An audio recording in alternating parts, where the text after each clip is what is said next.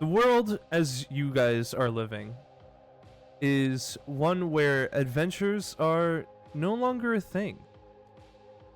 You don't need to go into crazy dungeons to hunt for treasure and bring back relics to sell for a pretty coin. It seems almost as if times have slightly modernized, but still fantasy is still heavily in play with everything in terms of magic.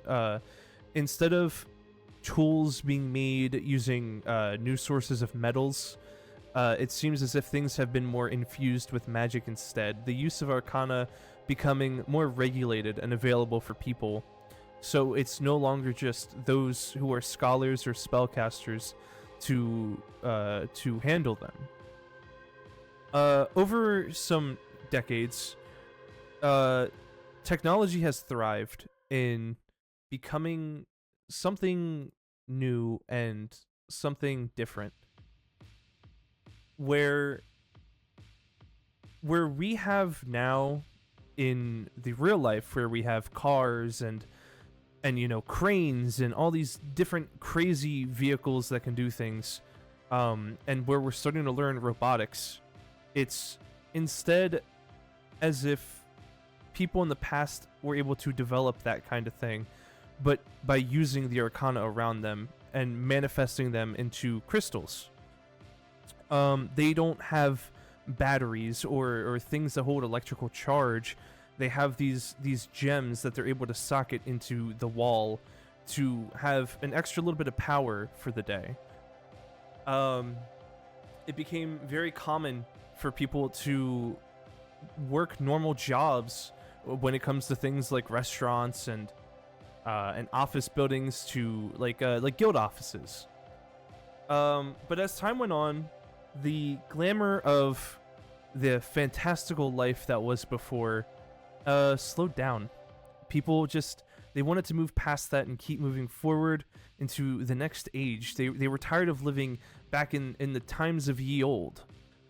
Renzo's unfortunately had fallen to this, where nobody wanted a family tavern. People wanted a nice new sleek restaurant and things that are more... What's the best way to explain it? They want more techie futuristic things. They don't want to be reminded of the little fairy tales that you'll find in like children's books. Where you guys begin is you're sitting in an office. In front of you is a scrying orb, large enough for you both to look at. It's almost the size of a TV. It's kind of formed to be used for multiple people to view it at once. And inside that scrying orb is... Let me go and switch over the music. Inside the scrying orb is old commercials for Renzo's, explaining, kind of like training videos, giving you the rundown, the lowdown of how things go and work. You see a woman in the orb explaining the different animatronics, talking about their best features, what makes them so unique, why kids love to find their favorite one among the group, talking about the various rooms inside of the building and what their purposes are. You see as the scrying orb starts to zoom in on Renzo specifically, and it starts to fizzle.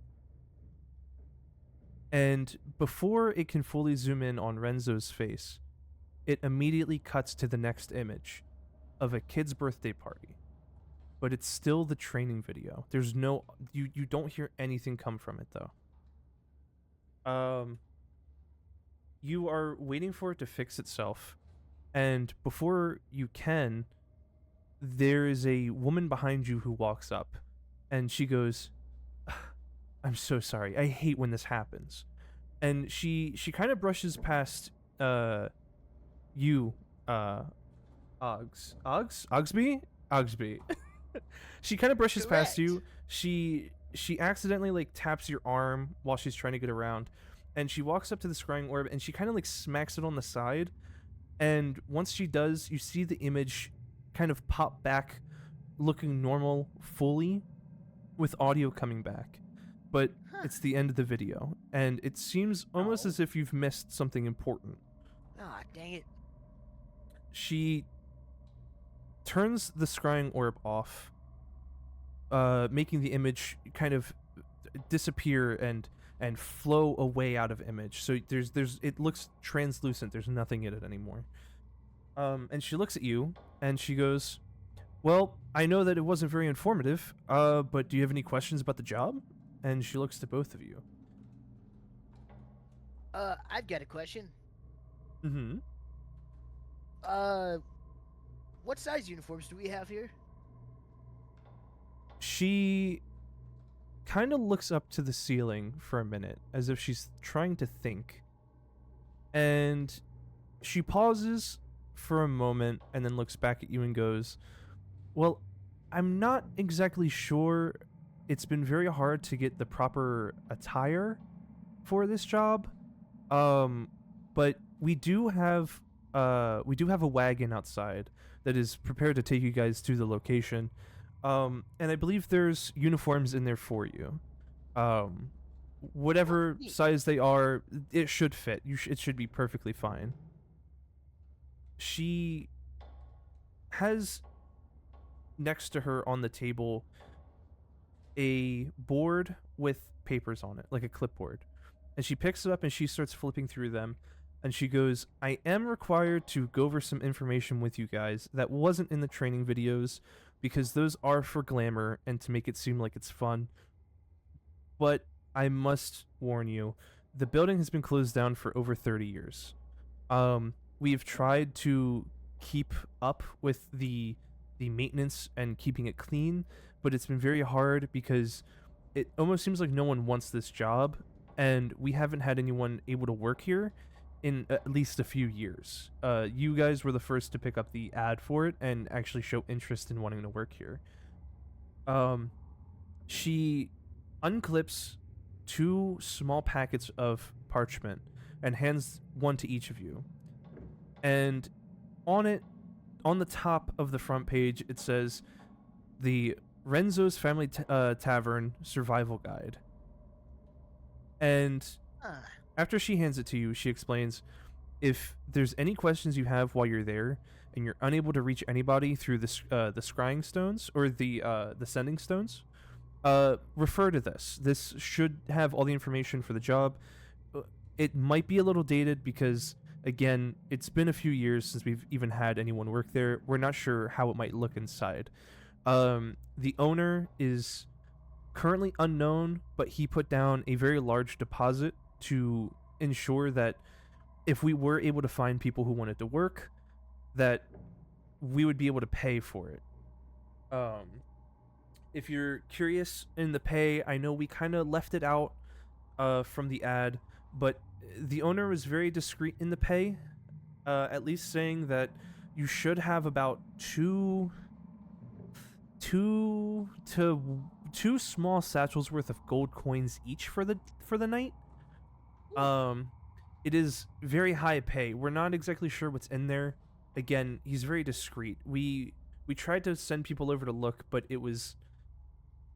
they kind of left and didn't explain why. The next day they did quit, and we haven't heard from them since. That was a few months ago. She puts the clipboard down. You guys have your papers, and she starts walking to the door that is behind you, where you both are sitting. And when she opens the door, she goes, "I've left a letter with a little bit of information in the wagon for you guys. When you get there, use the sending stone that is in the office to contact us, and we will better go over everything so that way you're more prepared and not having to try and remember later on." She closes the door on her way out, and you two are now both sitting there in an almost empty room with just a table, a scrying orb, and a bunch of chairs. and for some reason, you two are sitting exactly next to each other alone. Oh, thank God I didn't think she'd leave. Yeah, you're telling me. Whole lot of nothing talking over there, Yappersville. I'm Question just for glad you, to buddy. have a job. Yeah. You smoke by chance? No. You got any cigs on you by chance? No. Good, because my wife had me quit smoking. It'd be very rude if you had any, because I'd be obligated to have to smoke them. Well, it's a good thing I don't smoke. These are just my natural dulcet tones. Amen to that, brother. I'm Oggsby. Nice to meet you. I'm a creek. Nice to meet you, Gabbathan. Not what I'm called. Before Sure it is, Gal- Gabbathan. Creek. before Creek is able to explain that Gabathan is not his name, there is, from what sounds like outside the door, an like a speaker, as if someone is speaking into like a what's it called, you know what I'm talking about, like an announcement system, and you're not actually PA. able to, yes, a PA, thank you, and you're not exactly able to make out the words, but you do hear Renzo's right is outside. Something Renzo's. We should probably go out. Yeah, I guess so. I mean, it's better than sitting in here awkwardly trying to shoot the shit. Yeah. And Creek will then stand up and reach for the door. Oggsby Okay. will also get up and go towards the door. So you both get up, you head over to the door, and you open it. And as soon as you open the door, the very silent room that you were just in leads into an overall kind of lounge area-esque place. And there's a lot of people moving around. It seems as if you have found your way back into a main room of a guild house. There's lots of people behind desks handing out jobs to people, but calling it quests just for the fun of it. You see the lady who didn't give her name because she seemed to be in a rush across the room near the front door, and she is like flipping through more of her paperwork and seeming stressed, and then she walks outside, not even looking around. There is a few people who are lined up at these desks kind of in the center of the room, and they're lined up appropriately, but there is a gentleman who seems a little shaken up. He's not necessarily in line. It seems as if he's trying to get in line, but he's a little disheveled. He's not cleaned and well kept, and it seems almost like he's trying to whisper something to people, but people are like purposely trying to avoid him. See that creep over there? Yeah, get a load of this guy. Yeah, I'm gonna go talk to him. All right. Well, Oggsby walks over and would like to try to listen in on what this fellow's whispering. Okay. Go ahead and let's see here. Seeing here. You know what? Go ahead and roll an investigation for me. An investigation? An I investigation. haven't heard that name in a long time.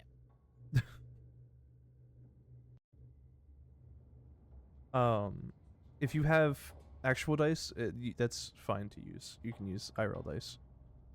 Yippee! Hold on.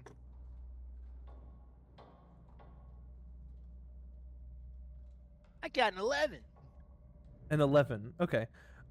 So it is a little loud in the building, but it's not so loud to where you can't hear anything.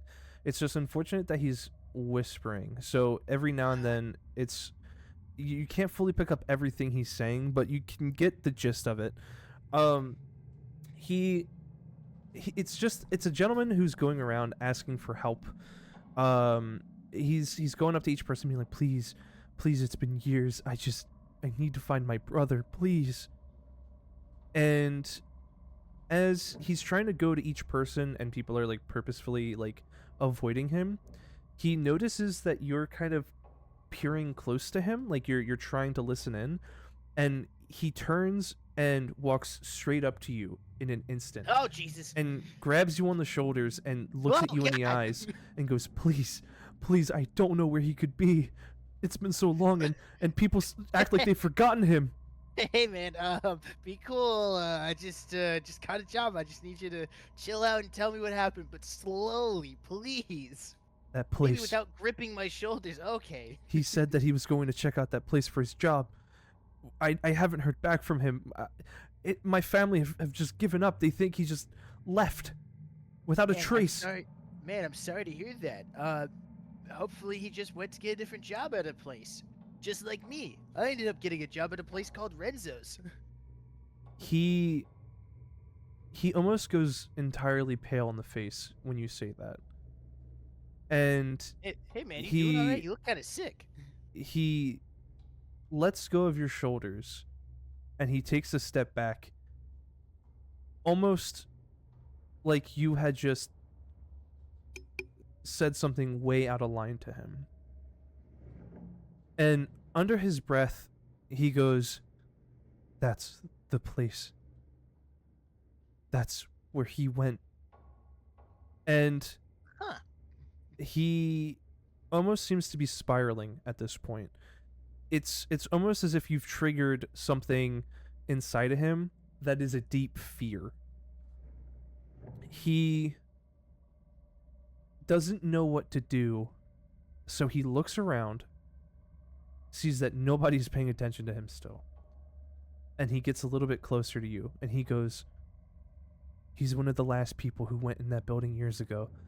Oh. I've been trying to get inside of there, but Uh-huh. no one will let me, and I need to know where he went. If there's any clues, please help me." And yeah, whatever you say, man. he almost starts to tear up as he is more so at the point of breaking down. He falls to his knees and he's just mumbling to himself repeatedly the word please. But while he does that, security for the guild house comes over and they ask you directly, Oggs, is this guy like causing an issue in the building? Do we need to kick him out of here? I don't even know at this point. This guy just went on a full like an episode. It was kind of fucking weird, actually. They I just want to get my job over with, man. they roll their eyes, almost as if this is a common occurrence for this guy, and they were more so trying to see how you would react to him doing whatever he did. And in doing so, they grab him from under his arms and bring him up to his feet, and they go, "All right, pal, you're not allowed here anymore. We're officially sending you to trespass." And Whoa. he is just quiet. It's almost seemed like as if he's been broken. He can't take it anymore. You could tell that him being kicked out of here and you bringing up Renzo's was one of the things that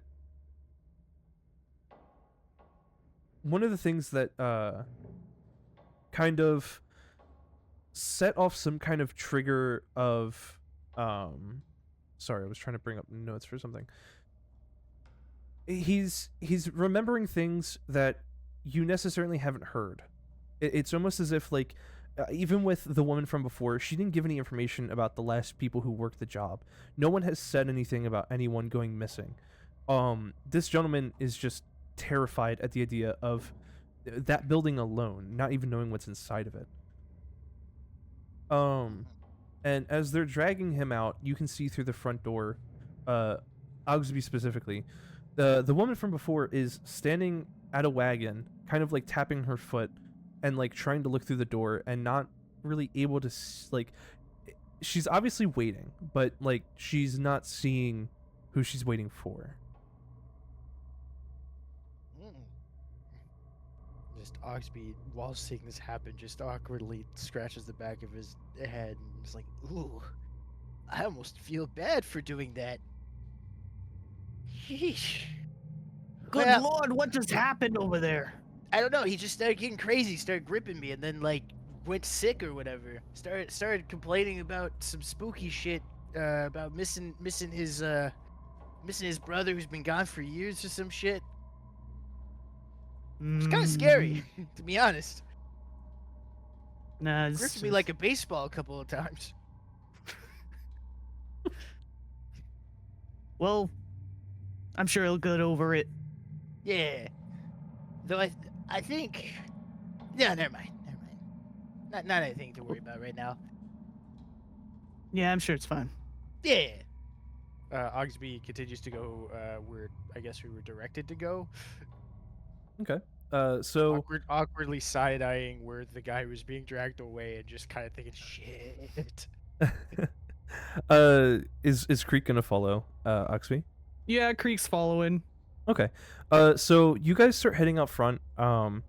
It is seeming more apparent that over the intercom, the PA system, that what was being called is that your ride to Renzo's was here. And the woman sees you guys both walk out of the front door, and she kind of puts her hands up, and she's like, "Finally! I was wondering what was going on in there, and I thought maybe one of you had, I don't know, died or something." I almost did mentally. She stares at you for a second as if you're crazy, and then just kind of rolls her eyes and opens the door to the wagon and goes, "Inside is your uniforms for the job. You don't have to get changed in the wagon. You can do it when you're there. We've also included a stun baton. It is one of the newer models. It is not something that can really be used in terms of harming anyone that breaks in, but it is very helpful for, like, you know, as it says in the name, stunning. It'll help you if someone tries to break in and you need to kind of hold them off until, like, more security gets there." She then puts her hand gesturing for you two to climb into the wagon. How tall is this wagon? This wagon is it is a pretty big wagon for both of you, because you're both around 4 feet tall. The wagon is able to have people stand inside straight up who are about 7 feet tall. All right, well, do you got like a step stool or something? Okay, I'll whatever. And he like he like very ridiculously, like he is making a show of him having a hard time getting into this wagon because they did not provide him a step stool. Yeah, the step to get into the wagon is about like 2 feet up. So it's about half the size of you guys, like, up. And it's a very large wagon. It seems as if, like, it's the kind of wagon where it's used to carrying multiple people to one location specifically for jobs. So it's like more of a heavier duty wagon than like the common like transportation that some like others would have. She watches as Creek kind of has a bit of a hard time getting in. She doesn't say anything, but her hand drops down to her side as she's just like, she almost doesn't know what to do, but she's like afraid to ask if Creek wants help. And Yeah, I think he would lash out maybe if she even offered help at this point. she watches as Creek is now like entering into the wagon. She looks at you, Oggsby, and goes, "Don't forget, you need to call us when you get into the office." And before you can even respond, she just walks away. She has her clipboard in hand, and she's walking swiftly back into the building as if she has another appointment to get to. Damn, she didn't even ask me if I wanted help. All right. I don't think she would have given it to you. Oggsby unfortunately tries climbing in with all of the finesse of a panda bear trying to climb up a step. Okay. So you both are in the wagon. In the wagon, you see on one of the seats is both of your uniforms. It's almost as if she wasn't paying attention to how small you guys were, because these uniforms are in fact for people who are Could've about fooled 6 me. feet tall. So next to the uniforms, you can see that there are what seems to be weapon cases, and they are labeled with the stun baton on them. There is 2 inside of the box, but it is locked. It's the kind of lock though where it's like the clamps. So once you unclamp it, it opens. And next to those, there is 2 flashlights that look a little beaten up. They've seen their time on patrol, but they seem durable and work properly. And before you guys, go ahead. I was gonna say Oggsby starts putting on the uniform over his old clothes. He's like, hopefully this'll even out, and I'll be able to fit in this snug with my clothes on. Completely oblivious to its multiple sizes bigger than he could ever be. Yeah, I'm not putting that on. Oh, suit yourself. Before you guys also is a note that is, or a letter. It is a letter in an envelope sitting on a different seat. And it is signed to the Renzo security guards. The gentleman that is in the front of the wagon calls back to you guys and he goes, "Are you lot ready to go?"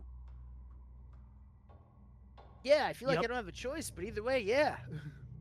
You know how it is. We're supposed to ask before we start driving. Don't want the cart Slaves to the go and then almighty you. dollar. Oh, that's. Yeah, actually, that's a pretty good way to put it. I guess. And he's a little stammered by you saying that. Like he wasn't prepared for something so controversial yet true. Hey, that's what my wife told me before I ended up applying for this job. He just looks at you confused as to how you have a wife. But What? he does that kind of thing where he raises one eyebrow and just goes, right. Well, we're on our way then. And he turns back around and you hear him crack the it sounds like if someone took some glass and they stomped on it and it was cracking really hard. And you see somewhat of a blue shimmer come out. And you hear something slot in almost like a coin into a machine. And all of a sudden the wagon itself kind of starts to purr alive. And as you go to sit down, you feel yourselves kind of pushed back into your seats by the force of the wagon starting to move on its own. Ooh. They make this trip really extravagant, huh?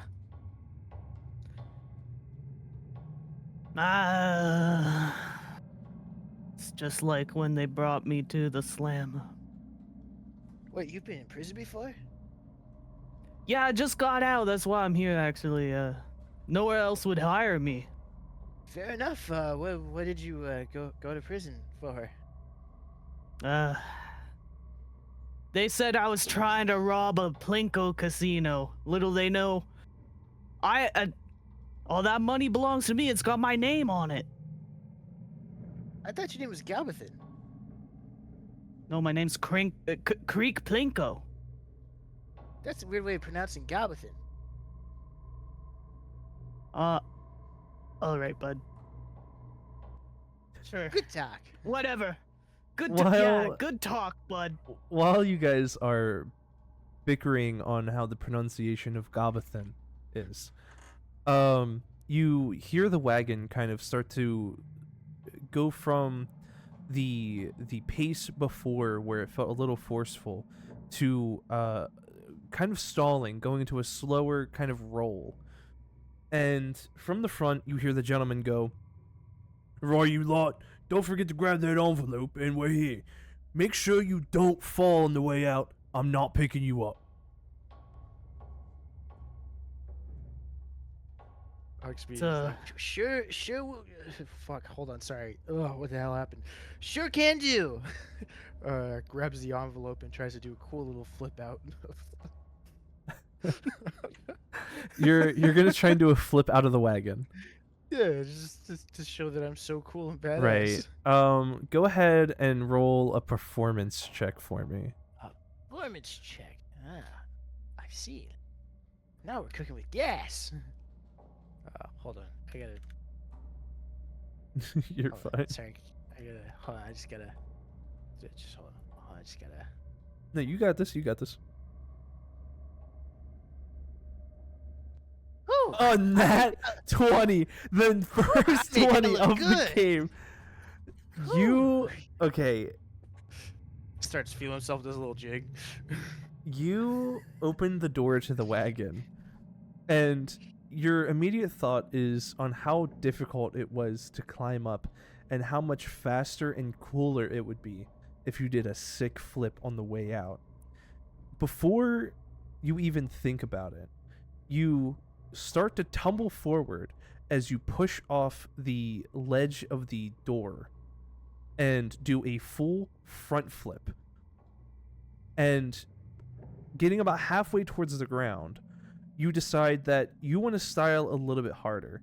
So you go for a double backflip, and as you're going into the second the second front flip, you land so perfectly on the ground that it turns into a roll and land back on your feet as if you were like a gymnast performing like your next big move. Nothing to it. Holy shit! Thank you, my adoring audience of one goblin. Hold on, let me try that. Are you also wanting to flip out of the wagon? Yeah, Creek doesn't want to be one-upped like this. Okay, go ahead and roll a performance for me.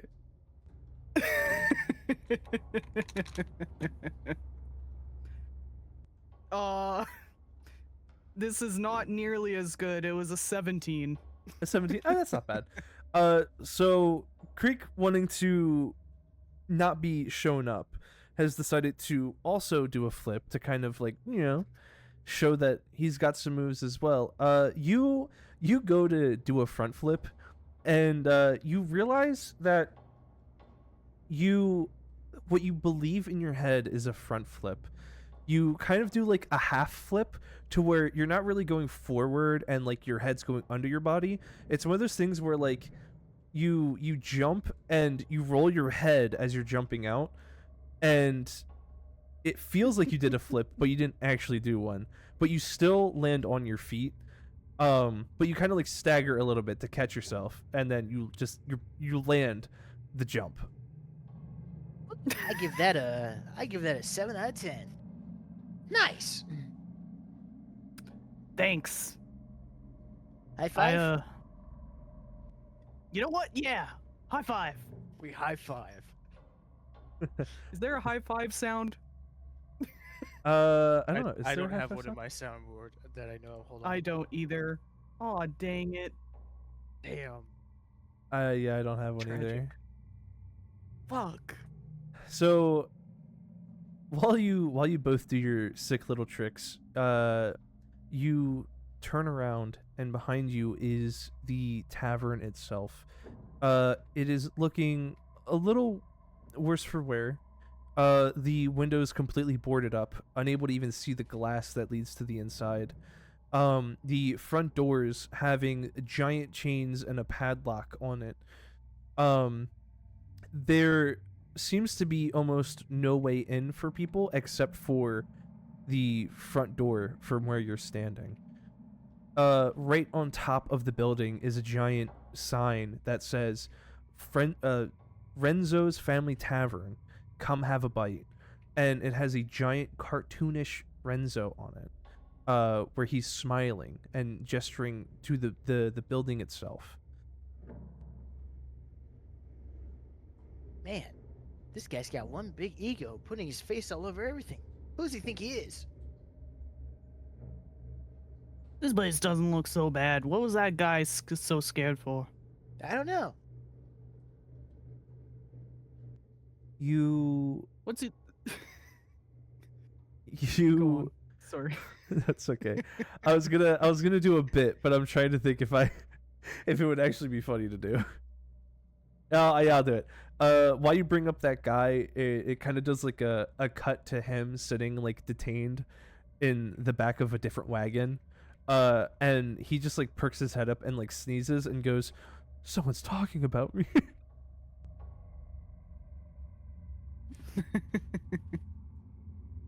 But yeah, you guys are right outside now. You're free to do whatever.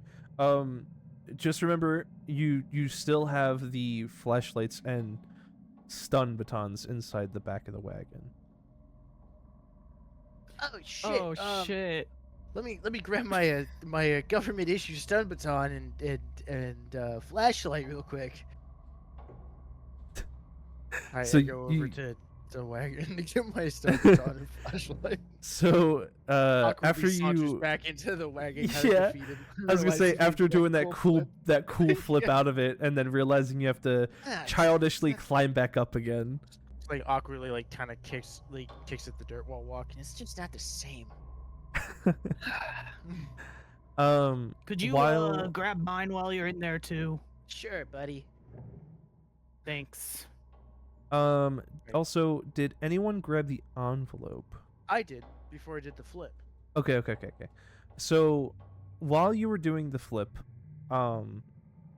you didn't notice right away.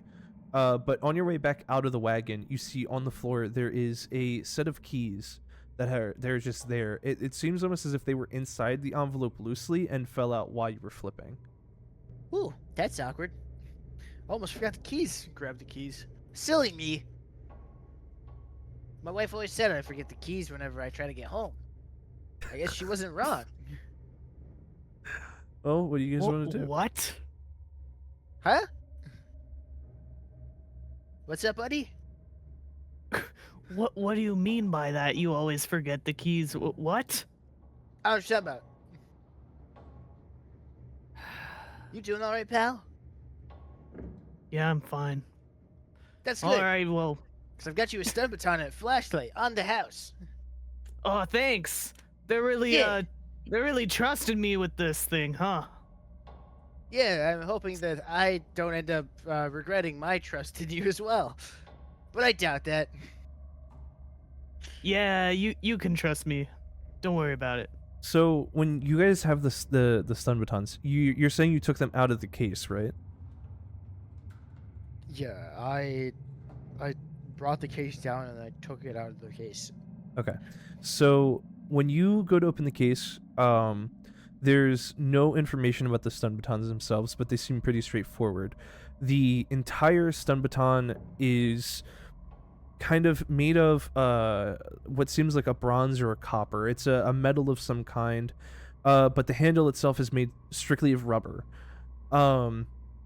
It seems as if it has a part on the bottom, like a pommel, that is a part to twist to activate. And on the head of it itself, it kind of resembles that of like the honey wands that people have when they're trying to stir honey. But on the inside slits of it, you can see that there is some kind of coil that goes down, and it seems as if that's where the discharge comes from when you activate it. Neat. The wonders of modern Hmm. technology. You also This thing's kind notice. of cool. Actually, I'm not going to say you notice. Both of you roll a perception check. Well, while looking at these batons. Ooh. Okay. You know, because both of your guys' oh. perception is so great. Creek got a 7. Huh. A 7 and a 4. Moon got a 4. So they just seem very simple. It seems like there's not much to them besides just what they're designed for. Creek, you kind of notice on where the pommel is, it seems like there's something that's supposed to slot in. But it could just be anything, honestly. It seems almost like if it needs to charge, that's where you plug it in, you know? Hmm. And then Yep, from there, seems normal to me. Yeah, From- I'm sure Go ahead. this will be fine. from Why the fuck do there, we even need stun batons anyway? Yeah, who the lightning hell's strikes. trying to break into this shit show.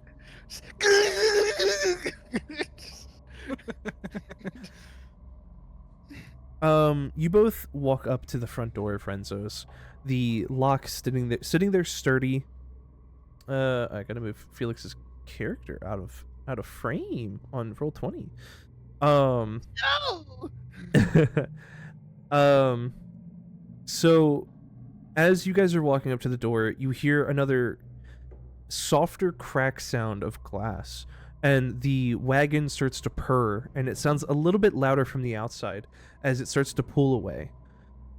The only thing that makes sense for Oggsby is to put the key into the padlock, and as soon as you do, it immediately clicks open, and the chain falls. You go to open the door, and just from barely touching it, it makes a little bit of a squeaking sound, as if it hasn't been used in a while, and it's been stagnant for so long that it started to kind of like rust itself shut. Ugh. You Well, that's not foreboding at all. Oh. I mean, they did say this place has been empty for like what, 30 years? Yeah, I don't know why they'd want us to go in here after 30 years for this crusty ass building. Doesn't really make a whole lot of sense, but they are paying us, so Yeah, I do love money. yeah, I fucking love money. Are we allowed to swear? are allowed to swear, yes. I've been Sick. swearing. I've already been swearing. You're just like, are we allowed to swear? Say, can you do that? Gabathan has standards. So the door, you go to push it open, and it creaks open, and you don't follow the door as it opens, but you do see that there is a faint glow of seeming light that's still inside, but it's not bright enough to show that like it's fully powered.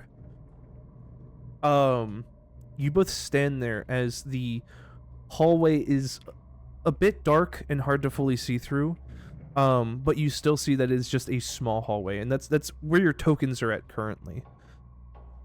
In that hallway, down towards the right side is a large door frame that doesn't have a door. It's just the frame, as if you can just walk in, whereas to your left you see two single small doors, kind of spread from each other. And it looks like they used to have circle signs on them, but they are long gone. But if anything, it seems like small rooms that they would lead to.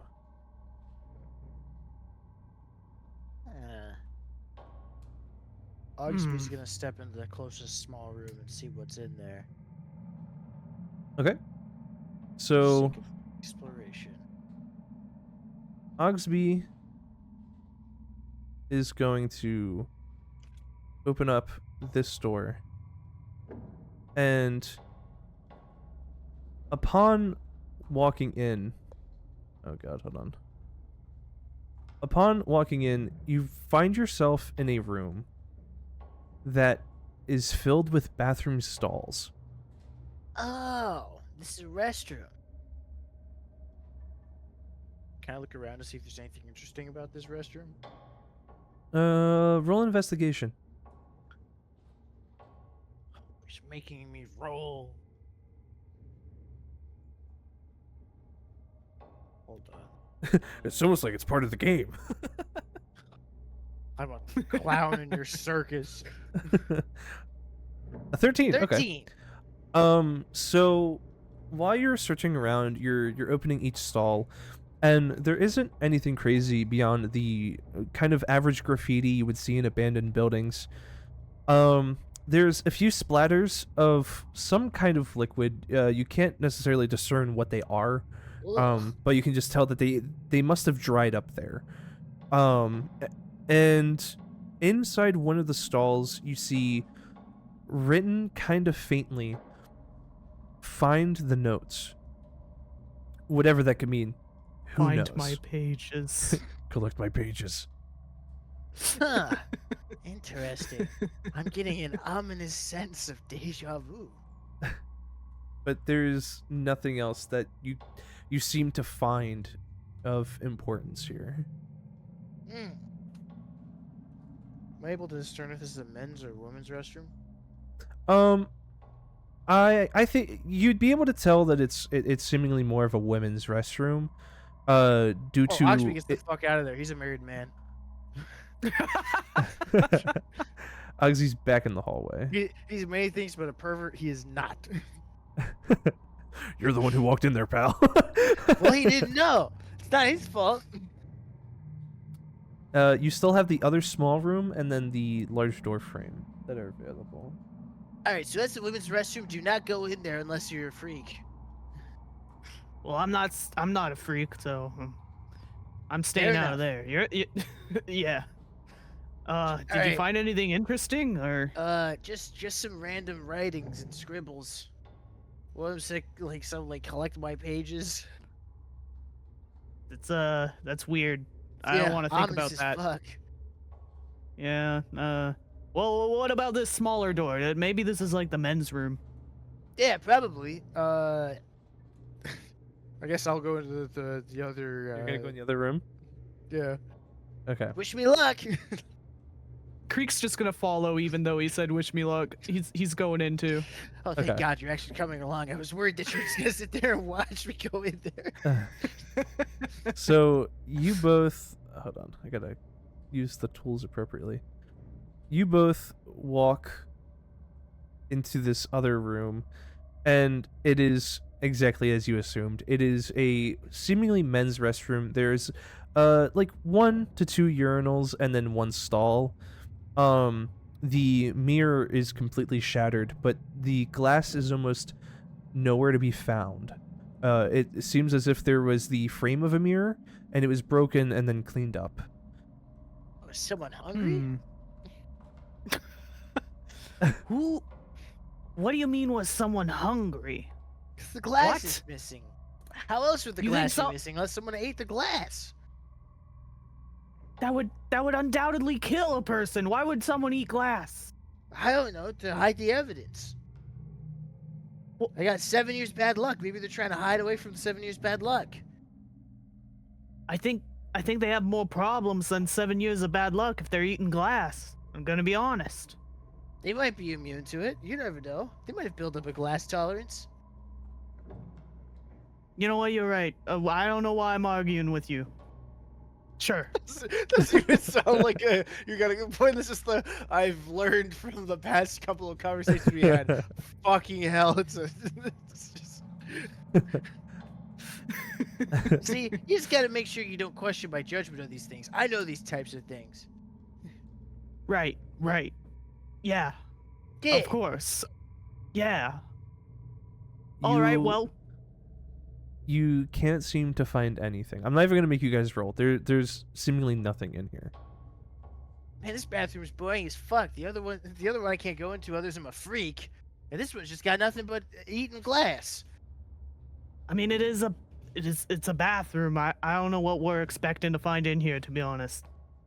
Yeah, it's a bathroom, not a glass eating room. This is when Yeah. Oggsby turns to look at you and sees that kind of on the wall where the door is, there's at least 5 different versions of dick butt and that like cool S that people try to draw like in high school. Whoa! Whoa! That's so cool! Look at that!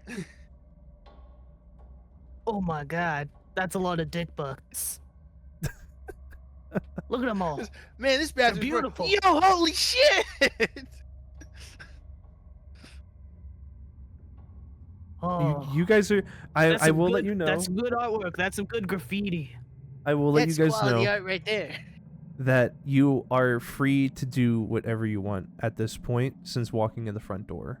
So there's no more of me explaining anything that's going to happen necessarily. It's reactions of things that'll happen when you do things. Okay. Is the bathroom still working? Like, are the toilets still working? That depends. Do you want to try? Hold on, I'm gonna check something real quick, and Oggsby goes to flush one of the toilets. One of the urinals or the stall? The stall. You walk into the stall and you try to flush it, and surprisingly, there's still running water here. Alright, Oh, thank God we don't have to shit outside. yeah, I was a little worried about that, actually. So did you You- 30 eat years food? and the plumbing still works. That's great. You Do I- what? guys sit there and flush this toilet, and as you're flushing the toilet, you hear the front door slam shut, and a small sound of clanking, kind of going further away. What the hell? We should probably check that out. Maybe some freak really does want to get in here, you know? Nah, it's probably just And Well, no. because there's only you and me who are supposed to I'm- be in here, so who else could be in here? Well, that's why we're here, to make sure no one else gets in. I'm Well, I gonna go mean- check it out. Alright, if you want to. I guess I'll follow. Okay, I'll follow so Goblin. you both go back into the hallway. You kind of, you know that there's that big door frame to your side that you haven't looked in through yet. But the door Mhm. is in front of you guys when you leave the bathroom. The light of the outside is no longer there, and you are to assume that the door is really shut. Man, Okay, those are so some the old-ass door pipes if closed. they're able to rattle the door. What? Yeah. You know, this is fine. What? I'm sorry. But what about the pipes? Sorry, real quick, out of character, I just have to love that just every time Oggsby says something, like half of the time it's Kirk just be like, what the fuck are you saying? Well, you know, because I flushed that, and so it had to have been the pipes that rattled that door closed. Oh, that's That's the probably angle why- you're going. That's probably why we heard the clanking. Okay. Right. That doesn't make any sense, but I'll take your Nah, word it's for fine. it. Okay. Well, I'm sick of being in bathrooms in this little area. What about this big old door here? Kinda sus. Do you both walk into the doorframe, or is it just Yes. Felix? I also go in. So you both walk into the doorframe, and you find yourselves in what appears to be a dining area. It is a room filled with a faint glow from these crystals lighting from the walls, and a chandelier in the middle. In the middle of the room is a stage surrounded by tables that seem to be empty. No food or anything, just chairs for the tables. And on the stage is 4 animatronics. You're able to recognize the one being Renzo, the bear, the Ursine, standing front and center of the stage. Meanwhile, Smart bastard. he has his 2 other buddies, Sweeney the Kenku and Jack the Harengon. Sweeney is dressed as if there was a tavern mistress. She seems to be the one who's involved with handling the customers and bringing food, while Jack is more dressed scholarly. It seems as if he is more involved with, fun little teachings for kids. Go ahead Hmm. Actually, in a second. Then you see a fourth one. Towards the other end of the stage, there is a fox dressed in a cloak, and seems like they're not necessarily a part of the group, but they're still involved somehow with the group. Both of you roll a history check. Okay. Oggsby's not one of those historical types. It's a net 20. I got a nat 1. Ooh. Creek don't know shit. Oh, okay, an 18. Moon got an 18. I'm So, not very historical. Creek, you look at these animatronics, these constructs in the middle of the room on the stage, and they just look like animals to you. The animals in funny costumes. You do not know. You know Renzo, but that's because you were told who he is, and his face was on the sign out front. But the others, you're not sure who they are. Oggsby, you look at these guys, and you remember each of the little fellas in that scrying orb from The Office. The Kenku is Sweeney. She is known to play with the kids. She loves to make sure that kids are taken care of, and one of her favorite games is hide and seek. For the Harangon, that's Jack. Jack the Harangon is the one who loves to teach kids. He loves to set up little fun puzzles and try to teach a nice little lesson for people who come in. The last one, the fox, is Fortune. Fortune is known as the thief, who's not necessarily a friend in the group, but whenever kids enter, they're given plastic gems, and Fortune's favorite game is trying to see if he can take the gems without being caught. And if kids are able to get their gems back, then Fortune honors them with being like an honorary thief among the Thieves Guild. Huh. Yeah, I saw these guys earlier. Oh, I didn't During- watch the video. I was zoning out the whole time. Yeah, I unfortunately paid attention to the video. So what's the deal with all these guys? What's up? They're just like statues or something? No. They very much used to move. I think they're like kind of constructs. They played with the kids and stuff. Weird. Don't like Yeah. that. I don't like it. I don't like that smug bastard in the back who just points at Renzo.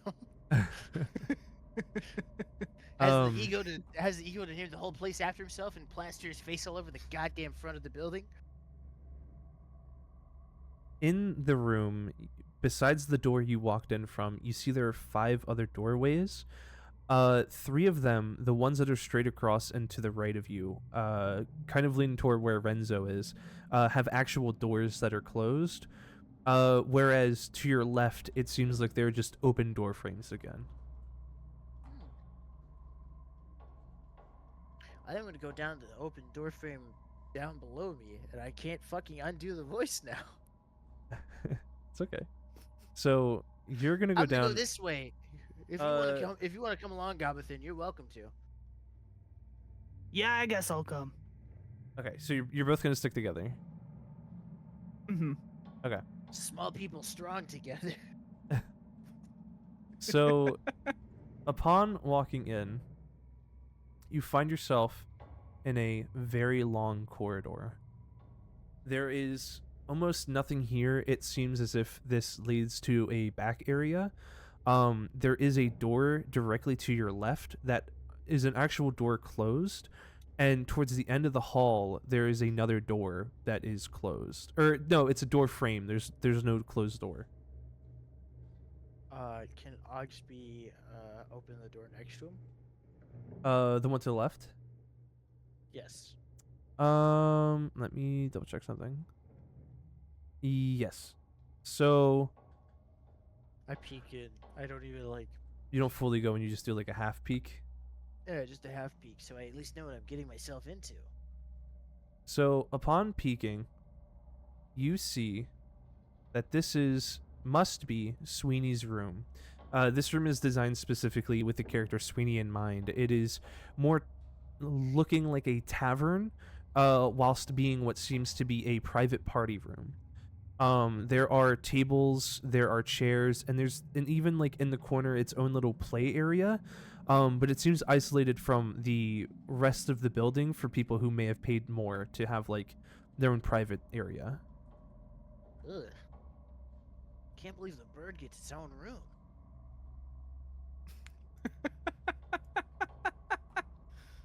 Do you Just, like, do goes you back want into the to? hallway. Okay, you're going in the hallway. Okay. He's doing preliminary checks right now from Okay. the space so he can get his bearings. And he'll That's probably do fine. some later like investigating of it. So you are back in the hallway. There's the door to Sweeney's room, the door back to dining, and then the door frame that's open all the way at the end of the hall. Your call, Gobothin. Where are we going?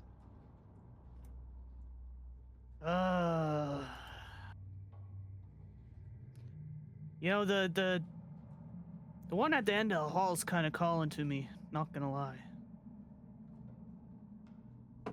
Kind of want to Alright, go then- down there. Let's get to it. Who wants to take the lead? I can take the lead. So you both go down to the door frame. Are you going fully into the room, or are you peeking like Moon did? He's just gonna walk in. So Be a whole ass demon in there, and he's just like, he's Orchard Baker's the brave. Creek walks into this room and finds himself in the office that Oggs and Creek were told to report to. You see in there is a scrying orb on the table, runes etched into the sides of it, seemingly not fully understanding what they're for, but they're there. Next to the scrying orb in the corner on the desk is a giant rock slab with runes all over it. Upon closer inspection, this seems to be not just a sending stone, but this is a sending slab, used for stronger connections from longer distances. There is only one chair inside the office at the desk as well. Behind you is a door that is closed, and then a door to your or straight across from where you entered that is also just a door frame. Huh. Just a door frame. Interesting. Place is weird. You want to check Peculiar. things out? Yeah, Yeah. it's very strange. You want to check that place out? That's kind of really intrigued. Although they did say to contact them as soon as we got to the office. Yeah, maybe we should clock in before we start doing any exploratory actions. Yeah, no free work. Yeah, we were So already you- doing too much. So you guys are gonna call in. Yeah. So, when you go to activate the sending stone, it softly glows a blue hue from the runes, and from the end, you just hear kind of like a muffled speech. You can't really make it out. Someone obviously was there and picked up, but you can't actually hear them. The runes may have been a little scratched up and like offset to where they're not as strong as they used to be. But whoever's on the other end very much knows that you're there.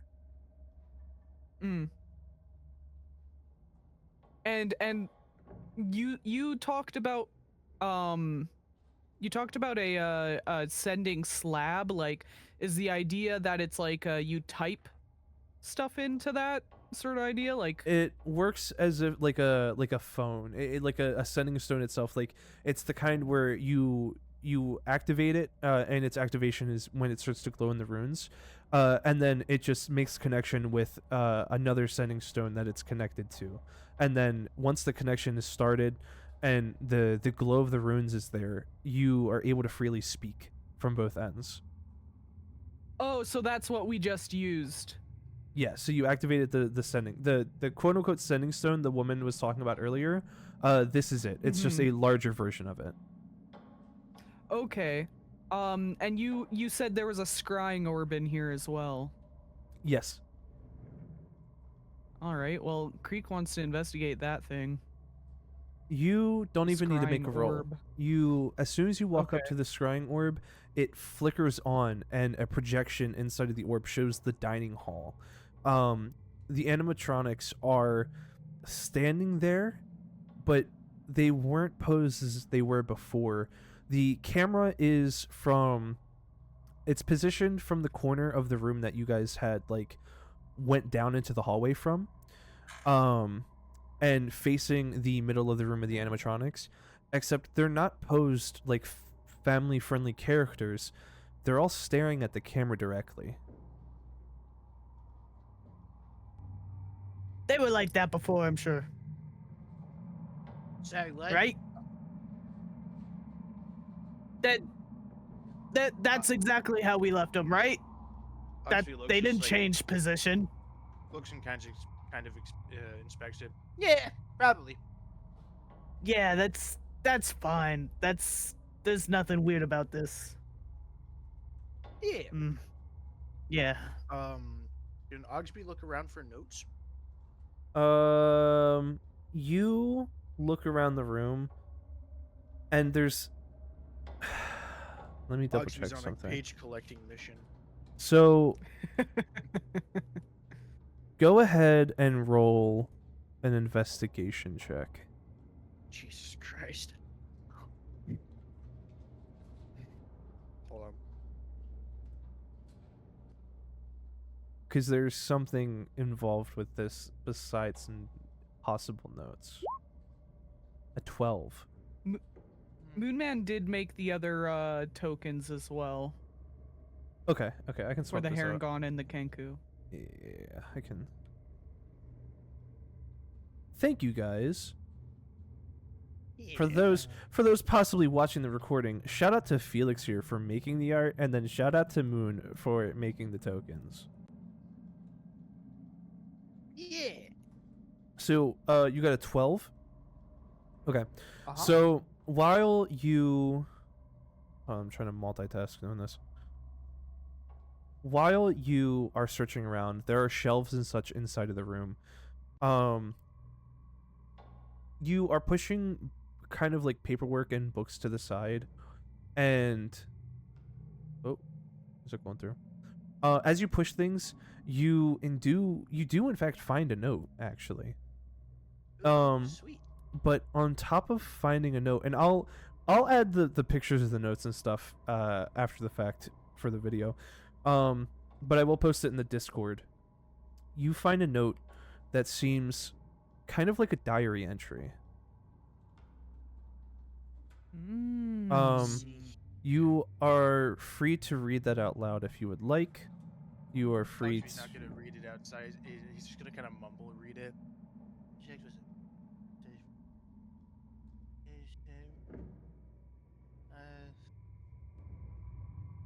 Huh?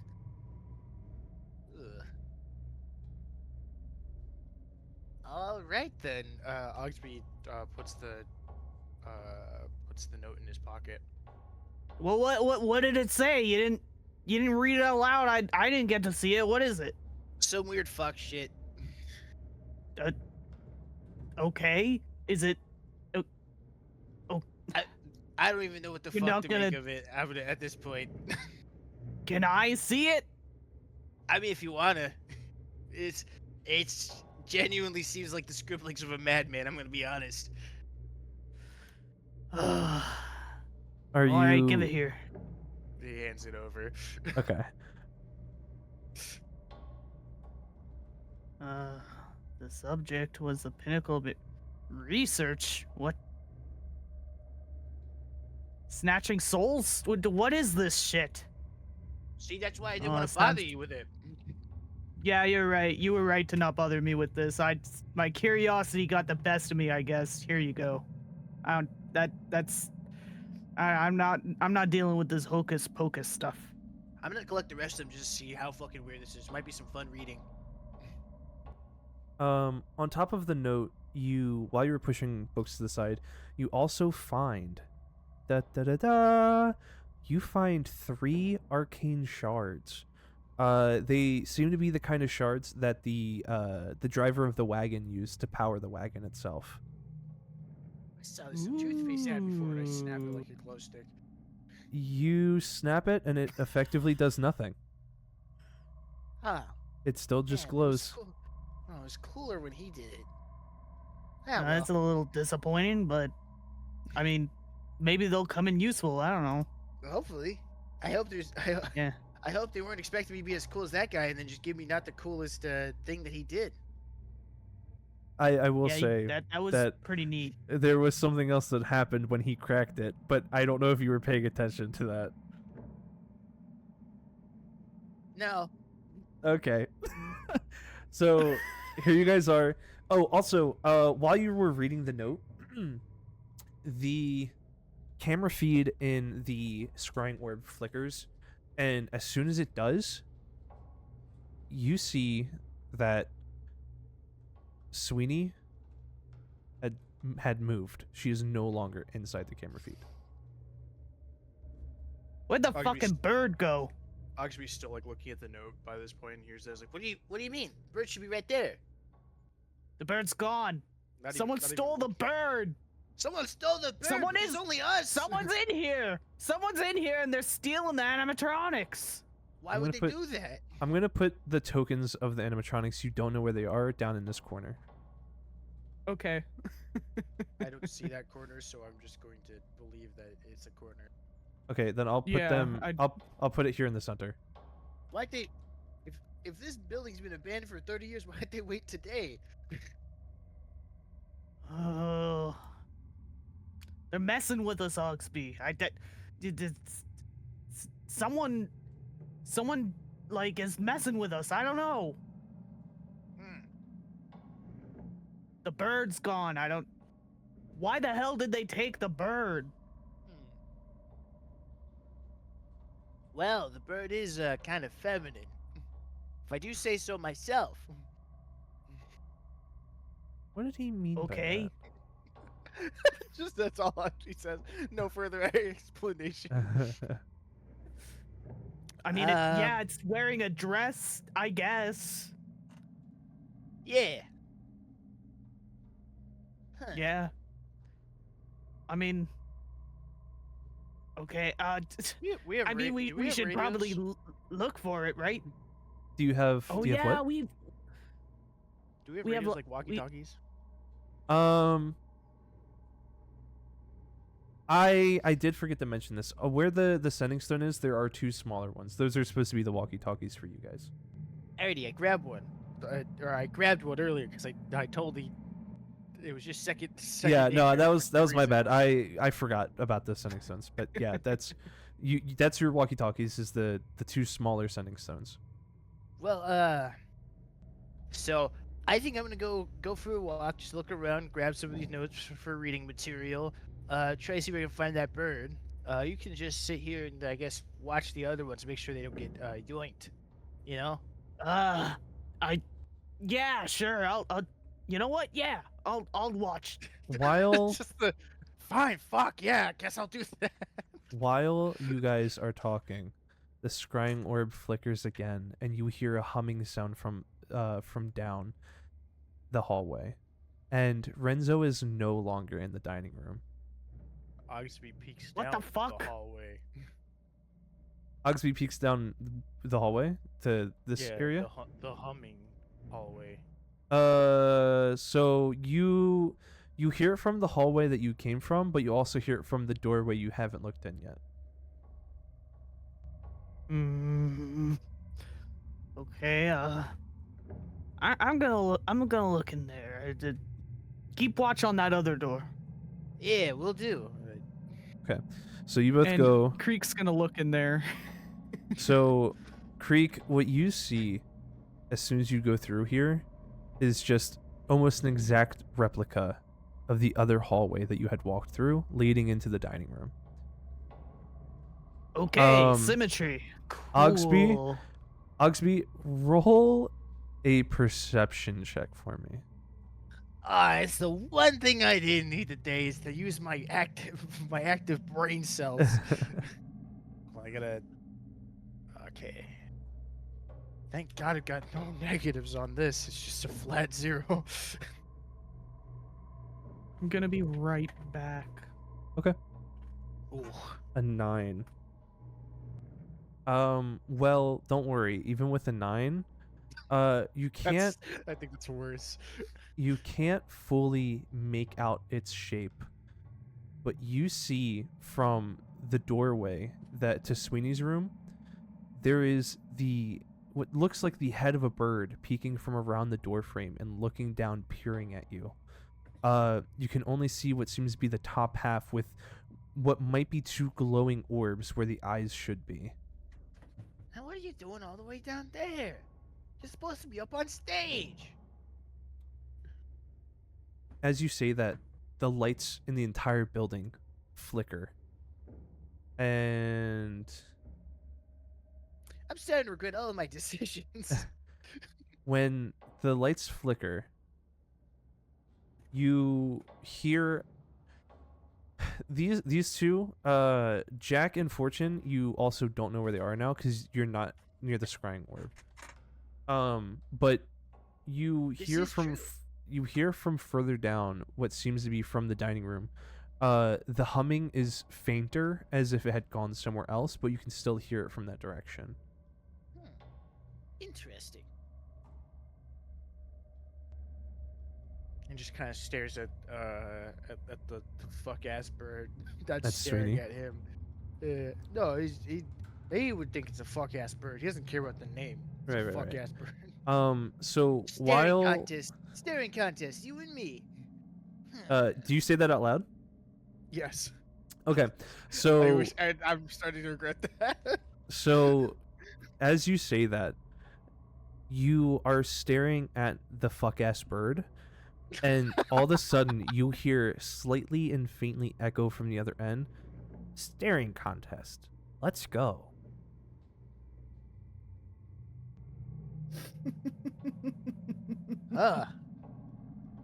Hey, that sounds like what I said.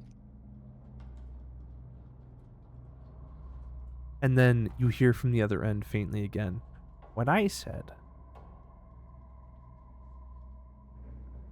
Hey, stop copying me, asshole.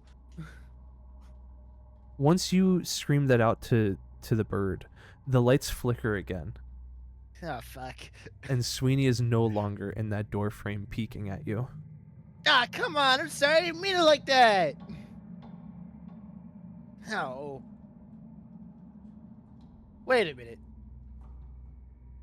Is that animatronic? That animatronic shouldn't have been there. Wait, hold on. Wait a minute. Just goes back to the office. Okay, Oggsby goes back into the office. What are you doing in the office? Patiently waiting for Creek to have his actions taken. Okay. Creek, you walk into the hallway.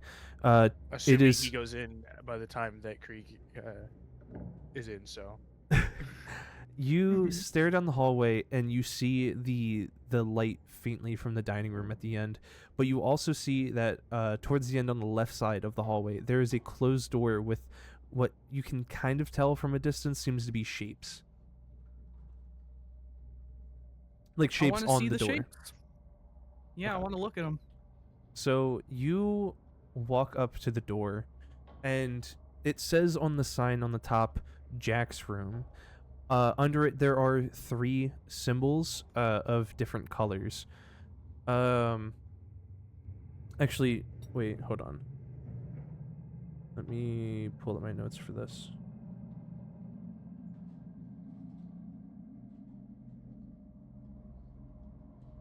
There's 4 symbols. That's my bad. I will send a picture in a second. But you can tell that it seems like the door is locked through a system involving these symbols on the door itself. Well, not my problem. I'll it's locked, so I guess they're not in there. I did hear Oggsby yelling a bunch. I better go check on that. Are you gonna? And he go back? will. Yeah, he's gonna go back to the office to see what the heck Oggsby was yelling about. Okay. I just posted what the symbols looked like in the Discord.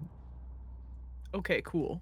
So you enter the office shortly after Oggsby had, been made a little bit of a ruckus. And when you walk in, you see in the scrying orb that all the animatronics are no longer in the dining hall. What the hell? So, I'm starting to think the animatronics should move on their own. What? Yeah, What kind of think- nonsense is that? Why? Why would they think- move? Well, I mean, they were for kids' entertainment. They did originally move around, so I think they're still moving around. Oh my God, they could move? Yeah, the fox used to run around trying to steal these little fake toy treasures from the kids for a little game. And I'm pretty sure the bird. Pretty sure I just got into a argument with the bird and pissed it off. That's horrific. Why would kids like this? I'm not sure. The bird was saying things back to me. I actually said some words that I may not have meant, and I think I hurt the bird's feelings. Well, I mean, it's an animatronic. Does it have feelings? Do they have feelings? They can move. Do they think? I mean, that note did say that Renzo's got a soul, so that might be a possibility. But that's a completely different ramification. I'm not worried about right now. Animatronics are moving around. The bird was that fuck ass bird was acting very weird. I mean, they were for entertaining children, right? So, like, there's no reason to be, like, alarmed. Even though it's been 30 years since the place shut down. Yeah, but It's that kinda bird weird. that bird was staring at me like an ambush predator. I mean, don't it's know a what kid- crow. I don't know what kind of kids game involves a bird looking like it's about to maul at you if you get a little too close. Actually, you got a point. Isn't, like, the main guy a bear? That's kind of scary. Yeah, you'd figure the bear was the one who was gonna try to maul you. I just realized something I want to bring up, by the way. Because I had to look through my notes to find this. So when you went to go investigate the office, by the way, you did find something else. Near the scrying orb, there was a toy blue gem that was sitting next to it. And it's shaped almost as if it's supposed to go into something. Ah, fuck. Is it still there now? Yes. Okay. What's this? Yeah, that's the thing that the fox would try stealing from the kids. So, like, is it a good idea to keep this on us, or? I mean, if one of them was looking like an ambush predator, I don't want to know what the fucking fox is gonna do if it finds out we have its toy treasure. Yeah, but what if it getting the... Okay, wait. Maybe we just do not participate. Maybe the way to win the game is just to not play at all. Unless I you mean, we want to could- hold it, Oggsby. And he holds the gem up to you. He just grabs it like, yeah, fuck it, whatever. I'll take the gem. I'll take the gem. Souvenir. Excellent. Real team player. Yeah. Just the idea, just maybe you should hold on to it. Ah, yeah, souvenir. Fucking hell. All right, what do you guys want to do? So we haven't been in this room that's like below us. It's it is a closed door. At this point, I think Creek is very curious about what's back there. Creek walks up to the door and tries to turn the handle, and the door is locked. Fuck! You can see under the Well- door handle that there is a little slot for a key to go into. Oggsby, do you know how to pick a lock? No, but I think I can get this door open with a feat of strength. Oggsby gets as far away from it, and he's about to like shoulder bash into it. Stand back and watch your pro. Go ahead, All right, this should be good. roll a strength check, but with disadvantage. Strength check with disadvantage. Yes. Sorry. Sorry.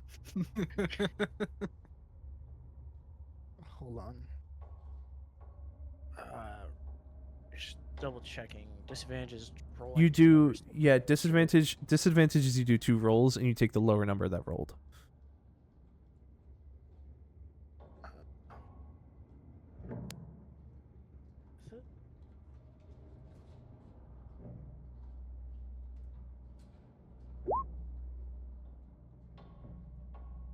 I feel like even if Oggsby succeeded, he'd probably like still just eat shit.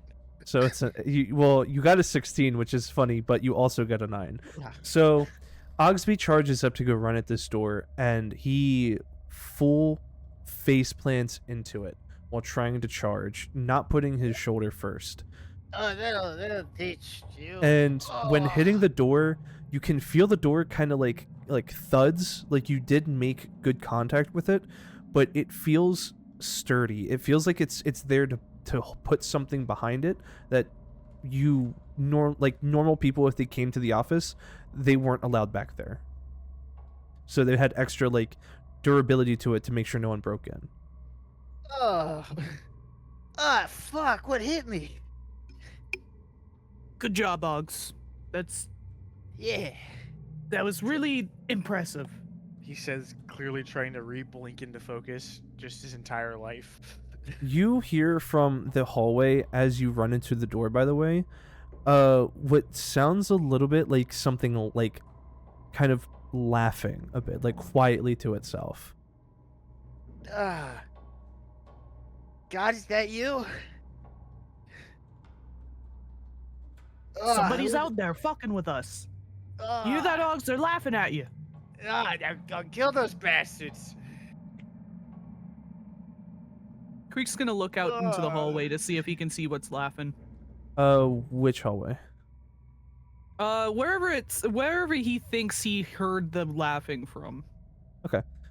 So Creek is gonna peek down this hallway, and Mm-hmm. he is going to see at the end of the other hallway is Jack standing in the door frame staring down. Oh, I don't like the look of this guy. One bit. That's What are you rude. staring at? Look at this guy. He thinks he's better than us. It is Can't look. My dressed brain like is that. reset. it is perfectly silent in the hallway. He's dressed like an aristocrat. It's the rabbit. Oggsby eventually, like, I guess, stumbles back up to consciousness and, like, peeks out. Check this guy out. Staring at Oggsby- me. Getting this- a load is of this this like- guy. Is this like when you saw that bird? I suppose, but the bird was like peeking out the door, across the hallway. Hey, Rabbit Man, can you tell your bird friend I'm sorry? I didn't mean the things I said. Pretty please. He doesn't respond. It's not much of a talker, this one. The other one was a talker. Yeah. Made fun of. I mean, it's a kanku, right? That's like their whole thing, I think. You know, I never knew that. That makes sense. Yeah, well, yeah. I mean, there's rabbit people too. They're called Harangon, but they don't quite look like this. I think it's because this one's like a freaky statue person. Man, you're smart. You must have gone to like college or something. Nah, I just read a lot while in prison. There's not a whole lot of things to do there. It's real boring. Huh. We want to go see what he's all about, or we just gonna sit here just staring at him until he leaves? Yeah, I mean, we got these stun batons, right? We could stun him if he like gets all weird, right? Yeah. Yeah, let's figure this guy out. And Creek is gonna creep closer. If he struts sees, with him. yeah, if he sees Oggsby is more confident, he will subtly get behind Oggsby. In truth, internally, Oggsby is fucking shaking. So you both walk up to Jack, and he does not move or flinch. He is just staring forward, and you realize that he's not even looking at you. He's looking behind you. What? We're not too. You're too good for us. You think you're too good to be looking down? Smart I mean, guy. I guess he wasn't staring at us, so I guess no, You really gonna let this tall guy make fun of us? This wannabe Goliath? Well, wait, He's mocking us. Wait, We're not You even think good he's enough making for fun him of to us for look being down on short? us. He's making Oh, fun of us because we're that's- short. That's rather rude of that's you, no man. Good. That's no good. Listen, Rabbit Man, that's kind of discriminatory, you know. I'm fighting the And urge I to don't have- appreciate it. Fighting the urge to have Oggsby say something out of fucking pocket. Probably best. Probably depending on what it is, it's probably best to hold back. I'm gonna message you what I was gonna say. Okay. I I would do. like to Go look ahead. behind us as well while this is happening. Like he is, the moment he noticed that he wasn't actually staring at them, he was like, "That's weird." Okay. You turn around and there's nothing there. Okay, well, I guess he is making fun of us. Can I be What the so hell? real for a second? Can I be so real for a second? I Moon, don't know how I do it. I don't Moon. know how I do it. I just want to say, I know you so well. I knew that's the exact word you were going to use. You know what? Since you already knew, it's just like, Why don't you make eye contact with me, you hopper? Whoa, wait a minute. Are Can is he that say allowed to that? be said? it's just the rabbit's like, can he say that? Well, what are we doing here, man? Hey, it's not my fault this clanker isn't responding to me. Well, You wait, you hear what? the building itself starts to shake a little bit, Okay, maybe not a clanker, and the lights begin to flicker, and they shut off for a second. And when they come back on, Jack is no longer in front of you. Oh, this sucks. See, that's Where'd how he you handle go? negotiations. What? No, that sucked. That everything about that was bad. That Nah, I he didn't like left. that. he was a little upset. I apologized. Took back the clanker remark, and now he's gone. He respected that I respected him. Oh, I don't like this. But you know what? I'm sure it's fine. I'm sure. Yeah, you know what? I didn't say anything like that, so I'm sure if there's any repercussions, they ain't coming to me. Mystery building creature. I said nothing. It's like, so Oggsby now looks at Creek. He's like, Well, Gabithan, I'm gonna go do a little checking around. Maybe we can radio into each other. If you want to check around as well, you're welcome to. So wait, real quick. You're saying you're turning around to look at Creek? Yeah, Gabithan. Upon turning around, you see peeking out from the office door is the same bird figure, glaring eyes down at you. Oh no. Oh Jesus. Oh no. What? What You're is it? still not mad about what I said earlier, right? We're You cool, hear- right? Around it to see you what hear he's reacting to. You hear faintly from the end of the hall, said earlier. Oh no. Oh, you really messed up. You really messed up this time, Oggsby. I'm gonna Hey, be so real with you. I'm I think it sorry. I didn't remembers mean the what you things I said said to it. earlier. She I didn't mean doesn't 'em. respond. Oh no. Oh lord. Oh, she's pissed. Oh God, Um. she's really mad. You want to play a game? She does not Well- respond. Wait, Your outfit's wait. rather nice. Wait, What? I'm trying to have my masterful negotiations here. yeah, but I'm like remembering what you were saying earlier about the video we watched. Yeah. You said this one likes to play games, right? I think What did you say its favorite game was? Fuck. Hold on. Just Oggsby goes into his brain and starts It's- thinking. It was It's- hide and seek. Yeah, but Oggsby doesn't remember that. Oggsby just shares lore. He doesn't remember lore. I mean, hey, it's if you can't remember, you can't remember. Oggsby Mhm. intently doing he's just straying, Like sweating. the "Yeah, I Jimmy don't Neutron brain blast kind of thing. Yeah. Brain blast. I have no idea. Sorry. Okay. Tag. Simon Says. That doesn't sound like it. No. Pin the tail on the donkey. Nope. What other games are there? You Oh ever play solitaire?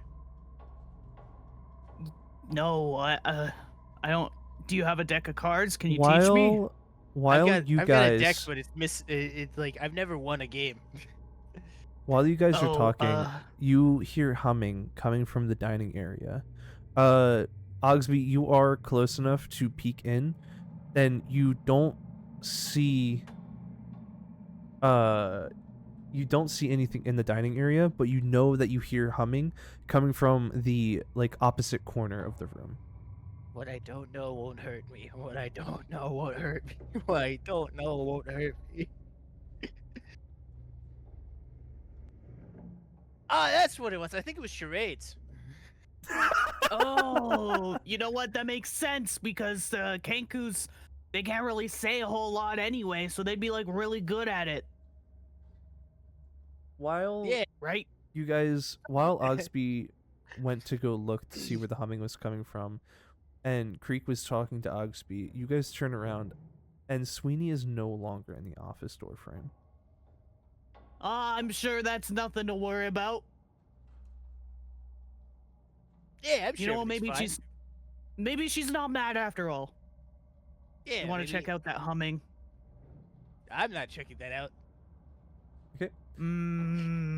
Creek, I think I'm 0-2 on these interactions.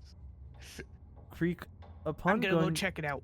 going to the dining room, you see that in the top right door, it is a door that is closed.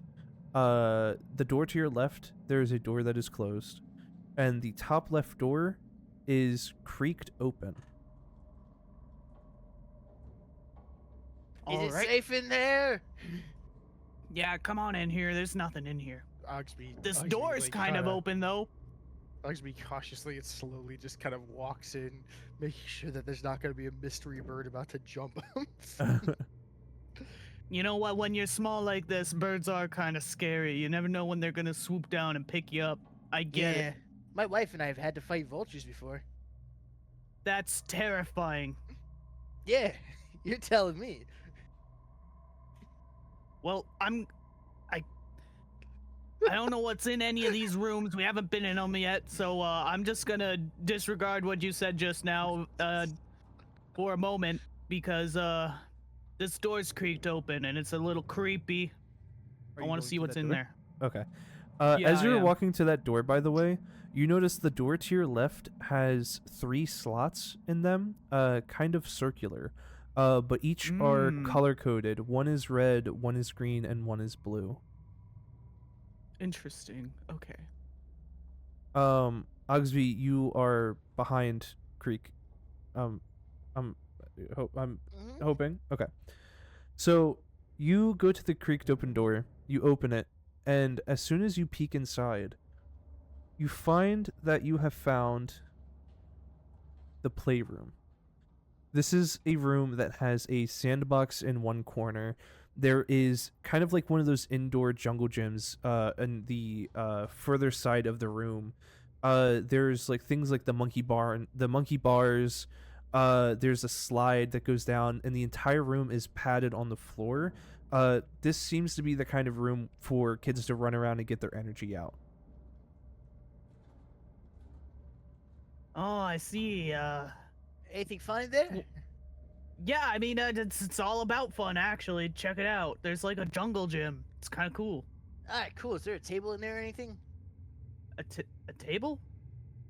Yeah. What? Do you see a table in here? He starts looking around to see if there's any like kind of small table, to, like just for like a parent or something.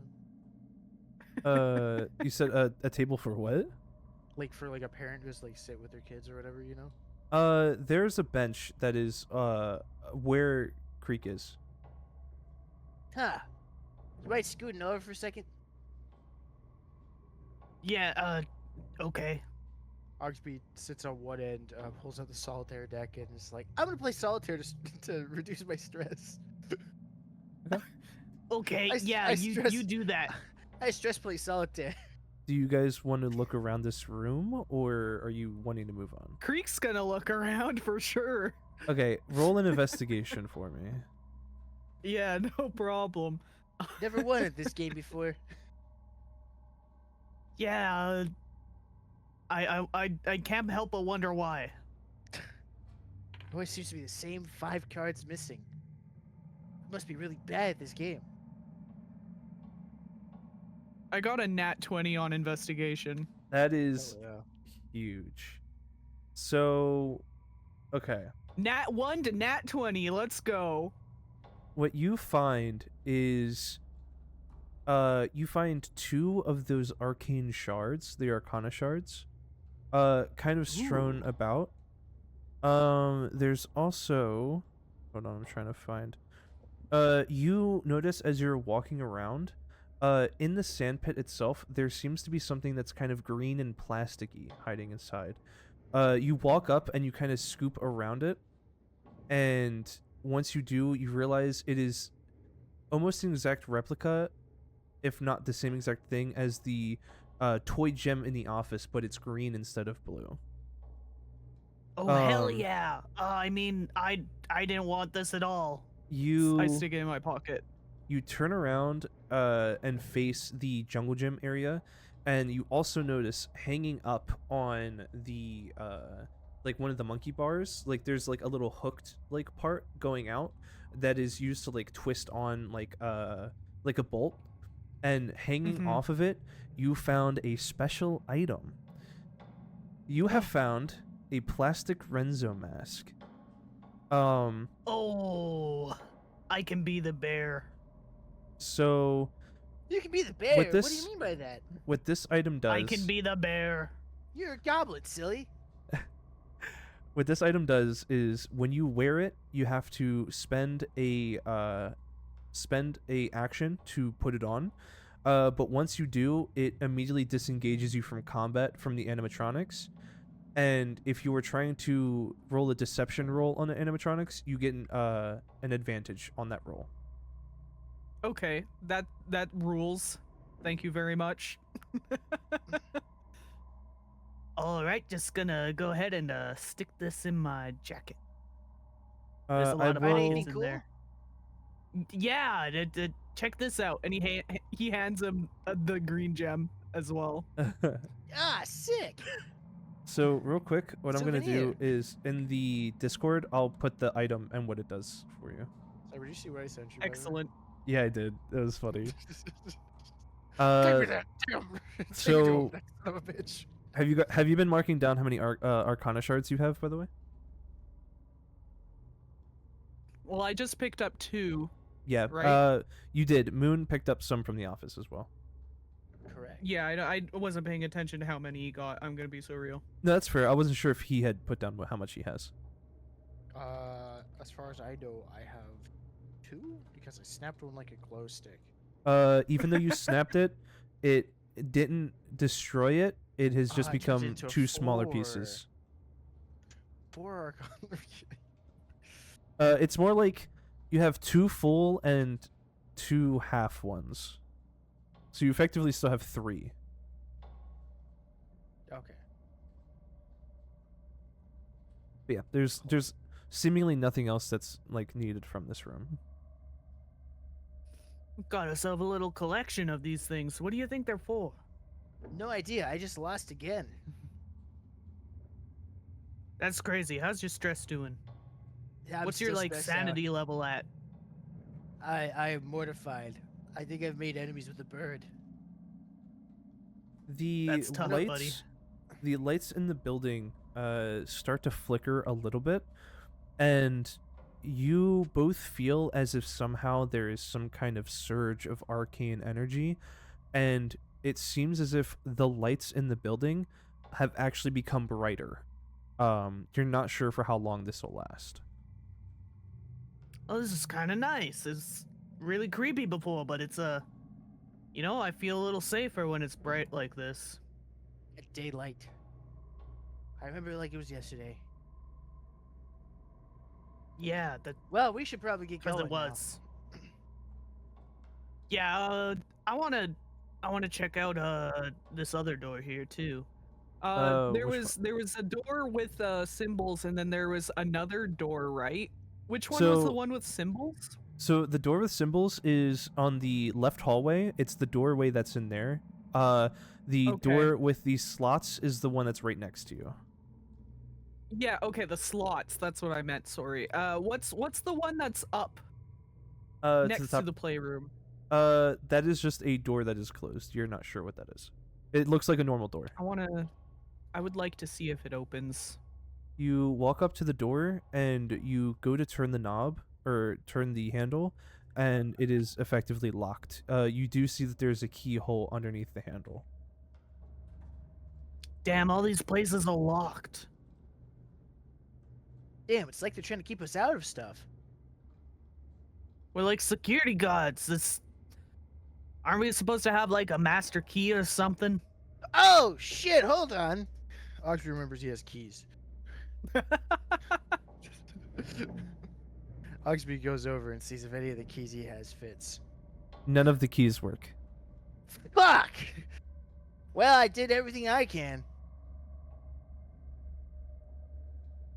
Well, that sucks. Yeah. What about okay, so there's that. Go ahead, both of you, for the sake of the room you're in, roll a perception check. Okay.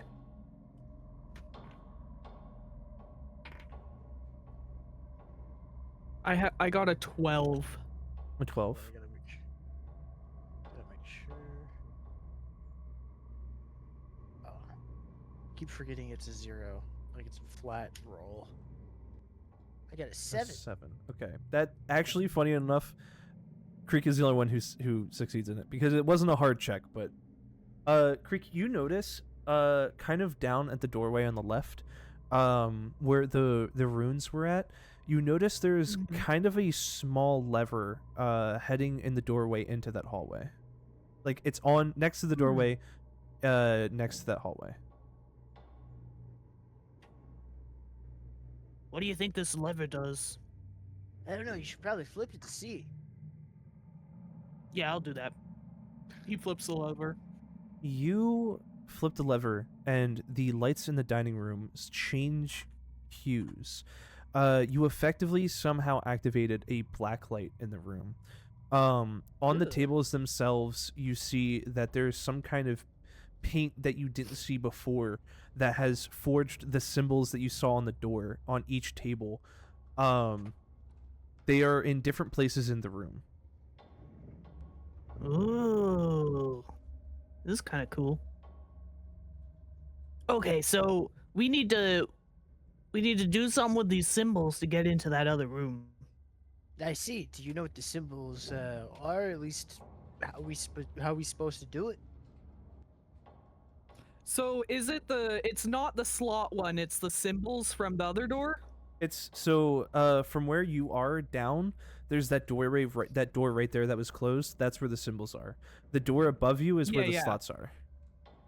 Yeah, okay. So this room has symbols on it from like the symbol door then. Yes, Okay. but it doesn't look like they're in any like particular order, just from being on the tables. Okay. I want to check under one of these tables to see if there's something underneath it. Okay. You go up to the table that's closest to you, and when you look under it, you see that it has kind of like one of those number plates to associate for usually what kitchens use when they are doing orders. And the table you're at has the number 2 on it. The symbol. What symbol? The symbol is in that picture I sent you. It is the 3rd one down. All right, I gotta make some notes. While this is being done, Oggsby just pulls out his magazine and starts reading it. Okay, you do that. Yeah. All right, so there was a bunch of symbols on that other door, and this table has a 2 on it, and the 3rd symbol from the door. So I think, maybe we gotta press the symbols that are on the door in a certain order, and the tables will tell us which ones or something. Yeah. Something like that. Yeah. He's very clearly I'm not listening to you. He's just like reading his magazine. All right. Well, I'm gonna check the rest of these tables. You continue reading, I guess. What are you reading? Sorry, what was that? I was busy reading. What are you reading? Oh, I'm reading What is that? my copy of Wrestler's Monthly. Oh, Yeah. You like wrestling, huh? Yeah. My wife doesn't like it much. She thinks it's suspicious because of the implications. By the way, Creek, What? when you look at the magazine, there does seem to be a half-orc and half-elf man on the cover who are both shirtless and seemingly sweaty, wrestling each other. Okay. I'm not gonna ask questions about this. I'm just, you know what? Good. I get you it. don't know The what hurt you. implications. Yeah, I think I know what your wife's talking about now. Yeah. Okay. I'm gonna go ahead and check the rest of these tables. So You don't be weird while you're reading that magazine. Just be normal, okay? Yeah, that's immediately. there is a table in the top left, top right, and bottom right that you haven't checked yet. I'll check the top left first. So you go to the top left one and you look underneath, and it does have a number plate that says number 4, and it is the first symbol, top down. Okay. Cool. I will go to the other one that is at the top of the room, top right. Okay, you go there, and the table number is number 3, and it has the very bottom symbol on it. Okay, cool. Wow. I must be some sort of genius. I think I know exactly what's going on here. Man, you How must you be doing some over kind of there, Uncle? genius. Yeah. I'm just catching up on my reading, and it's very, very interesting. You know, it's just a Well, lot of you're keeping an eye out, right, for the bird and the other things, right? The other animatronics. You're watching out for them. Yeah, she's definitely like not even looking like face deep into the magazine. You hear from Oggsby, I swear, if I get jumped by a giant bear, I'm gonna wring your neck from the afterlife. you guys hear from looks the up bathroom. from his magazine. He's like, "Hey, now, just because I'm too busy reading doesn't mean I'm not paying attention." Funny enough that you say those words specifically. You hear coming from where the bathrooms are. You hear one of them has humming in it, where the other one you hear not paying attention. Like it's faintly said back to you. Oh. I see. Fuck. What did I tell you? They walked right past you and you didn't notice. How does that happen? Well, I'm sorry. Apparently, the like 9 foot tall machines of doom are apparently silent as hell. It's not my fault. You know what? You got a point. That's kind of crazy that we didn't hear them. Maybe I need to get my ears checked or something. While you guys are talking, you do hear slight scuffling coming from the vents above you. It's just for just for a short second though. It's almost as if like if something was moving, it accidentally made sound when it wasn't trying to.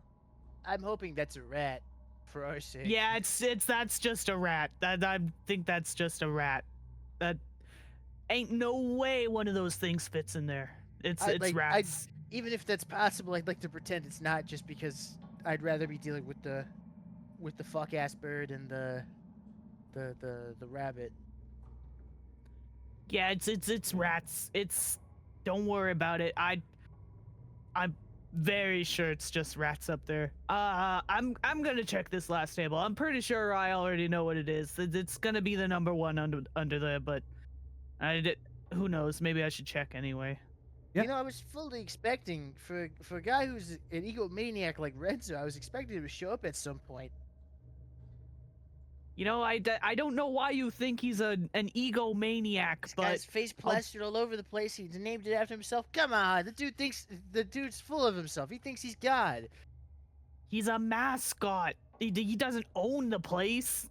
Well, he's walking around right now, clearly like he owns the place.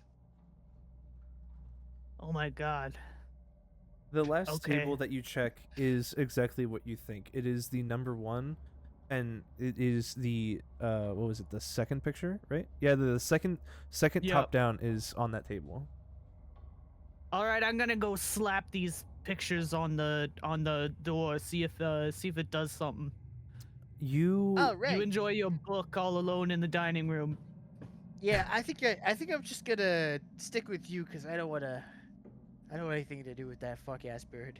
while Okay. you go to walk away, Oggsby, towards Creek, can you Jesus roll a perception check for me? Oh no. While you're rolling a perception check, Creek, you put the symbols in order from the door that you found from the tables, and Yeah. when you put the last symbol in, you notice as you touch them, a 13. Okay, give me 1 second. As you press a symbol, it faintly glows white, and it sits there for a second, and when you put the correct one in, it starts to glow green. You've done it for all four, and they all glow green, and the door kind of like pops itself open as if like a lock has been unlocked. Oh my god, I'm a genius. Upon the door Yes! opening, you find yourself in Jack's room, as the sign said. Inside the room, it feels like a library. There's lots of shelves with various books. Some of them look very fake. Some of them kind of seem like they might be real. And there is just like a desk kind of in the middle that has like an inkwell and quill in it, but there's nothing seemingly on top of the desk. It takes me back to being in prison reading all them books. All right. What do we got here? And he's gonna walk over to one of the bookshelves and try to pick up a book. Okay, so to put in perspective, there is a shelf on the top of the room. There's Yeah. two on the right side. There's one on like a top half, one on bottom half, and then there's one on the very bottom. Which one are you gonna check? I'm gonna check the one closest to the door. So over here to the side. Yes.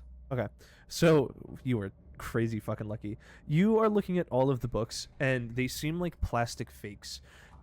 There's just so many. It's the kind where it's like when you go to a haunted house or a mini golf place that's themed, it has like the kind of decoration to where you can tell it's fake, and if you try to pull it, it's like it'll take the whole panel out. Mhm. Among those books, there's one obviously real book that's there, and on the rind, or what the fuck is it called? Where it's like the spine, my bad. Spine? Yeah, I said the rind. Yeah. Think about that for a second. On the spine of the book, it says it is called Like, damn. it is called Magic for the Young. Magic. Before anything else with you happens, Creek, Oggsby, you notice as you're walking to the door, you hear a slight screech of metal behind you, like almost like it's something's churning and kind of straining itself. And when you turn around, you see that Fortune is extended, hand out, and holding onto the blue gem that you were holding onto before. Ah, you punk! As you say punk, it immediately snaps its neck to look at you directly in the eyes, and in a very unnatural way, kind of like it's not mechanical. It feels almost too real. It backs up and it runs down into the other hallway. You do not see it come out the other end of the hallway you're looking into. So, essentially, I'll put the token where it feels like you saw Fortune run down here. Oggsby just fucking shivers. It's like, Fuck. Hey, pal, you good in there? I'm reading. I Okay, found a I'm- book on magic. That little bastard stole my goddamn little souvenir. I'm gonna go beat his ass. I'm sure that's not gonna end badly. No. Trust the process. Okay, well, radio me if you need anything, I guess. Yeah, radio me if you need anything as well. And then Oggsby just fucking books it down to that hallway. Get back here, you little punk! So, Oggsby, you're gonna run down to see this hallway, and as soon as you get there, you're gonna see that Fortune had run into Sweeney's room, but you don't know where in Sweeney's room. Creek, you get the book called Magic for the Young, and when you go to open it, it is like one of those toy books where the pages aren't real. It's you open it by the split in the middle, and it's like two giant chunks of fake book on both sides. Okay. But written inside of it, it just has the words "Open Sesame" on it. Open sesame? Do you say that out loud? Huh. Yes. You hear, as you say that out loud, one of the drawers to the desk of Jax has just popped open. Oh my god, I'm in an escape room. Okay. I'm not gonna lie, Felix. I sat there and I had planned out the other 3 bookshelves to have like throwaway books to throw like red herrings, and you went to the one that had the actual fucking like solution to it. he's just that good, man. He's just psychically attuned to the game. Like, I literally had, what was it, the one above you, the one at the top of the room, there was a fake book that had the like Magic for People was the title, and the spell inside was Open Sesame. That's so good though. Holy shit. Magic for people. Open Sesame. Yeah. But no, you got the right book, you said it, and one of the drawers has popped open on the desk. So, we'll go with Moon real quick. Oggsby, Yeah. you had just I seen don't that Fortune ran into exactly that go- room. I don't exactly go into the room. I kind of like prop myself, like leaning against one of the sides of the door, basically like trying to like do a little bit of blocking the door. Mm-hmm. As I look in, I'm like, All right, you little bastard. You That was look my in. souvenir. You look in the room and you see that Fortune's not in there. There Fuck. is a vent that is in one of the corners that is busted open. It seems as if there Oh. was a struggle for Fortune to get through it. But the blue gem that you had is sitting kind of near the vent itself, as if Fortune had dropped it by accident. And it's down. I'll put the token where it is. It's like down here. I hurriedly going across the room, go to grab it. Okay. You go to pick up the gem and nothing happens. You have the blue gem again. Whew. damn, I make that look easy, and I start leaving the room. Okay. You just start going to leave the room. Whew, thank goodness nothing bad happened. I step out in the hallway. Mhm. I don't like this. I don't like this. And then fuck. Actually, you know, I go back in there and I look around to see if I find anything of value or a note. Okay. Go ahead and roll an investigation. Felix, back to you while Moon does that. What do you want to do? I want to check out the Jack's desk, see what drawer popped open. Okay. You walk up to the desk and all of them seem fake except for the Fuck. one that you had unlocked. When opening up the drawer, you actually, funny enough, get another special item. You get Everything's this. coming up, creek. You get Don't an mind item. if I do. For me. You get the item, Jack's Lucky Foot. It looks like one of those keychain, rabbit's feet. Rabbit foot. Yeah. Okay. But what it does, I'll put it in the chat. All your rolls get Mhm. advantage as long as you hold on to the lucky foot. If you no longer have it on your person, the next 5 rolls are at disadvantage until you get unless you get the foot back. Oh, So just what I need. just so Some you're aware, luck. how this does work mechanically as well is the way that Fortune plays, as what just happened to Moon. Fortune is able to steal special objects or special items from you, so Fortune is able to steal the lucky foot. So you do get the 5 disadvantage if Fortune steals it, or if you leave it somewhere or give it to Moon, then you get 5 disadvantage no matter what. It's as long as you no longer physically have it on you. Okay, so I've received a cursed item. Yes, but it's after those 5 disadvantage from losing it, you are back to just normal rolls. Yeah. Yeah, it's just as long as you hold on to it, you have the advantage on all. Just gonna go ahead and stick this right in my inside pocket, right in my jacket. You feel as you put it in your pocket, your shoulders feel a little lighter. You feel a little better about yourself. You feel almost as if, luck is changing around for you. Wow, I think my life is gonna change after today. I don't know what it is. I just feel really good about this. I feel really good about where my life's headed. Maybe I should rob a bank. Okay. So what do you want to do now? You never mind. You didn't roll investigation. Nope. But I was believe we me. were going back to yeah, we're going back to Oggsby, aren't we? Okay. You're rolling investigation. You got a 7. You look around, and as you're going around, you do in fact find another note. Yeah. But also you find a key that has a little like identifier on it, like a tag, and the tag says kitchen. Wonder if there's any You good preservables in there. you have found Sweeney's note. Let's see.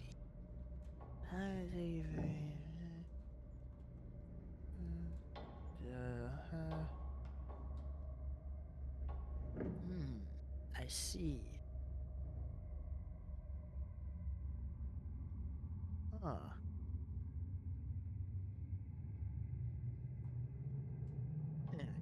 How ominous.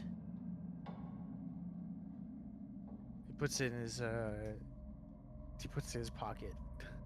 Okay. That's all you find is the key in that note.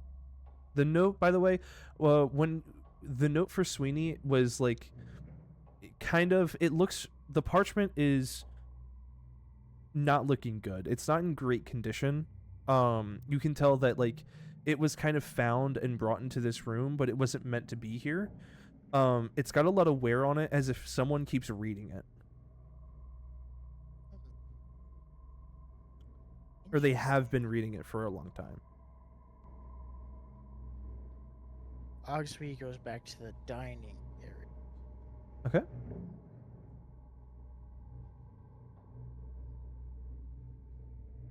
And then I assume Creek? Gobothan has more to do. Creek, what would you like Nah, to do? I'm happy with what I got in here. Just transcending time and space. Nah, I'm good. Then Oggsby's gonna look around the dining room, see if he can find a note. 'Cause at this point, he's on a note-looking roll. There is nothing in the dining room. Damn. Collect my pages. Collect my pages. Oggsby goes up to the door that he tried earlier with the other keys and tries using the kitchen key. You open the door. The door opens, and you find yourself in the kitchen. Inside the Search the kitchen, door, see if there's anything edible. Oggsby, there's... Roll an investigation. I will explain what the room looks like as you roll an investigation. So, Okay. while you are looking around, you can tell that there's a lot of countertops. There's things like stoves, little mini fireplaces. Jesus Christ, dude. The -1 doesn't count because it was a nat 20, by the way. Man, I'm famished. So, okay, since you have 20, I'll go about this. It's a lot of normal kitchen equipment. It's things you will find in a kitchen when it comes to something like a restaurant. There's a lot of appliances around. There is no food. If there is anything that seems like food, it seems very much like it's just props. It's fake, so that way if they bring kids in, it can add some whimsy to the idea of what the kitchen is. But you do notice, fucking hell, you do notice when you're checking the pots and appliances around, they're mostly empty, but you do come across one pot that is sitting on the stove with a lid on it. And when you go to open it, you actually find a seemingly circular on one end red plastic gem. Ooh. I grabbed the gem. And there's nothing else. There's nothing else in here. Nothing else in there. All right, Oggsby goes back to the dining room all fucking disappointed because, fuck this, fuck this poor guy who just who just wants something to eat. All right, well, you're back in the dining room. And then- Creek is going to radio Oggsby and be like, How's things holding up? Are you still alive? It's going horrible. I fucking forgot my food at home and I don't got my wallet on me. Oh shit! I don't think anyone's here to sell shit to you anyway. I was hoping there's gonna be like a vending machine or something around here, but there wasn't. Well, it's been closed for 30 years. Well, it could have been a vending machine with at least like one drink or one food or something, I mean, I guess we could drink the tap water. Ah, no, I don't think I will. Yeah, you're right. I'd much rather the animatronics rip me limb from limb before I drink that tap water. Yeah, it sounds rancid. Not gonna lie, I shuddered to myself when I even suggested it. While you guys are radioing in, the building feels as if it shakes, the lights flicker, and they begin to dim from how bright they were earlier. Oh, come on! You know I was joking about getting mauled! When the lights dim down, during the flicker, Oggsby, you notice the doorway to the exit, Jack is standing there. Oh, no. For you, you can also kind of peer down the one hallway, and you notice that Renzo is standing right outside of the door to Jack's room. Oh, no. You Hey, What's going on out there? you also you sound distressed. Creek, for you, while you're in that room radioing in, you hear something scuffling from the vents right above you. I look up immediately. It's just vents.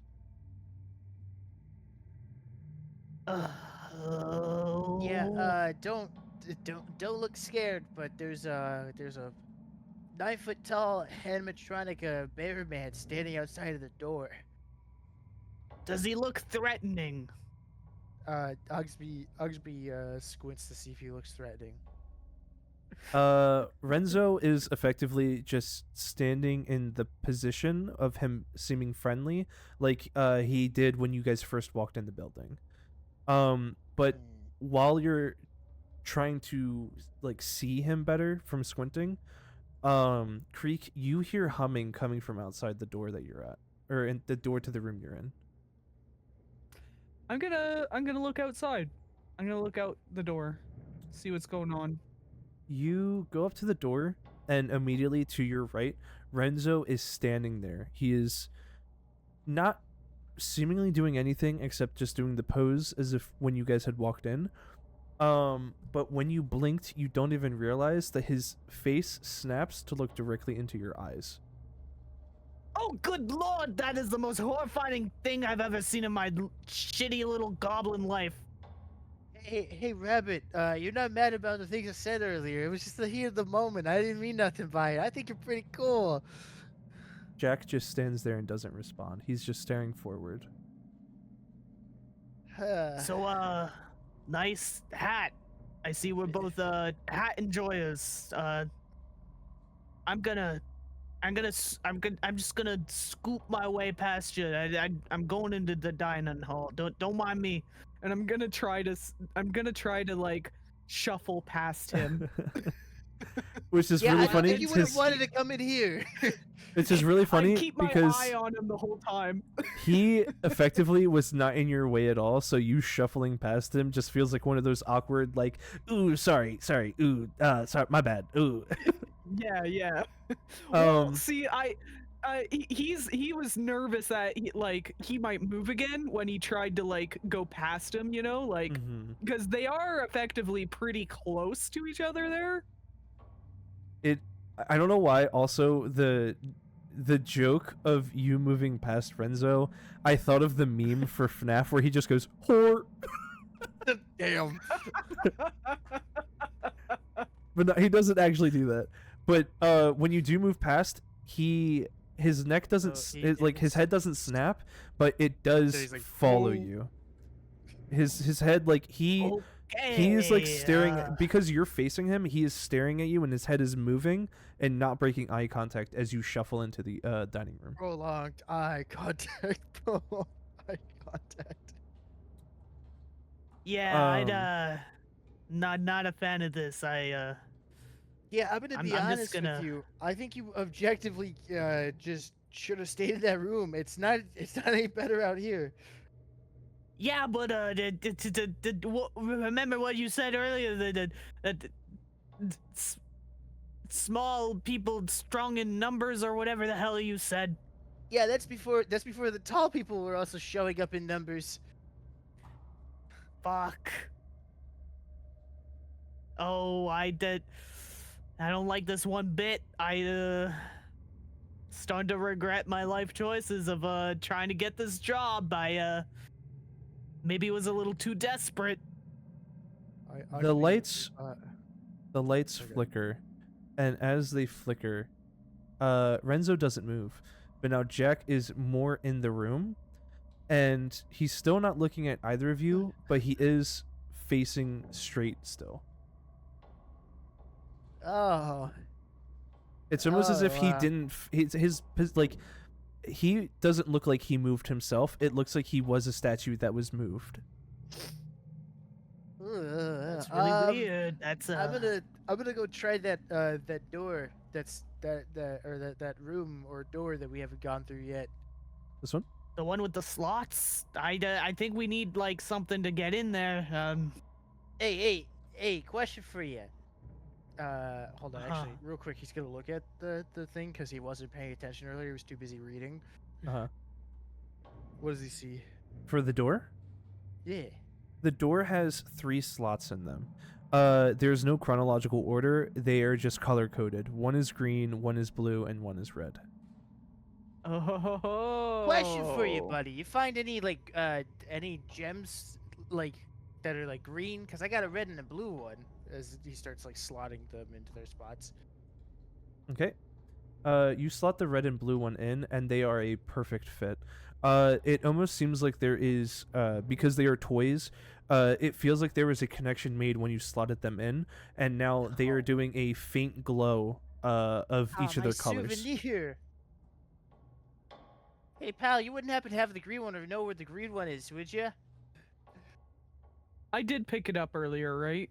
Yep, you did. Oh yeah, here you go. Oggsby And he takes it. hands it to While Oggsby, you both look away, the lights flicker, and Jack is no longer in the room with you. Renzo is effectively more moved up, and he's in the doorway. And back where Jack was, Sweeney is peeking in from where the bathrooms Oh are. no. Hey friend, how's it going? Long time no see. Hi. I think you should try to open the door now. Yeah, I think I'm gonna do that. Just like quickly, like just like what's the You put the last gem into the socket, the green socket, and once you do, you see that the gem itself has that same toy plasticky glow of green coming from it, and the door doesn't necessarily pop. It instead does. You hear like what sounds like a deadlock open, and the door itself starts to swing open rather than just pop. And it stops when it's just a little bit of like a little bit cracked. All right, so Okay, what's in there? What's in the room? Oggsby I'm takes keeping a my peek eyes in. on these guys. I don't want them to move forward without me knowing it. So Takes Oggsby a little peeky peek. goes in the room, while Creek, you are facing the other animatronics to make sure they don't do anything else. Yes, I am keeping an eye on them. I do not want them moving without me knowing. Okay. Upon entering this room, Oggsby, you see that must be Fortune's room. This room is lined with what seems like fake treasure chests, fake gold and treasure just lying on the ground.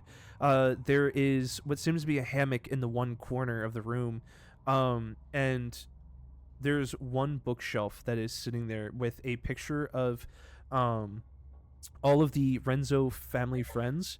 But in the background, you see that there is a tree, and behind the tree is Fortune peeking around. Ugh. This guy can't decorate for shit. I start looking around the room. I like see Roll if I an can find anything. investigation. Things I do for love. Felix, you didn't You roll. keep getting pretty good rolls. What? Did you roll an investigation in Jack's room? Yeah, I got a nat 20. Didn't I? Is that no? Wait, that was the playroom. No, I don't. I never Okay. investigated Jack's room. I Okay. just looked at the book and then walked walked over No! to the thing and yeah, I never actually investigated it. That's Yep, fine. this I is just a room, want to all make right. sure. So This room is made of room. you.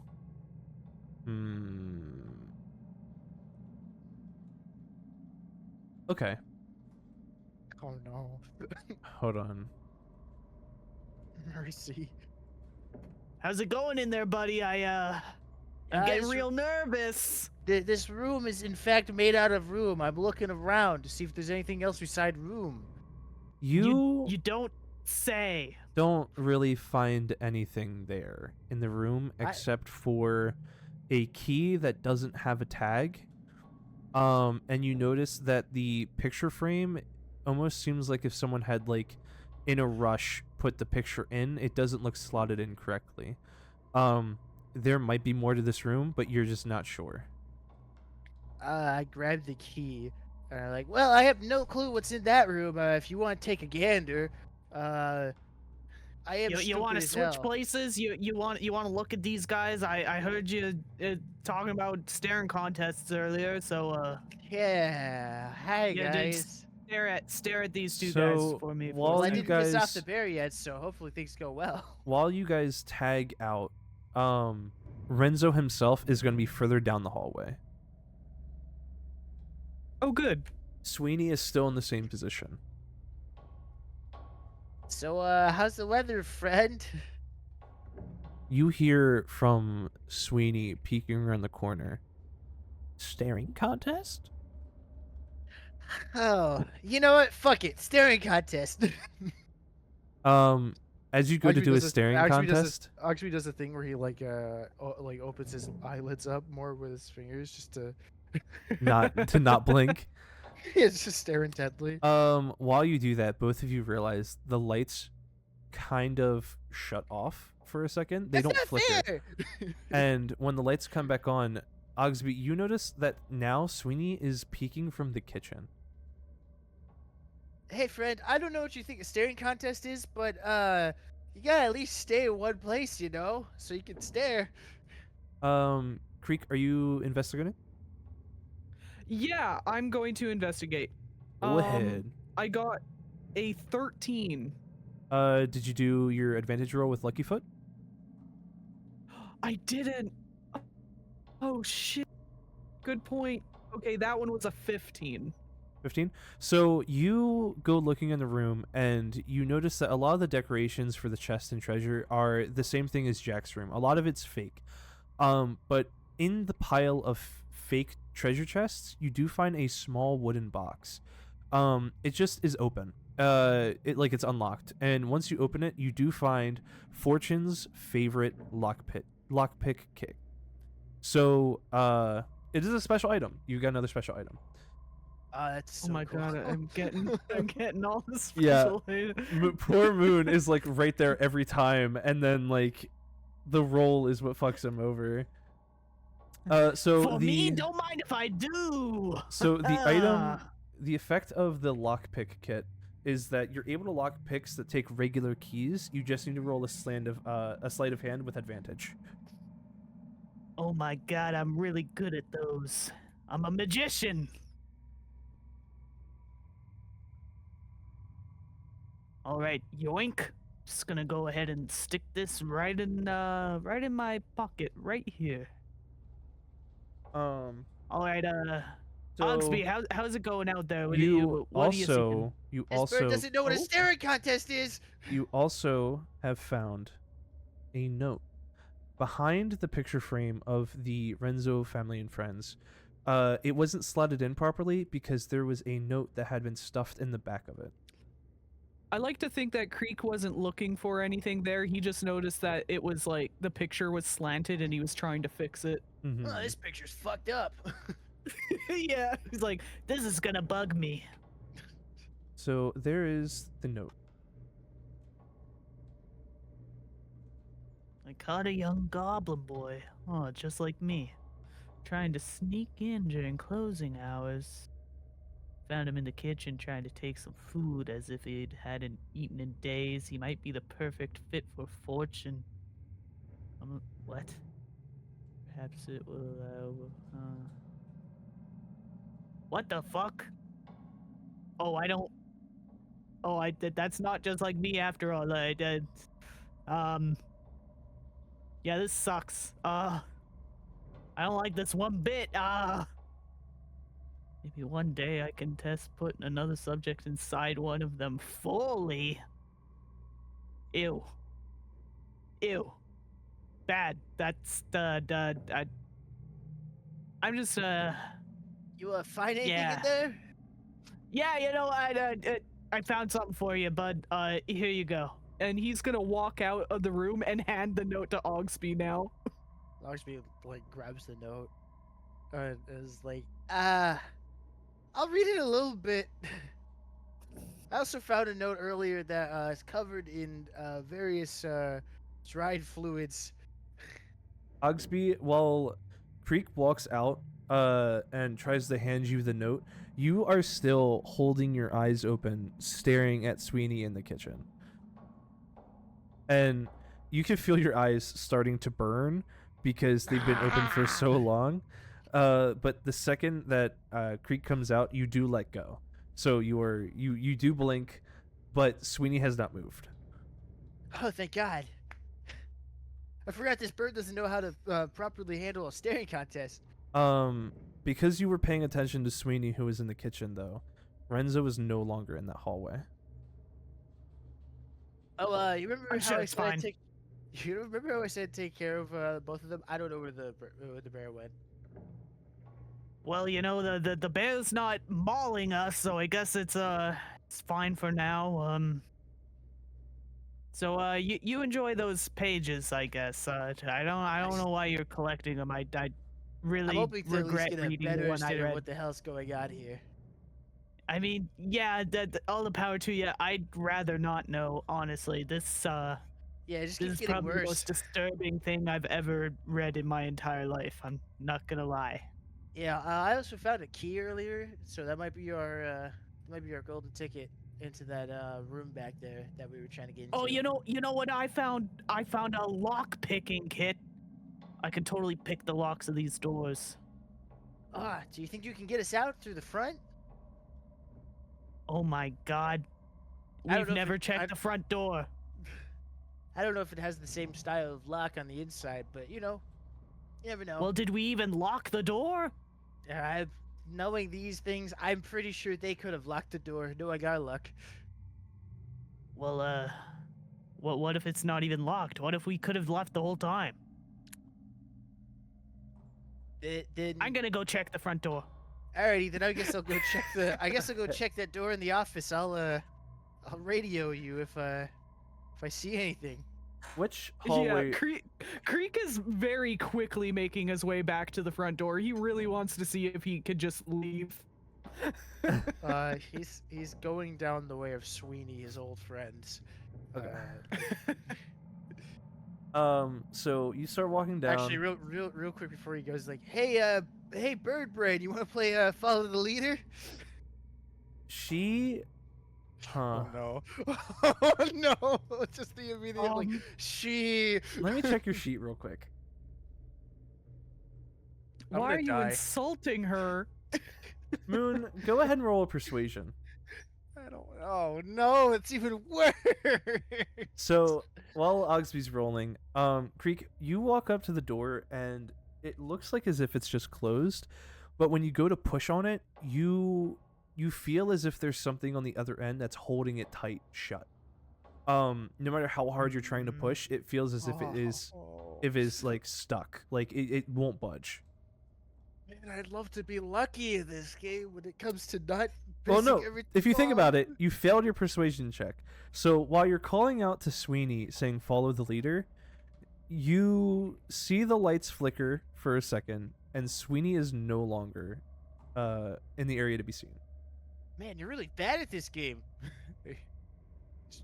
Starts going down. The Um, office. While you do go down this hallway, though, you notice that Jack is at the very end staring up towards you. Oh, is he staring at me this time instead of staring like, He is staring directly at you. hey, buddy, you ever heard of an old cowboy showdown? He does not respond. Oggsby takes a slow step forward. You take a step, and Jack takes a step. Oggsby pulls out the baton, takes another step forward slowly. You take another step with your baton at the ready. Jack takes 2 steps forward. Oggsby, I'm so fucked. I'm so fucked. I'm so fucked. Creek Oggsby- would I want to say that Creek radios back telling telling Oggsby that the door won't open and they can't get out. Okay. Oggsby starts. do that.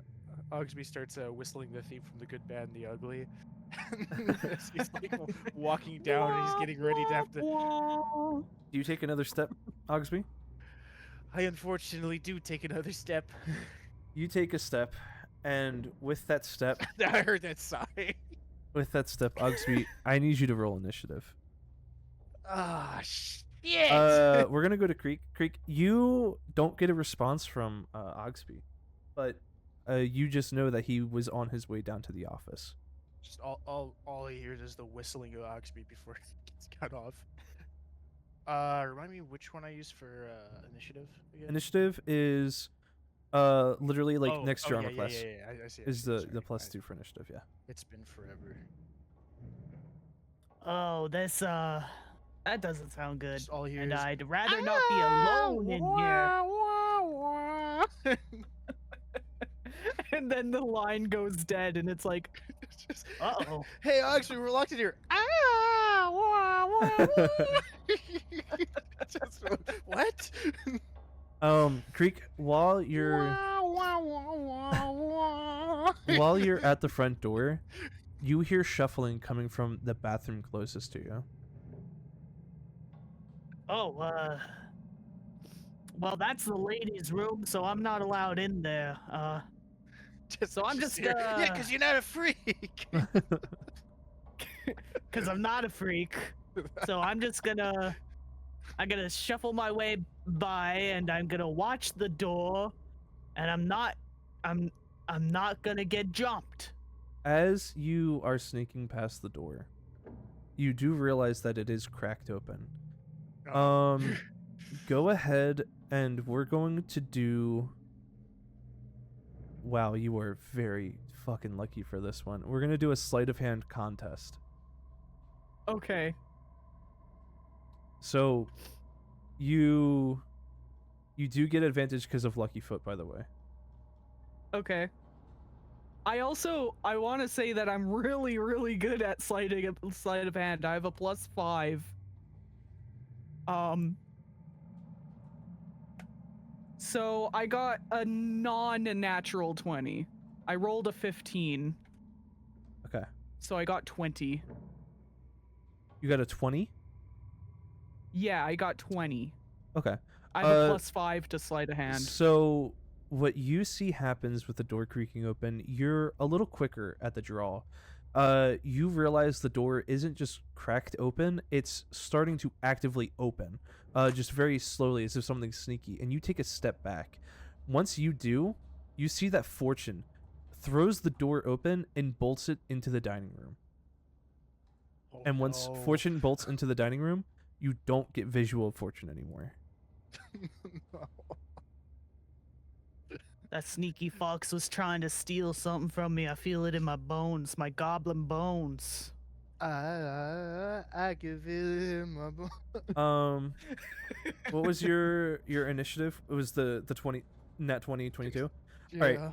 Alright. So you get to go first. All right. What's the vibe he's giving off right now? Does He's he just seem like standing he's there about to staring beat at the you. Shit out of me.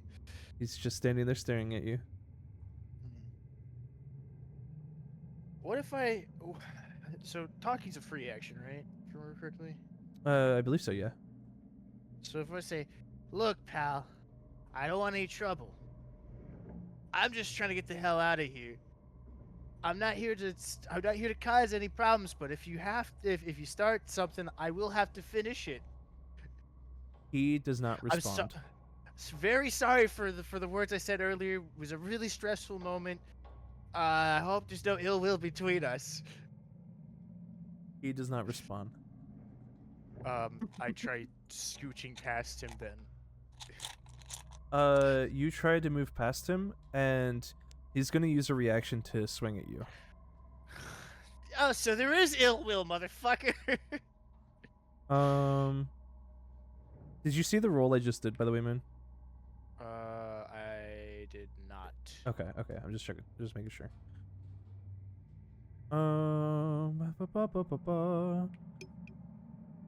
Moon, what's your AC? What do you mean? What's your AC? 13. What's your AC, Moon? Okay. It's Just gonna have to roll this then real quick. a troubling response. Oh, you That's are so so lucky. Holy shit. While you try to squeeze past, by the way, for his attack roll, he hit a 21. Jesus Christ. But this is where you got lucky. So as you start to try and squeeze by, which you do kind of end up doing, you do get kind of caught right in front of him in the hallway. In what seems like a flash of movement, he quickly goes to try and grab you, and there is a jagged part of his hand that like kind of nicks you on your shoulder, and you take 3 points of damage. Oh, son of a! Oh. You know what? I'm not even gonna be mad at you. That's fair. I deserve that. I did call you names earlier. Whew! Ow! So you did movement and a free action, so you still have an action. Oh. Let's see.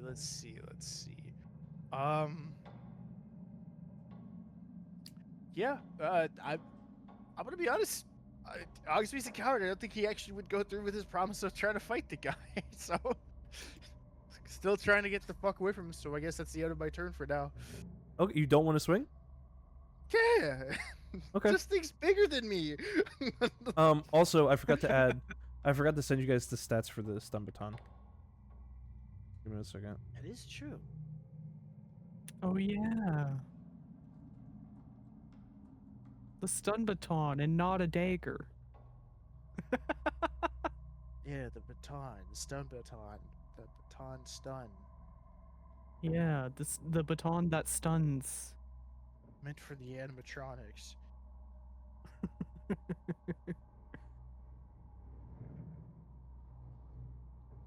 Creek just pulls out a dagger and everyone's like, wait a minute, where'd you get a dagger? It was just like, oh, fuck that. No, goddamn, bro. Whoa, whoa, whoa, I thought you were just gonna stun us. Hey, so there's the stun baton. Okay, hold on. Okay, That's why. cool.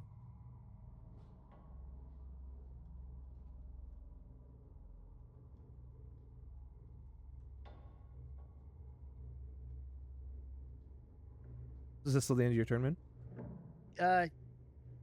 Yeah. Okay. Creek, you are free to move.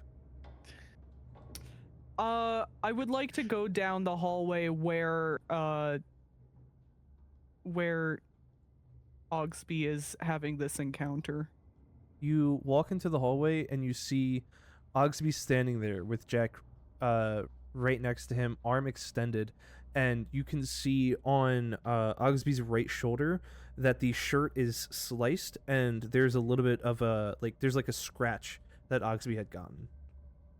Sure hope, Good lord! I sure what hope the his hell? uniform is covered under their bill. I'd never put on the uniform. I did.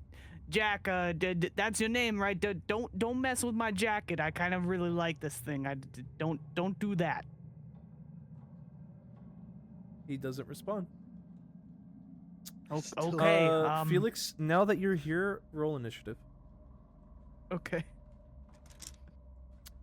While you're rolling for initiative, actually, I gotta wait to see what you get. It was a 15. Okay, so Jack goes first. So Jack is not even going to acknowledge that you had walked down into the hallway, Creek. He's going to do a full turn, almost as if there's no robotic nature in his movement. And he is just going to go and try and swipe with the edge of his hand that cut originally at Oggsby. Whoa! Hang on there, man. What are you doing? I'd much rather you not do this to me. It's really bad for my health. Hey, Moon, what's your AC? 13. Okay, well, don't worry. He got a 5. So, you see, as Jack goes to swipe at you again, as he's going to swing, his hand gets lodged right into the wall and stuck, showing just how sharp it is. It's almost as if his pinky and half of his ring finger are indented into the wall. Yeesh. You're As laughing a the- lot for somebody who just almost got Yeah, decapitated by a giant rabbit. Yeah, I just processed that after realizing. That- Yeah, that's is terrifying. I kind of regret went out coming of into here. this hallway. That is the end of Jack's I'm- turn. It is now Creek's turn. Creek is going to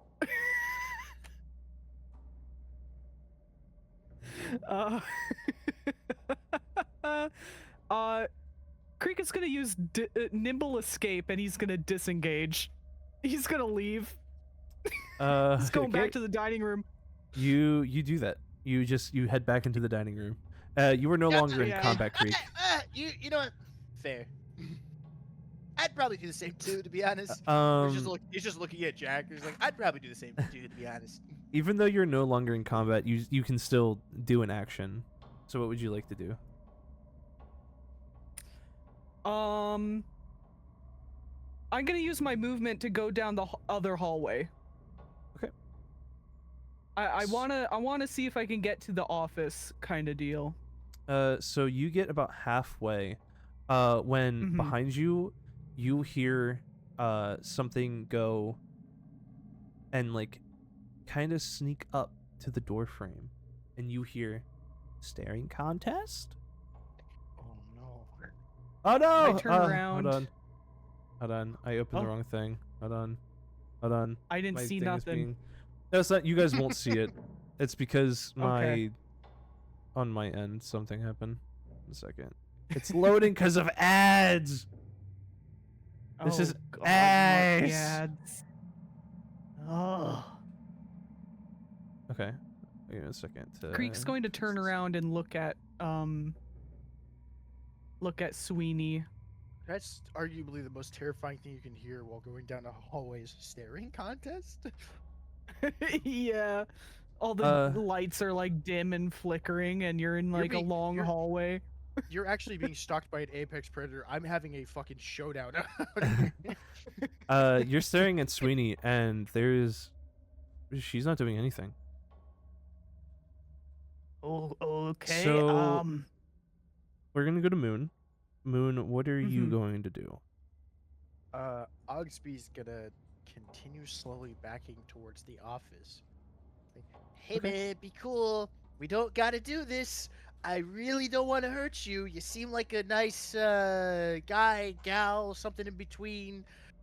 Let's just, bury the hatchet. Call it good, Friends don't kill friends. When Right?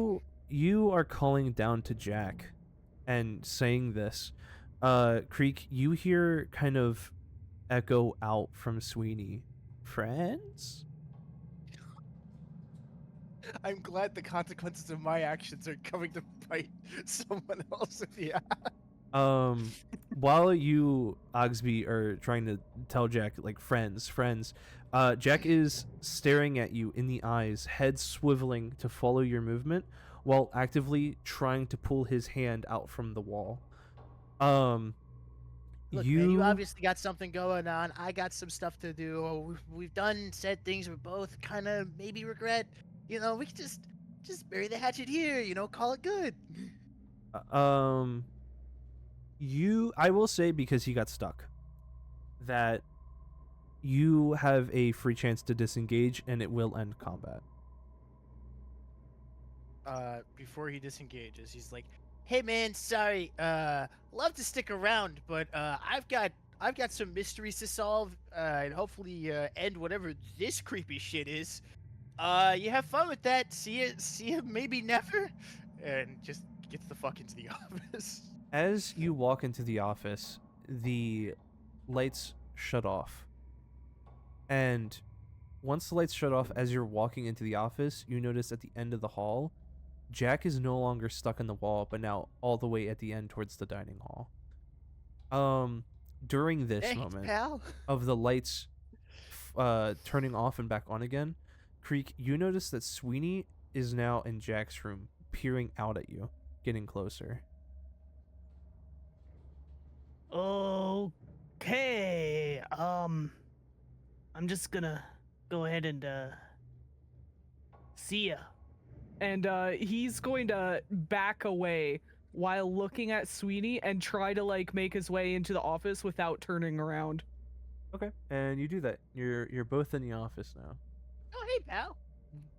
Hey, Due to not I being met able to your see bird them friend. anymore, you don't know where these guys are at because you no longer have visuals of them. Okay. Except now that you're in the office, the scrying orb is turned on, and you see Jack is now inside of the dining hall from that doorway. You also see that Renzo is back towards the playroom, like in the doorway of that. Man, I just don't understand what they're doing. Anyways, I got So, this key. You want to see what it does? Yeah, maybe it's for this door. Hopefully. Let's hope this is And the if it magic isn't, key. I could try the lock picking set if it doesn't work. Certainly. Okay, so you go to unlock the door, and upon unlocking the door, it doesn't even, like, it doesn't click, it doesn't clack, nothing unslots. It's just a perfect unlock, as if nothing has really... There's no wear and tear for this door to cause it to happen. You hear that? You hear that? That's what a door's supposed to sound like. Whew, Once that's you defined. unlock this door, you walk in to see that it is essentially a closet with a bunch of like shelves with small materials on there. There's not much in there on the shelves themselves, but in the center of the room, leading to the back of it, there is a staircase going down. Oh. Great! A staircase to hell. Wonderful. You ever want to go spelunking? I We don't Not have much of an really. option here, to be honest. You'd think being a goblin I'd love caves, but I really don't. I kind of hate them. I don't Yeah. like being underground. I'm gonna be honest. This is the worst thing that could ever happen to me. Yeah. Well, I look guess around. Sorry. I guess we're suffering together today. Indeed. At least we we're are, not my suffering friend. alone. So you both Then, are gonna go down the stairs. before I go down, Mhm. Oggsby looks around and makes sure there isn't like a hidden note. Nope, there's nothing in this room. All right. Well, I have no qualms with going into hell. You no longer have access to the scrying orb. You do not see visuals of Jack and Renzo anymore. Okay. But as you're walking into the room with the staircase, Creek, you notice behind you that you hear a very, very faint, almost breathy whisper of "friend," and then Sweeney is right there at the doorway to the office. Hey, Sweeney, so, you know what's in the basement? Sweeney doesn't respond. Is it scary in the basement? You hear from the hallway to Sweeney's room a soft laughing.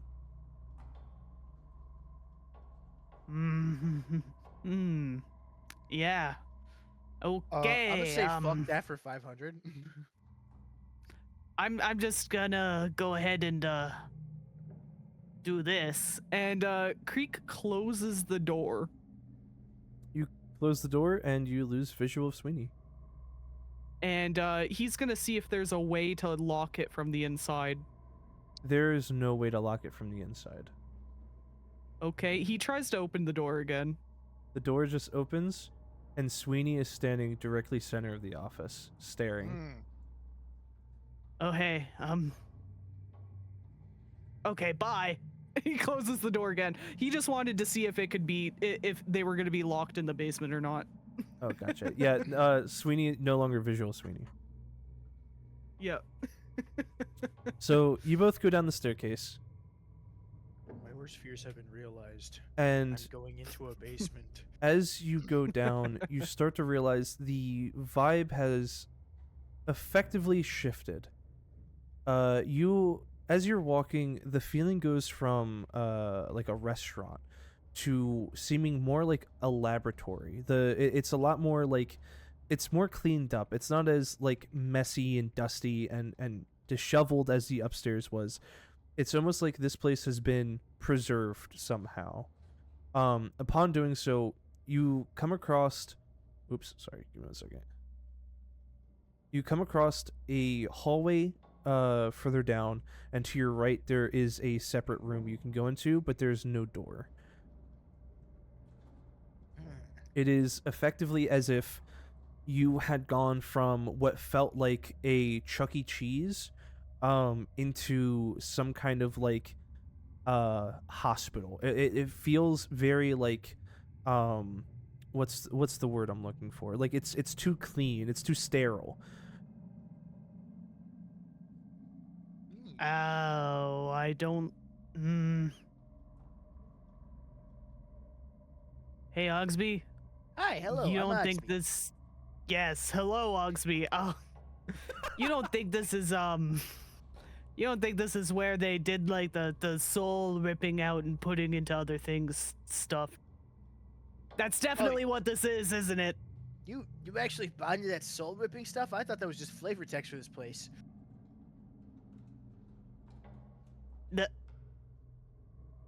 You know what? Yeah, it's all fake.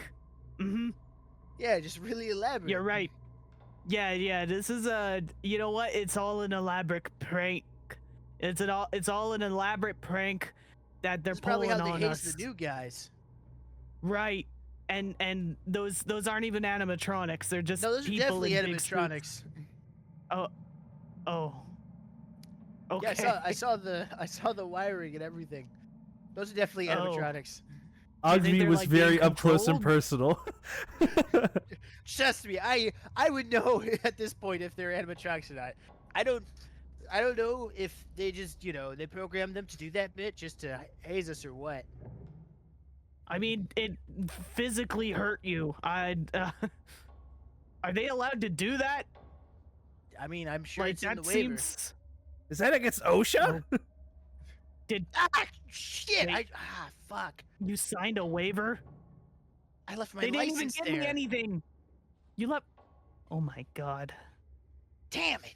Ah, well, I'll get it back later. Yeah, totally.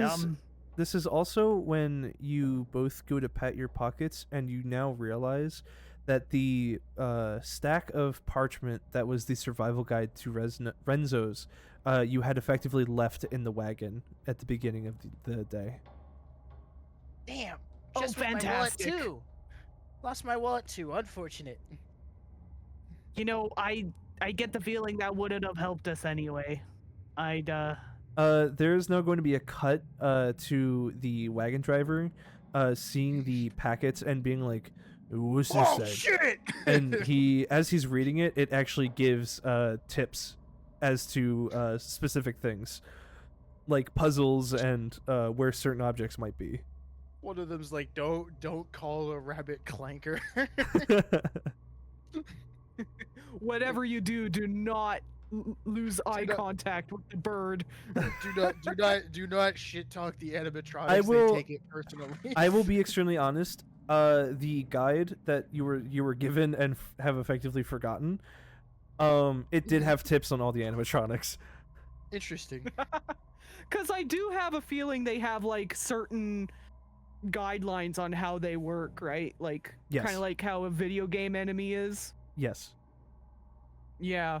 I had that feeling, especially with Sweeney, that Sweeney had a specific thing going on. Mm-hmm. I feel like Sweeney's a weeping angel. Except there's no weeping from her, it's from me. Well, Sweeney likes hide and seek, so I was trying to think of what that had to do with things. She hiding around corners. She's just bad at it. I don't know. She's just bad at She's it. just bad at it. Cuts to her like animatronic sneezing. The other animatronics just look at her like. They're playing solitaire with the deck you left in the playroom. Always just like, Ah, man, this will be a great time for a solitaire. Huh? No! No! No! No! I left it up there. Damn it! Fortune is sitting on the bench in What'd the you- playroom reading the wrestling magazine. No! What's up, man? What's going on? What did you lose something? That was my brand new copy of it too. Ah, man, I didn't even finish it. You hear from the room to your left, by the way. You can tell that there's flickering in the lights again upstairs, but it doesn't affect the basement at all. But what you do hear is the room to your left. You do hear a little bit of like a pop sound, and it has a little bit of a fizzle. Ugh. Oggsby goes to investigate because he's morbidly curious. Okay. Okay, I'll follow, I guess. So there is a special item in here that is for free. Oggsby was the first to walk in, so Oggsby does get it. Because there was no check needed for it. What you both had just walked into is the generator room. In this room, you see in the middle of the room, you see a crystal of sorts. It almost looks like a scrying orb, but it's got clamps holding it in place with like nodes plugged into it and like wires running down the sides. It's on this podium that is mechanical. It doesn't seem like it was ever made naturally. It was made specifically for this orb. In front of it, you see there is a what looks like a gauge, and there are like man-made marks, like scratchings with percentiles on them that say 10, 20, 30, and so on up to 100. The gauge itself, you see that there is a little like what looks like a liquid blue, like a liquid that is blue, going up, and it's at the 30% mark, like just a little bit over it. The giant orb itself is it has no image in it, but it's foggy, and it has swirling smoke inside of it. It feels like the building is being powered from this object itself, solely. As you are watching it, the building starts to shake, and the orb in the clamps begins to shimmer a little brighter as it is like rustling around in the clamps. And you notice on the gauge it goes a little bit over 30%, up all the way to 45%. It is effectively giving itself more energy. And you can tell from the stairs, the upstairs, the lights that were up there, they were dim, but you see as the light becomes more fluorescent like before and becomes extremely bright. Above the gauge there is what looks like a slot that is no specific shape. It feels like you could fit something that is of different shapes inside of it, almost like an all-purpose slot. There is a shelf in the room that has effectively the arcana crystals. There is, how much did I write down? There is 5 on the shelf, and next to one of them you see what looks like a more advanced version of the pommel to your stun batons that has a prod sticking out of the top of it, almost like you can insert it into something. Huh, I see. He grabs that and just starts fiddling with the baton until something makes sense. Okay. As you are trying to maneuver it around to see what it could fit into, the baton itself doesn't seem like it has any form of like attachment to it, except on the bottom of the pommel that's already on. And when you go to slot it in, it's a perfect fit, and it twists slowly and it clicks into place. It extends the pommel about the same size as the one that's already there, and it becomes like its own handle again. Effectively, it can be a two-handed weapon now. It is a medium-sized two-hand weapon. Or you can use an action to activate the upgrade, and the upgrade changes it from an like a stun electric-based weapon to an arcana magic weapon. On the bottom of the advanced pommel, there is another slot that matches the same one that the big orb that is the generator has. It's just a smaller version of it. Oggsby tries putting the like, because he's dumb, he tries putting the that part of the pommel up to the big orb. Just to see what would happen. It It does nothing. Damn it. Yeah, well. He leaves the room. Creek, do you want to do Alright, anything with the generator? Yeah, let me take a look at this thing. And could I do like investigation or something on it? Like, Yep. Yes, you can. sick. All right, let's see. Ah, fuck! I forgot to investigate the room for notes. Oh well. Do I? Hey, I want to check my pockets and see if I still have that rabbit foot. You do still have the rabbit foot. Sick. Okay. What about Well, the furry that mask? didn't help me much. Okay. What did you get? Well, let me see what my plus to investigation is. I think I do have a plus. Okay, so I got an 11. You can tell with the generator that even though the slot to the orb, like on the mechanism itself, seems a bit larger, it definitely is an all-purpose. It seems like it can fit something of all types to potentially charge it, but you're not quite sure what would charge the generator. Okay.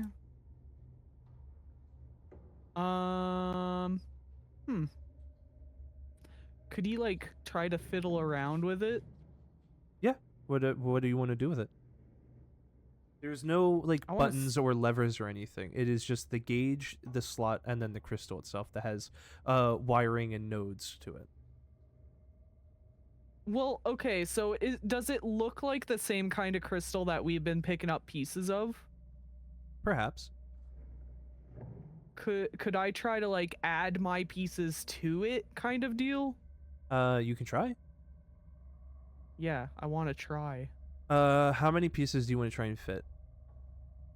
Well, I have 2 on my person, I believe. Mm-hmm. Do you want to do both? And then I'll try 1 for now, just to see what happens. Okay.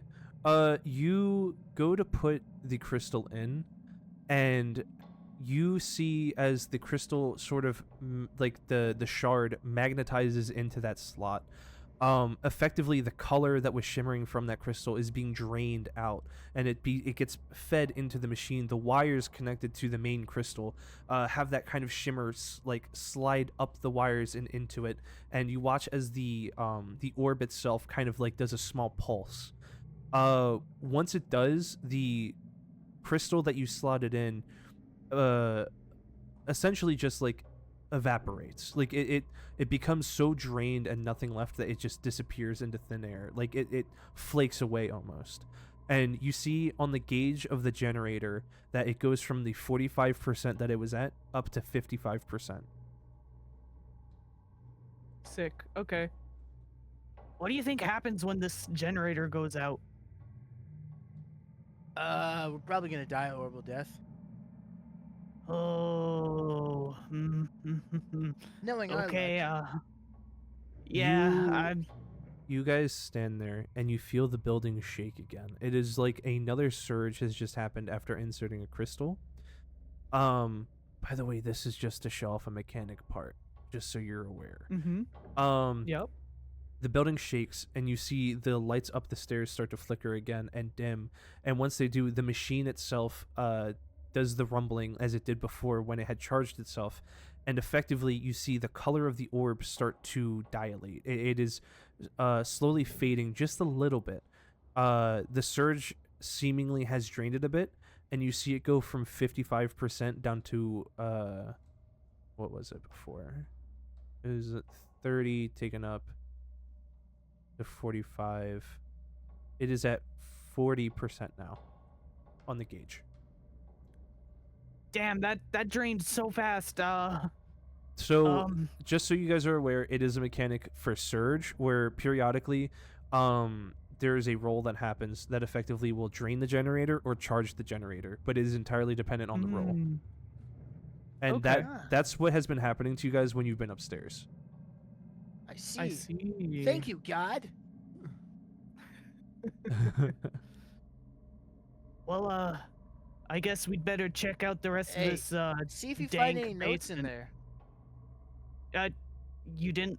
Okay. I guess I'll look. Well, No, I you, got this cool new doohickey. you rolled an investigation though, right, Felix? Yeah, I did. Yeah, It yeah. was, There's no notes. There's no notes in this room. God I damn. will say, just so you're aware, Moon, because I know this is important for you. There are 2 notes left. Just so you know. I have a feeling I know where at least one of them is. Hmm. I'm gonna go into the hallway. Okay. You walk into the hallway, and once you do, you see that it kind of stretches itself out. There is 2 other hallways splitting down both ends, and right in front of you effectively is a door that seems barred with some kind of lock that you're not exactly sure what it does. It seems like it needs extra power to open, but there's no slots or anything to it. Damn it. Hey, Gobbathan. Need your help here, buddy. Not what I'm called, but Need your help, okay. your bestest, buddy. Creek joins them over in the hallway. You see in What's the up? hallway it's that same feeling as like I said before, sterile, and it's like a hospital. There's the checkered floor, the fluorescent lights right above you that aren't the same as the archaic energy ones that you had upstairs. It feels almost as if you have entered another realm from a different time period that you have not been able to like perceive as a thing before. It feels very off. It feels like you don't belong here.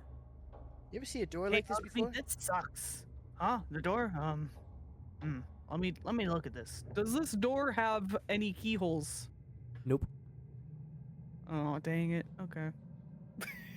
It is a large metal door with a Immediately window sniped inside of down it. too. It is a large metal door with a window to it. There's no door handle. Next to the door on the wall is a panel with, it looks like a box.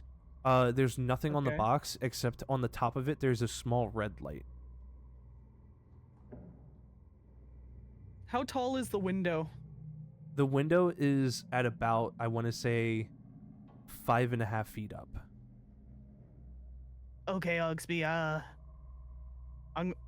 One of us has to hold the other while the other one like looks out into the window. Okay, then I guess I'll be the base. Okay. Sure. Oggsby And- kind of crouches down dramatically. Mhm. Creek just completely nonchalantly stands on. Yeah, I assume like you're getting down like for him to stand on your back. Yeah. Okay, yeah. He does that, and he peers through the window. You go to peer through the window and the room is dark. It is almost as if everything in the basement has power except for this room, and there's so much light from above you that you more so see your reflection in the window than you actually see anything in the room itself. Well, that was useless. Sorry, bud. And he gets back down, and he's gonna look at the panel box thing with the red light. Roll a perception check. Okay. Also during 12. that, sorry, go ahead. Oh wait, I do have that rabbit foot still, eh? Mhm. Yep, rabbit's foot. Okay, never mind. It was a 17. I Uh, keep forgetting. okay, awesome. Real quick, Moon, what were you gonna say? I was gonna say, real quick during that, I would like to see if the radios still work. Because you are both right next to each other, there is seemingly like a frequency of static, like you know when you have 2 radios like actually next to each other and you turn them both Yeah, on. the feedback. The feedback, yeah, it's like a feedback loop that starts to play. It doesn't get too loud though. Ow. All right, at least the Um, radios still work. Yeah, that's good news. While you are looking into this box that's on the wall, you kind of Mhm. notice on the side of it, to the left side of the box, it seems like someone had like taken a knife or something sharp of some kind and etched into the side of it saying 80, and that's it. It's just the number 80. The chomp of 84. What the fuck are you talking about? I don't know. It came to me in a dream. I've been awake Anyway, this entire time. What? A daydream. All right, so we've got. It looks like we've got 2 hallways here. No idea where they could Yeah. end up leading. well, We've got radios. I guess we should split up, huh? Well, you didn't have to say it out loud. Now, whatever creatures are lurking down here will know that. Right. Well, I'm gonna go this way. And he goes I'm down gonna go this the right way. path. And he goes down the left path. Okay, so what you both split up, and we'll go with Creek first. Creek, you get over here, and you see a very thin, long hallway stretching all the way down.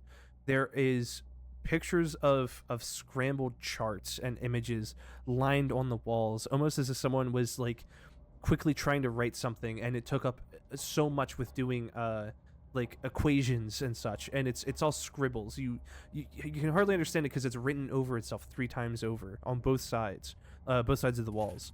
At the end of the hallway, you do see that there is a doorway with a door that is closed. Aha. Interesting. Okay. What the hell is all this then? And he's gonna look at these charts and such on the wall. Go ahead and roll an Arcana check. Okay. While you do that, I don't think I'm very good at that. Let me see. Oggsby, you get over here to look down your hallway, and it's much more open. It seems a lot cleaner, as if like this effectively hasn't been touched yet. In this hallway, you do see that there are 2 doorways, one halfway down to your right, and then one all the way at the end of the hall to your left. I'll go to the one in the middle and see if I can open it. You go to this doorway. Let me double check something. You go to turn the knob, and you find that the door is locked. There is a keyhole Damn. under the handle. Man, if I had a key that could work on it. Damn. He goes down the hallway. Check the other door. Okay. You go down to the other door, and you go to turn the handle, and the door is locked. There's a keyhole under the Damn. handle. Oggsby starts trying those keys he had earlier. The keys do not work. They do not fit. Fuck!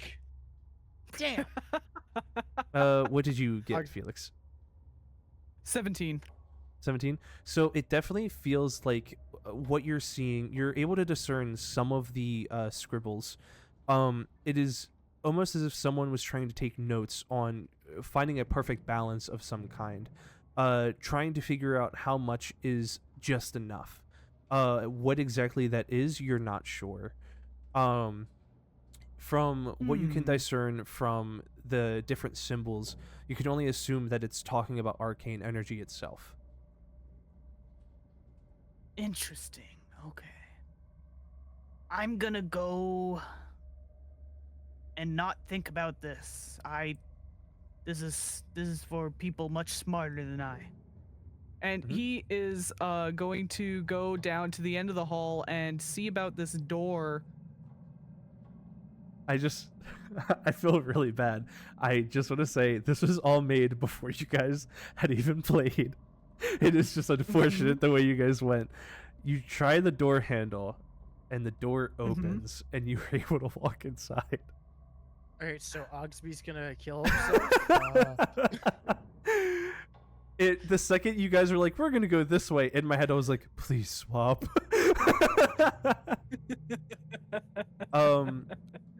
You find yourself in a storage room. There is a lot of shelves. There are crates and boxes lining the shelves. There's so many. Obviously, this feels like if they needed anything extra, this is the spare closet for the entirety of the building, for both mechanical, restaurant wise, and for whatever mysterious things are going on down here. Oggsby feeling like he's missing out on some fun. Could I roll investigate to like look for things of interest in here? Yeah. Specifically, like sweet. Go ahead and roll investigation. Oggsby, what would you like to do? Oggsby instinctively, like so instinctively that he doesn't even realize it. He pulls out his lighter and he's about to try to find a cigarette, and then realizes he doesn't have any cigarettes and gets even more bummed out. Just to throw a poor dog a bone, Oggsby, for some reason you think about how you've never actually gone into Jack's room. I hate you. I hate you. I hate you. Oggsby radios it is like, I'm going back upstairs. I know it's dangerous. I'll be back. All right, good luck up there.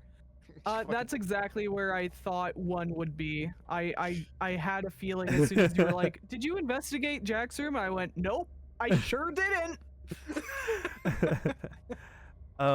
So Oggsby is able to go upstairs, no problem. There's nothing around, but the door to the office Nothing is mobbed closed. me over.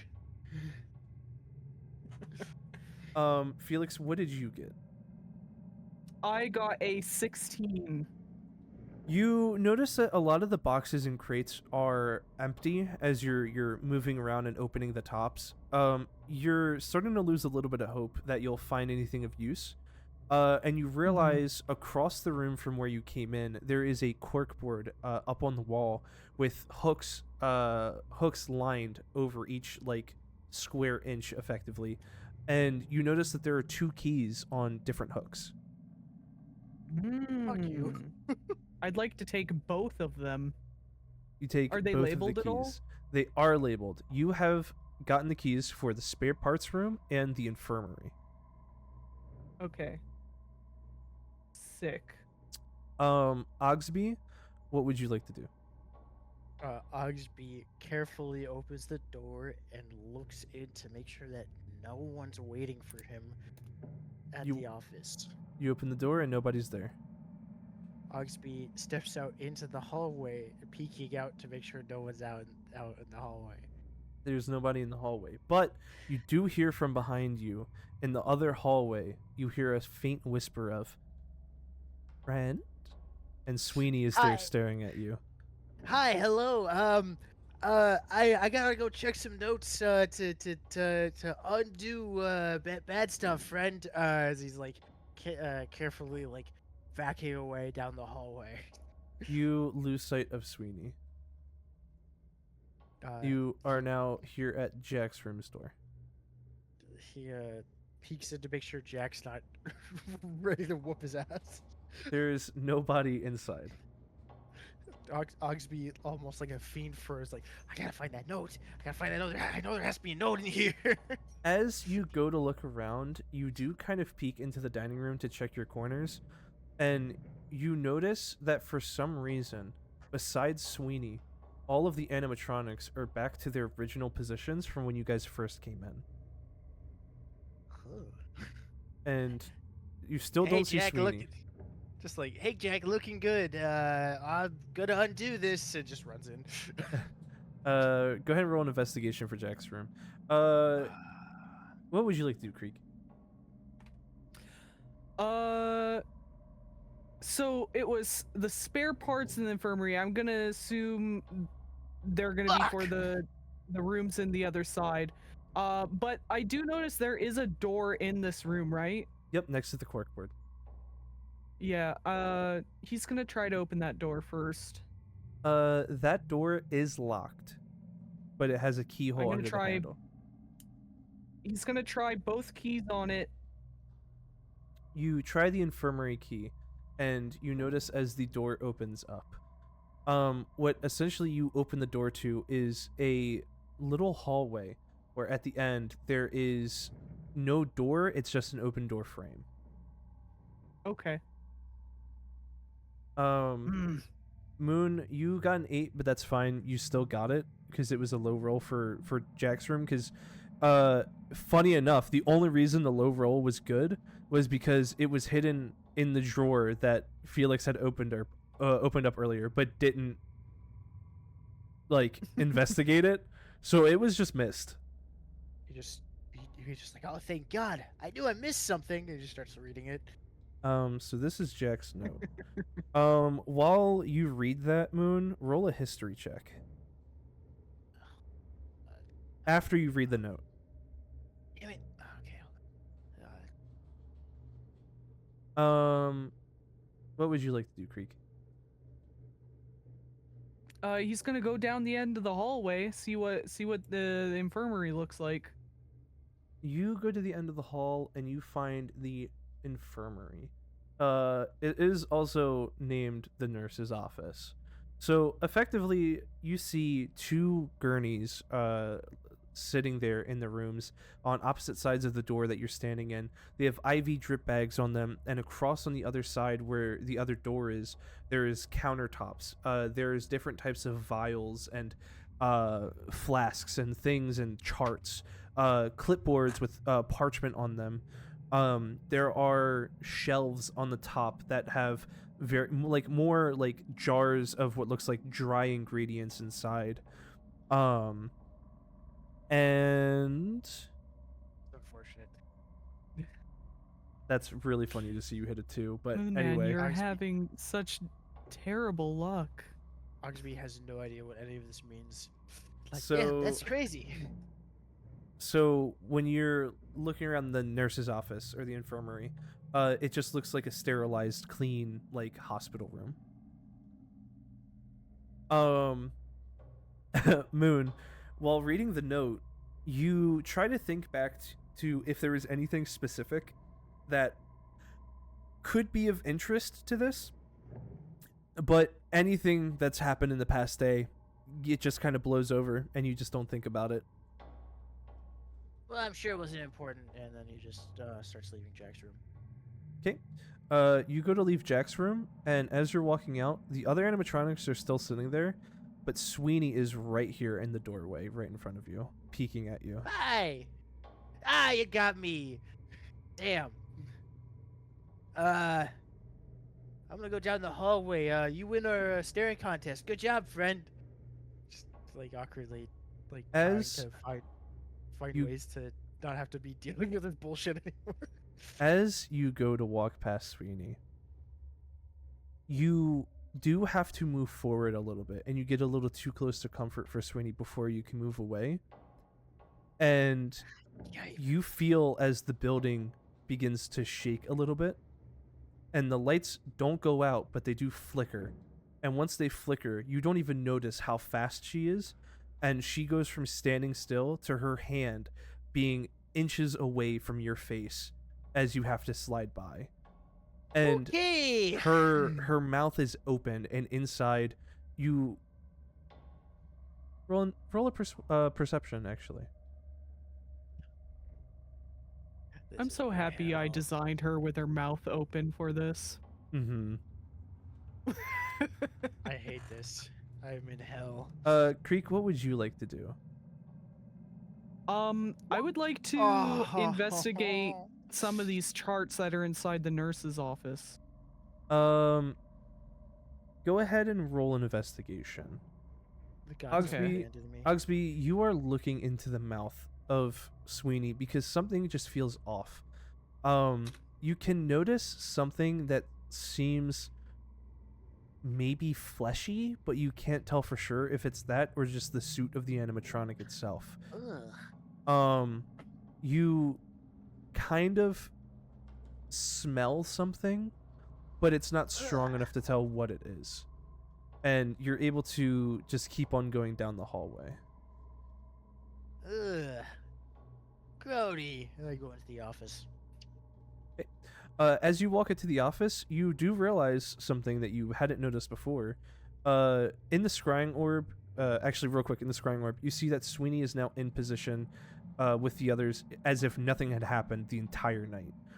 But what you hadn't noticed before that you do now walking in is that there had been buttons next to the doorways with like switches on them. Like it's like one of the like the kinds of light switches where it's like no matter what, one is always pushed in and the other's popped out. It's like one of those. I press one of the switches to see what happens. Which one? The one closer, like to the left? Yeah. So once you press that switch, you see as a giant sheet of metal slams down in the door frame, blocking Oh, off blocking off that exit to the room. There's no way. You're As you you're do kidding that, me. as you do that, you you see as the lights get a little bit dimmer in the room. Ah, damn it. Ah, well, there's no use in this now. And he presses the button. You press the button, and slowly the sheet of metal rises back up out of the door frame, and it's no longer blocking that door frame. Well, damn. Could have used that earlier. And he goes back downstairs. Okay. You go back down, and I'll put you right here, because I assume you're trying to catch up to Felix. What did you get for the investigation? I got a 9. Actually, my bad. Not investigation. Roll medicine. Oh shit. Okay, hold on. What is my medicine? Uh-oh. I have a -1 to medicine. Okay, let's see. I got a 13 then. 13. So you are able to discern that these aren't like the scribblings on the wall before. These are different. This feels like they are charts for a person. Like life vital signs. You're able to see different things about them, like what their diet has been, how it's affected them, their like body mass, their height. It's charts going over people, but you aren't sure as to who. There's like no name to them.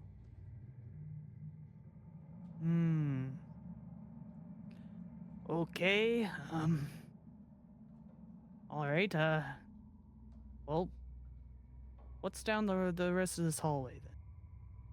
Okay, And so he's just gonna leave the nurse's office and he's gonna go up the hallway to that other room that wasn't explored yet.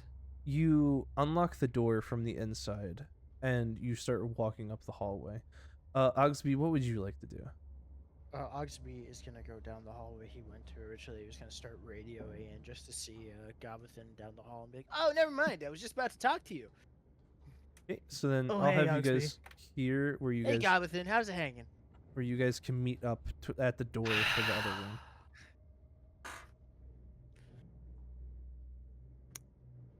It goes. That's not my name. Potato, potato. Oh, all right. Well, I found a bunch of keys. I'm about to see if this if one of these keys opens up this door. All right, then. And he's gonna try the spare parts key on this door. the entire time Oggsby's like visibly like fucking mortified, like shaking. Taking like a dog that was out in the cold for too long, just. So you try Vibrating like a chihuahua. I'll be right back, by the way. Sorry. Okay. Yeah. You try the key and it does click open the door just like the rest. And you find yourself in what seems like a very large closet for spare parts. It's not anything involving storage when it comes to stuff like ingredients or anything. This feels like it's parts strictly for mechanical, for anything involving the animatronics or any of the tech involved with them. Okay. I would like to investigate this room, see if there's anything that, see if there's anything related to the animatronics to, like, maybe he can, like, figure out a way to, like, make sure he doesn't get beat the fuck up by these things. Go Sort ahead of and roll an deal. investigation. Yeah. And just to double check, you specifically were rolling in the infirmary for the charts, correct? Yeah, I didn't check. I just was looking at the charts. I didn't check the rest of the stuff. Gotcha. Okay, I rolled a 14 twice, so I guess it's a 14. you. I kind of want Moon to be here for this. Well, how about I go get a drink? That way, we're both not here. Yeah, that works. I'll be right back.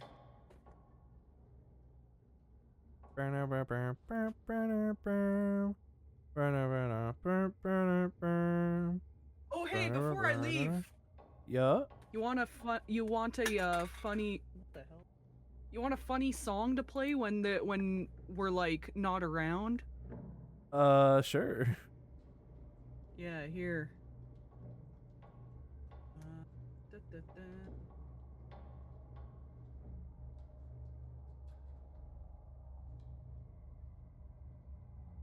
Come on, oh yeah, there it is.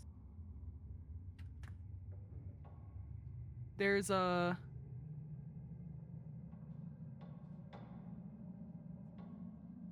okay. Here you go. Okay, let's go ahead and pause that music. Let's turn this on. If it'll load properly.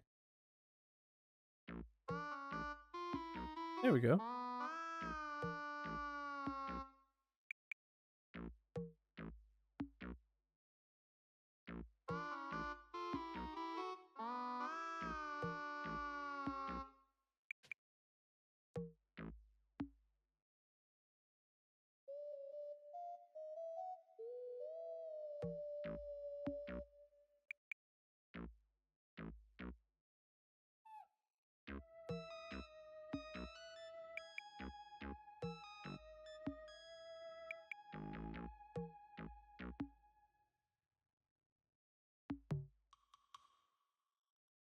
Ha! I'm back.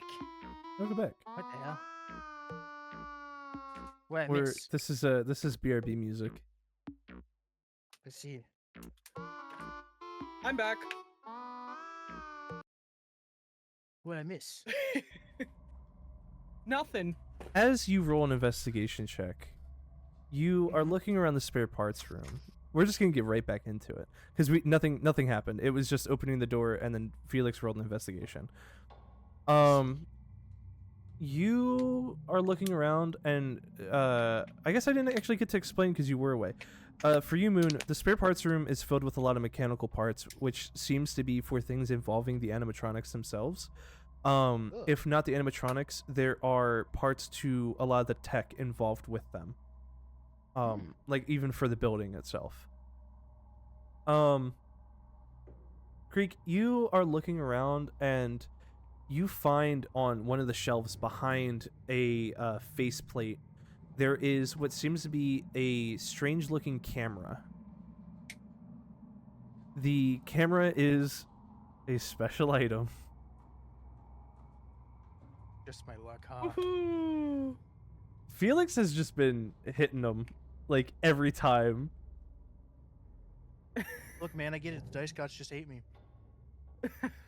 To be fair, Felix does have the used- lucky rabbit's foot. I do. I'm using a new dice set that's, well, it's somewhat new. I don't know if I ever showed you guys, but I got a new dice set that's radium glass themed. Ooh. Hell yeah.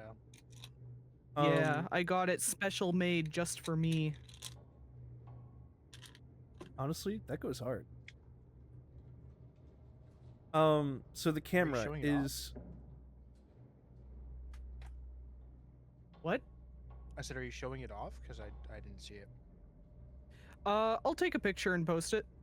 Hell yeah. So the camera is a special item. There is its effects. You can use it in combat on an animatronic to cause a dazed effect, where they must make a disadvantage roll when attacking. I don't know why I said 2 turns. For 2 turns, they get disadvantage on attacking. No, it makes perfect sense. All 1, right. 2 turns. 2 turns. Ah, how silly of me. You're just counting out the turns. You also don't have visual on the animatronics anymore. I forgot to change that once Oggsby got to the basement. Oh, fun fact: the animatronics stopped pretending like they were going to murder us and went back to the dining hall. Weird. Almost got mauled by the bird. Oh, the bird didn't go back to normal? The bird eventually did go back to normal, but that was before almost mauling me. Oh, okay. Oh, that was Well, after. I'm, Sorry, did- my math's a little wacky. Also, Well, at least you're it was not dead. very, very stinky and gross up close. Ew. Well, why? What do you mean? There was something gooey inside, and like. Yeah. slimy. What the hell? Was the rabbit like that? I don't know. I didn't get a chance to smell the rabbit. The bird almost had me by the throat, so that was my only opportunity to smell what the rabbits or the bird smelled like. I didn't smell the rabbit. Though these notes have been kind of ominous. I don't know what my voice changed. Hold on. These notes have been kind of ominous. I've been mentioning stuffing a body into a suit or something like that, or tricking a body into a suit was kind of fucked up. Okay, so the implications.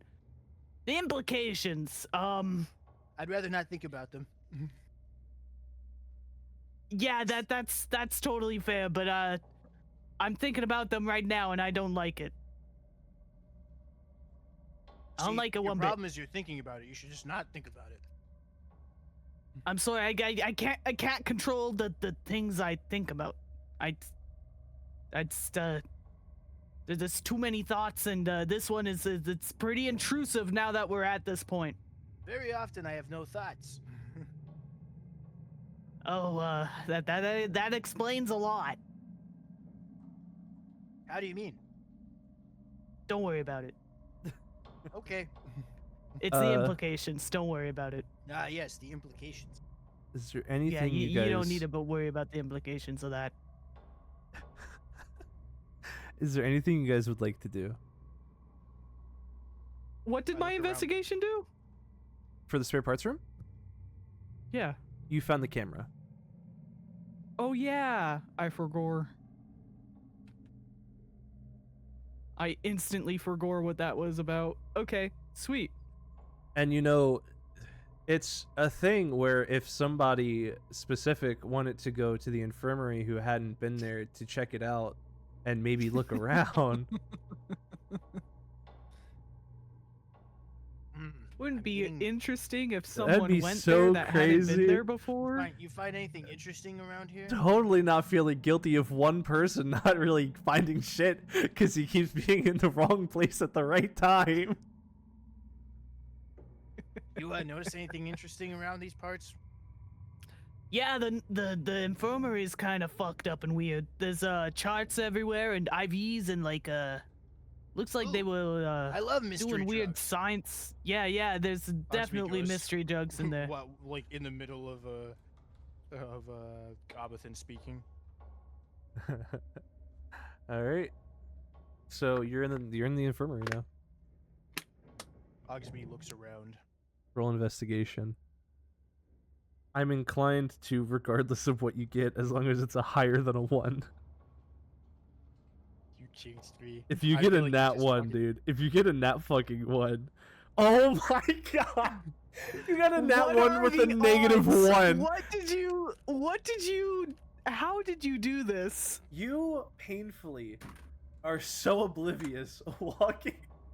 What god did you piss off in the Pantheon, Moon? You, oh my god. You It's not my fault. so painfully how is obvious this possible? walk around this room, and your arm be having a little bit of a cut is like distracting you very bad. You're not paying attention, and as you're walking past one of the gurneys, you accidentally trip over an item. Man, fuck you, dude. You have just found the last secret item. Oh, cool. I'm giving- I'm giving you a pity item. I'm giving you a pity Well, you item. you don't have to say it like that. No, have you I guys- want him to know that no matter how bad it gets, I'm here for him. Have you noticed my my rolls were like pretty decent early on, and then now they've just been Now they've just plummeting? been shit. So Ever the item since you called that rabbit a clanker, I don't know. I apologized. I didn't even think about that. Holy shit. We're on good terms, I think. He stopped trying to kill me. Okay. So the item you had found, Moon, is the first Mhm. aid kit. It has sweet. 4 charges to it, and it gives you a full heal every time that you use it. But every time that you go to do it, you have to do a medicine check. And if you get a 5 or lower, then you have to take 1d6 of damage after the full heal. I'm going to roll. You're right now? Yes. Moon, you took Why? 3 damage. That's 3 damage too much. You have potential to lose more than what you're healing. I made peace with that decision. Roll a medicine. Just so it's openly known, by the way, his medicine is a 0 for proficiency bonus. It's a 2. I have a -1 And then I roll a to D6. medicine. You roll a d6 for damage, yes. Because you rolled a 2 when trying to heal yourself. 3. I was You fully- I was effectively fully didn't just- do anything. You just pulled some of the gauze out and threw it on the floor and went, that's probably not needed. And then walked out of the room. Ha! You know, I've never stitched myself up before. Accidentally just stabs deeper. Ow! No, but that's the thing. You healed and then did the same amount of damage. You effectively didn't even heal yourself. Oh. That's why I said you just took out some of the gauze and threw it because you were just wanted to. You were down to 3 charges on that first aid kit. Fantastic. Hey pal, I found a med kit. I'm not very good with med kits now I think about it. That's really unfortunate because I know nothing about medicine. I don't know how to use any of that. Yeah, it always seemed like a bunch of hocus pocus for me.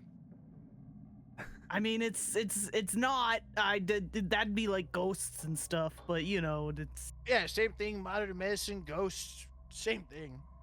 I'm sorry. Uh, Moon, I love you so much, Uh. bro. But I really need art made of Oggsby with a med kit and just being like, what's all this hocus pocus?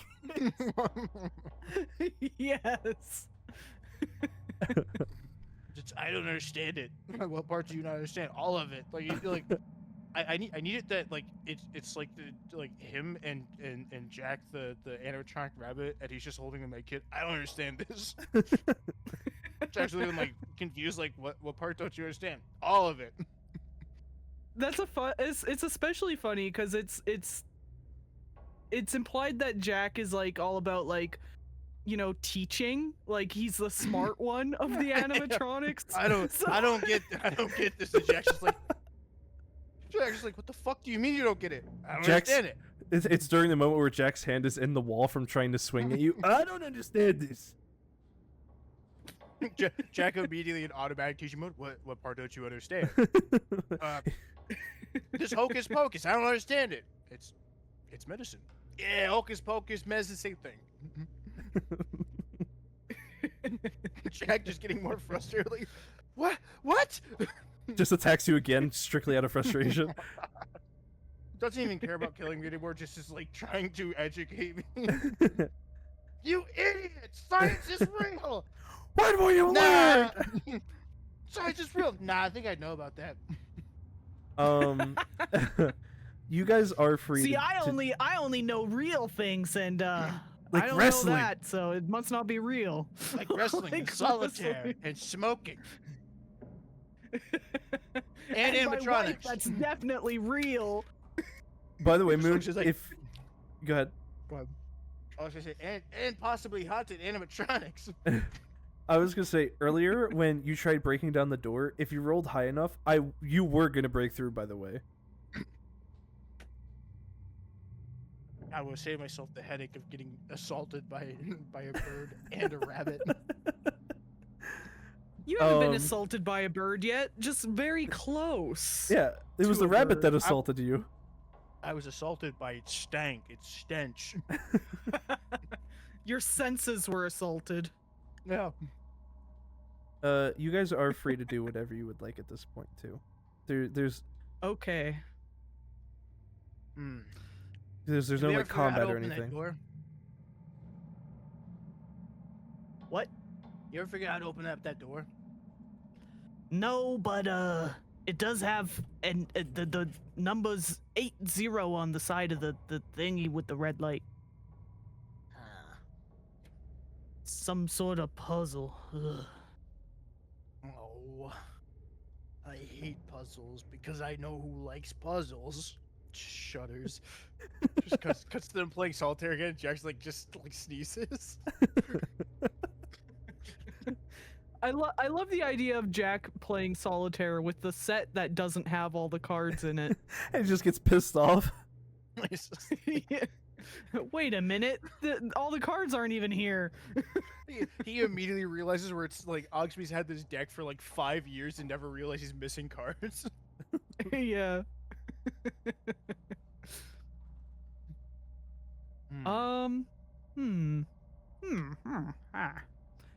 Did we find anything with words on it that could maybe give us answers? I mean, there's all sorts of charts and stuff. I tried reading them, but I'm gonna be honest, I'm kind of stupid. I didn't really understand any of it. Show me where these Seems like charts are. Okay, follow me. And I follow him. I'm also stupid, but maybe our stupidness combined will solve this problem. Creek leads Oggsby to the nurse's office to show him the charts there. There's also the charts in the other hallway, but that's going to be next. Okay. Oggsby looks at the charts. Roll a medicine check. Fuck. Don't worry, you can't Hey, get hurt you- by this one. You also do have the possibility of doing better than me solely on the fact that yours is 0 and not -1. An 11. It's about the same thing that Creek had seen. It was just charts about like vital signs and such, and things like body mass. There's no names tied to the paperwork at all. Yeah, this is useless. Anything else? Yeah, follow me. And I'll take him over to the hallway where like there's all the science stuff about arcane energy or whatever. Roll an arcane check. Moon? Uh-huh. Oh, I'm sorry, go.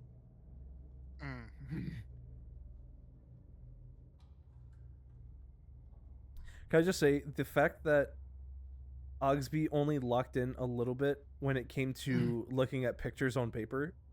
It's like, yeah, this is Um, useless. This doesn't actually pertain to anything. Huh. So with a 12 to you, it's I think that gift speaks volumes of how I feel right now. Same thing as Felix. You're able to discern that it's when separated, it is definitely equations to something involving like the arcane, but you're not necessarily sure of what. Like a lot of it is written over itself, just like a whole bunch of scribbles. Earlier you were fucking with that generator, right? Yeah, you think What- this has to do with it? Like maybe we get it to a specific level and something happens? Yeah, Oh! that I totally wasn't thinking of just overloading it. No, what if we get it to 80% and it opens the door?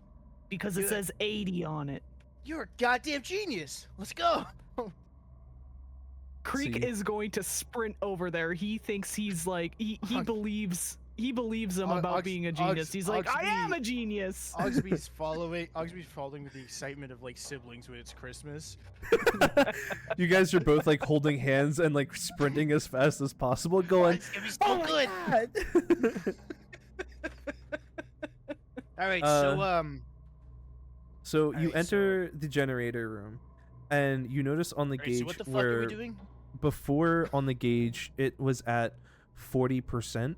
It has now gone down slightly to 35%. Fuck!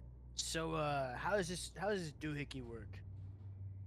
So, you put the crystal in.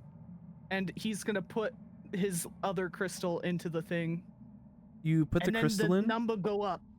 Yeah, As- he's gonna as- put the crystal his you other put- crystal into it. As you put the crystal in, it does the same thing as before. The crystal is drained of its light and essentially evaporates into thin air. There's a pulse that happens in the orb as the energy is taken through the tubes, and you watch the gauge go from 35% up to 45%. I drop in one of mine. I'm gonna do some math. He says in, like, You- an almost like disgusted tone. You do the same thing. The exact same thing happens, and it goes from 45 to 55. We need to get it up to 80. I Mhm. assume hopefully it's Yeah. at least 80. We've got 2 Yeah. more, so that would get us up to 75. How many more you got? Shit. That's all I had. I put my other one in there earlier. Think back. I swear I ran into something where there was a bunch of them. Wait, weren't there like a bunch in this generator room as well? As you say that, you look over to the shelf, and you do see that there are, 5 sitting on the shelf. We've solved our problem. Go grab those ones. I'm gonna dump the rest of mine in. Okay. You And he put, will pick up all 5. you put in the rest of yours, and the generator goes up to 75%. Just fully expecting Felix's character to just drop them all in, and it's just like, and so now the reactor or the generator is overloading. So it's at 75%, and Felix, you do have 5 more shards. Oggsby. Okay, runs out. well, Like, it's- I'm gonna it's make sure. going up. I'm gonna go check the door. You see if it'll go up to 80 or 85 or whatever we need. Okay. Do you think it has to be 80, or does it have to be at least 80?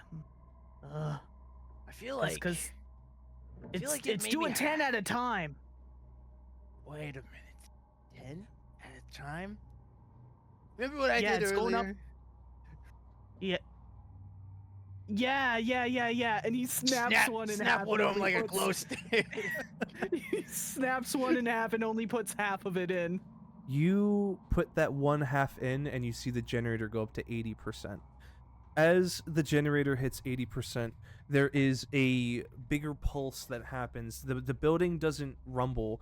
Instead, it feels as if the energy in the building is starting to rise. You watch as there are wires on the back end of the orb start to kind of leak some energy through them. But it seems like it goes through the floor. Oggsby, what you see as you're standing at the door, you hear, you get that same feeling of like the arcane in the air, and you see as on the box, the little red light flicks green, and the door slides open slowly, but the room is still dark inside. Doors open. Come on. We gotta go. Oh, yeah. And he's gonna run over there. Oggsby's gonna like, as he sees him running around, he's gonna like start entering the room. You enter the room, and Yeah. it is pitch black except for the doorway that has light in it. You cannot see anything inside. And the god said, "Let there be light." And he turns on his flashlight for once. You turn on the flashlight, and it feels almost as if there is a suppression in the air. The arcane is almost as if it's filtered by the doorway. The light in your flashlight, being powered by the arcana itself, is not as bright as it should be. It flickers on, and you just see little glimpses of the room around you, and it's what appears to be a workshop of some kind, but you can barely even see 3 feet in front of you. I look around for like some kind of like switch or something. There is no switch. Damn. What do you see in there? Fuck all. For the purpose of it as well, is you stayed at the doorway, and there is no switch still, but you've stayed at the doorway, barely able to see in. Mm-hmm. I can't see anything in here. All of a sudden you are still in the room, and the light on the box turns red. Oggsby doesn't notice, but Oh, Creek, what you fuck! see is the door starts to close, assuming that the generator has gone under 80%. Oggsby, the door! Oh shit! What about the Oggsby- door? Oggsby hears you too late as the door completely shuts. and Oggsby can no longer hear outside of the room. Let me out of here! Let me out! Well, Oh. fuck. Oh shit. Damn. He well, I started guess tapping I, on the door, so he was like, "Hey, can you hear me out there? Can I? Anybody? You cannot hear. I'll Oggsby through take the that. door. I'll take that rabbit or the bird. Somebody, please." Oggsby, as you're in this pitch black, you get a sense of impending doom. You feel a dread kind of flooding your brain. Something doesn't feel right. You're not sure exactly what's in this room because you can barely even see a few feet in front of you, which isn't normal for who you are as an imp. It almost feels as if something is trying to drain your life essence in this room.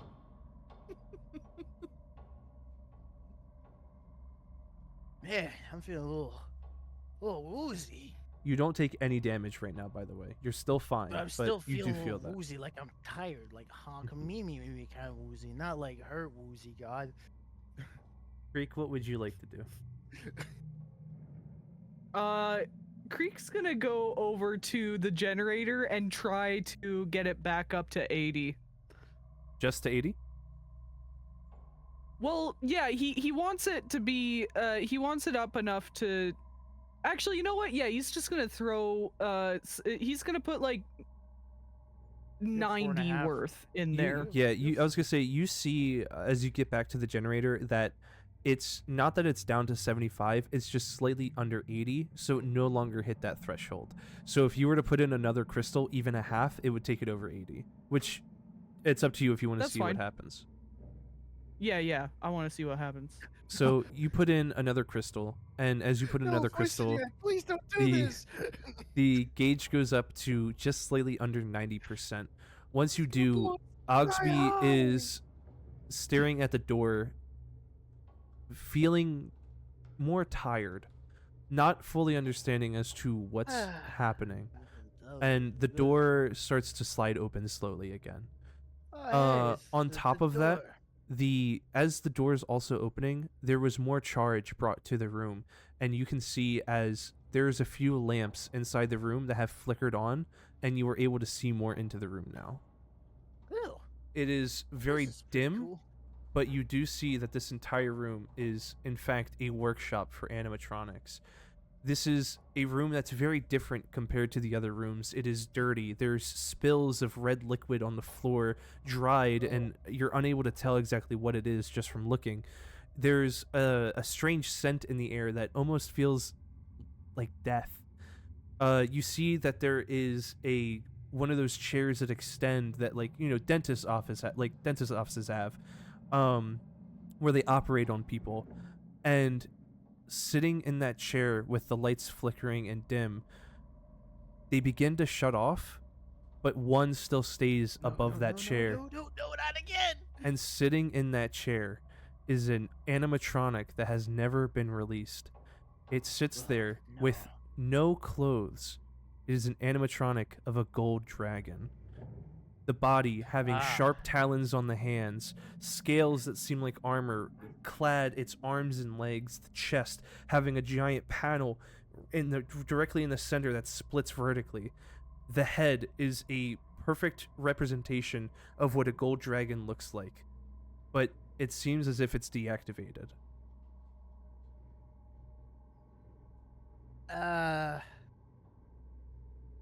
Creek's gonna go over to the door and see if it's open, by the way, just before I forget that I want to do that. Okay. You go to the door and you do see I'll put you on the outside of it just so you see. But you see everything that I just explained to Oggsby. Mm-hmm. Oh, hey, pal. Hey, I don't like this. so, yeah, what the hell? Is Yeah. that another one of those things? Yeah, it's not moving though. Oh, that's a good thing, I think. Yeah, I'd like to think so too. Oggsby, Oggsby kind of looks around a little more, as best as he can. It's just like, I assume you turned on some more power and stuff. Yeah, I put What's- it to almost 90 this time. Oh well, how many of those gems you got left? I think I have 4.5, or no. I how many did I have to put in there? You first put time. in a full one before, so you're down to 4. Okay. Yeah. Because you had Well, run no, out. because I cracked one in half before. Remember? Yeah, And I but only then you put a half of one. yeah, but then you put the other half in, and then that's when Moon put in his. Because you had run out of your full 2. Moon put in his 3. That Uh-huh. got you to 75%, and then that's when you found the 5 that were Yeah, on the shelf. but we only wanted to put in 80%, so I put only half of one in. So I put half of one of the 5 in, and then I just used Right. one now. So, So I you were should at have 3.5 3.5. actually. 3.5. Yes. Okay. Yes, I have 3.5 of them left. What's that? What's the power at? It's like just under 90. Maybe I should put it to 100. What do you think? What do you think happened? It's just gonna turn the lights on, right? Let's do something crazy. What if we Yeah. threw all of them in there? Uh-huh. What's the worst that could happen at this point? We're already this deep in. I mean, I'm gonna be so real with you. I would feel better if you weren't in the room while I did it. I'm sure I'll be fine. Oggsby looks at the camera, Okay. clearly giving the like line through his fucking teeth face.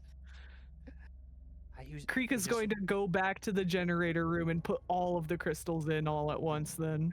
As he's gone, Oggsby just like a crazy person looks in a direction, like as if he's looking at a camera.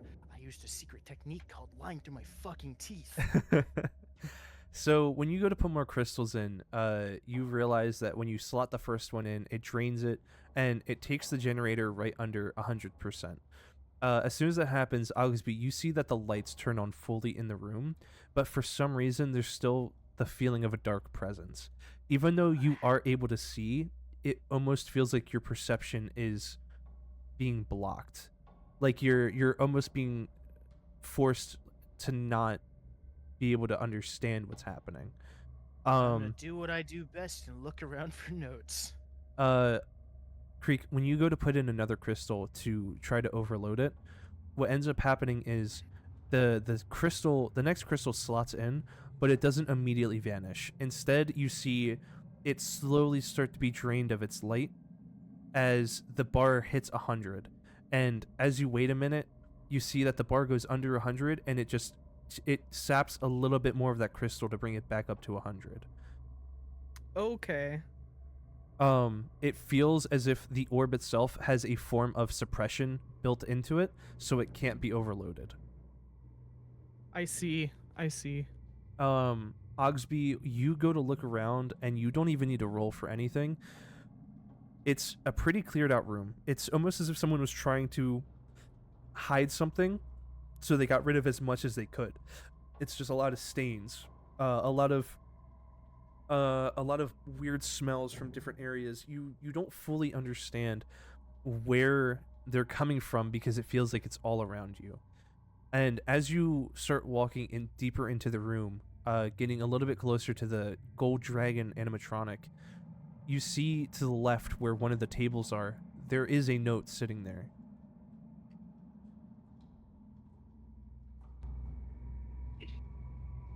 All right, let's see what this creep said this time. Let's see. Because you are, what does it say? Oh. Look, he looks at the dragon after reading that. Shit. As you look at the dragon, the eyes begin to glow red, and you hear a menacing You deep son of a bitch. a menacing deep laugh echo from the mouth of the gold dragon. as slowly the construct sits up and tries to stand as it's pushing itself off of the chair, and you see that the chair arms snap and start to crack and bend to the pressure that he's putting on it while he's looking directly at you.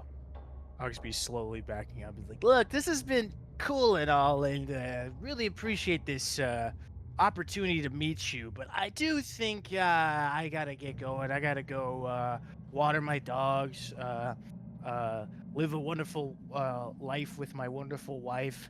That rhymed.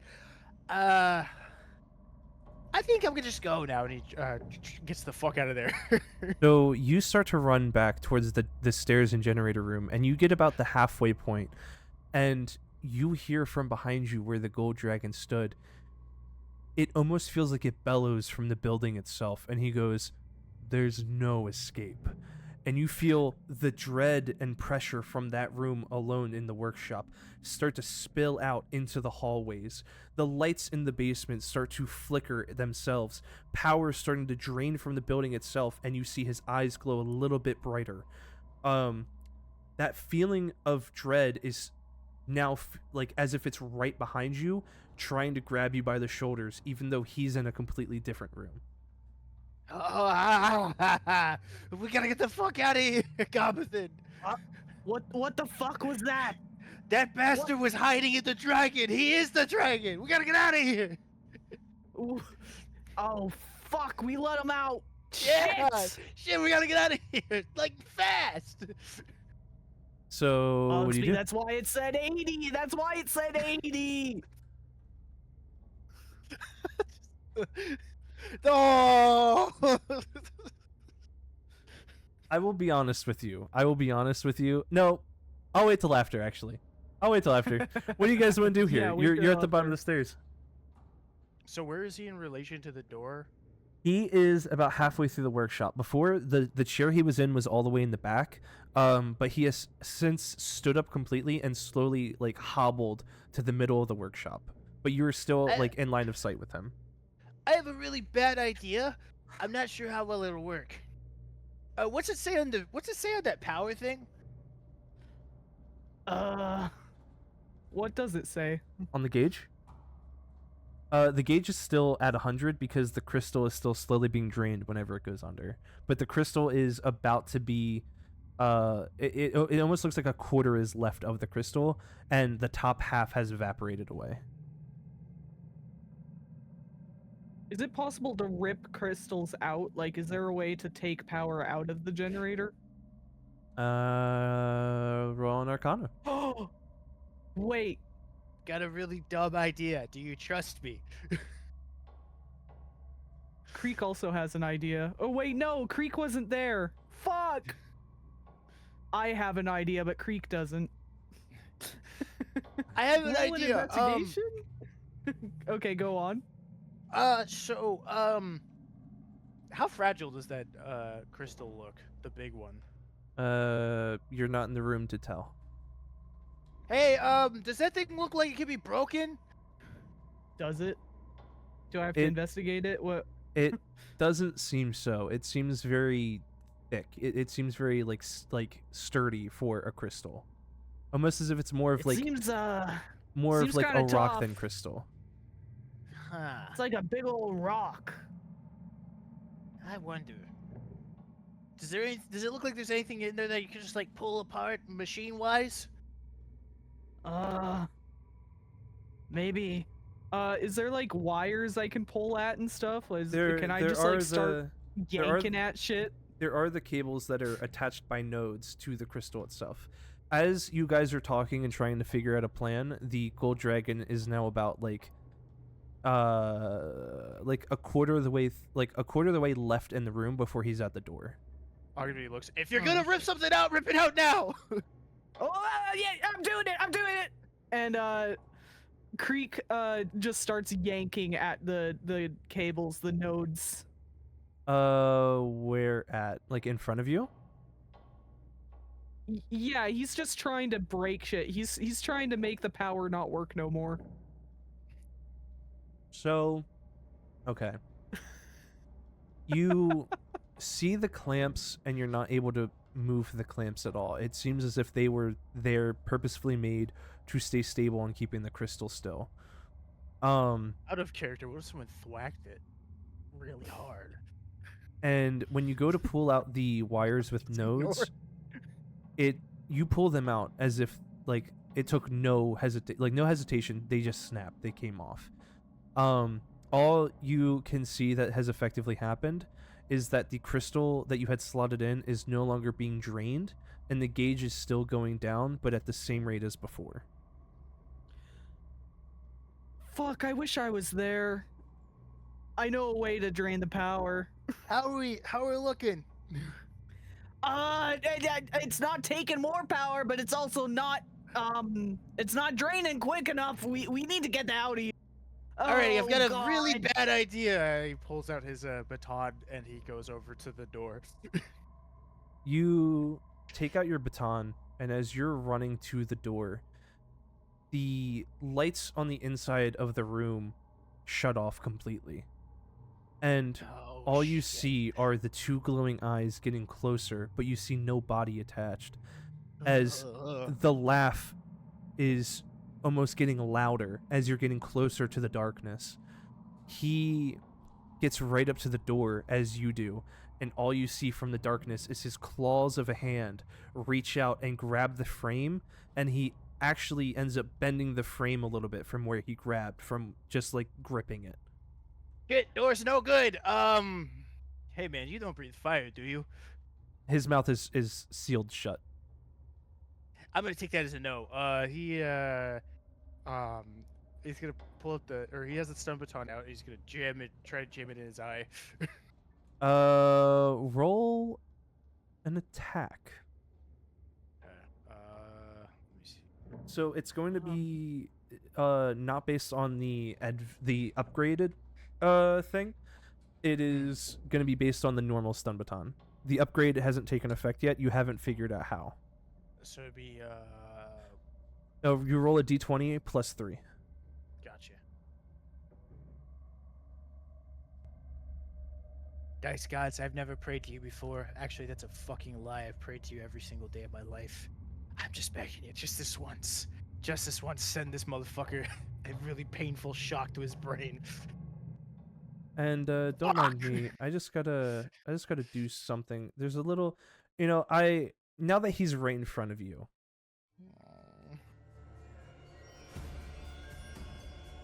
Oh. You do not hit. You try to shove the baton into his eye, and effectively all it does. He is like 9 feet tall. Well, he's bent down a little bit. You end up jabbing him with the stun side, the tip of it, if you will, and it effectively just pokes him right in his chest and doesn't do anything. Yeah, how do you like that, pussy? I'm gonna be so real. I thought your idea was something else. I thought you were gonna try and hit like the panel where the red light was. I thought you were gonna zap it. I was gonna do that until he bent the door out of shape. Oh, okay. I see. He bent it out of shape right as I was. See, Cyber knew what I was gonna do, and then just like set that up against me. He is not fazed by being poked, and you see as his hand is gripped on the door frame, he is essentially pulling himself through the door. The lights in the building shimmering down off of his body to show what looks like pure gold and not just metal of his form. He is very slow. He can't make sudden movements like all the other animatronics. And he can't even like reach out to you like enough time for you to be able to just like you'll be able to run as he's reaching out. But it feels like a game of cat and mouse, except it is you versus the Grim Reaper itself. Surely there's no way we can just have a nice little discussion about this. He's not Oggsby, I don't think. We gotta get out of here! We gotta go! I think. Just I don't think you need to be talking to that guy. Oggsby books it up. Come on! We gotta get out of here now! Oh fuck! So you both run up the stairs, the door is now open to the office, and inside you see Fortune is standing in the room. While you run in, Fortune is not moving at all. Fortune is stuck almost as if in stasis, staring down into the staircase. All right, my goblin friend. I'm gonna let you get a head start. I got a dumb idea, and I go to lock the door. Oh God. Which door? Okay. The door that we just went through. Okay, so you close the door. Fortune is still just standing still. It almost looks as if Fortune was trying to move and then was frozen in place. You close the door, you take the key that you had, and you lock it. What else do you want to do? Both of you. Oggsby's gonna do the dumbest thing you do and swallow the key, because I don't trust that fucking fox. I Roll a don't think Constitution. you need to do that. Constitution, Jesus Roll a Christ. Constitution. Please, dice gods. Please, dice gods. Give me something good to eat today, please. I beg of you. I don't think these guys like that guy. I'm gonna be honest. I think they were trying to stop us from going down there. Yeah, the problem is that apparently he's able to get. He might have some control over them now. Fuck. Oh God. You go on. You get a head start. I'm gonna do stupid shit and hopefully get you at least some freedom. You Okay, got a bye. 10. Which door are you running out of? I'm gonna run out towards Jack's room, and go around.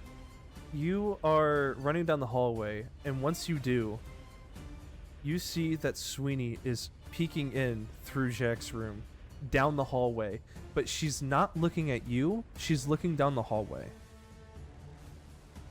Oh, hey, Sweeney. I didn't mean for this to happen. Oh, fuck. Bye. Are you gonna run past? Yes. You run past, and Sweeney doesn't react. It is, again, almost as if Sweeney is frozen in place, not able to move, more so than she had before. Moon, for you, you swallow the key, and nothing bad happens. You effectively just swallowed the key. All right. Hopefully, let's see. Fuck. I've got an idea. He starts running to the kitchen. Okay.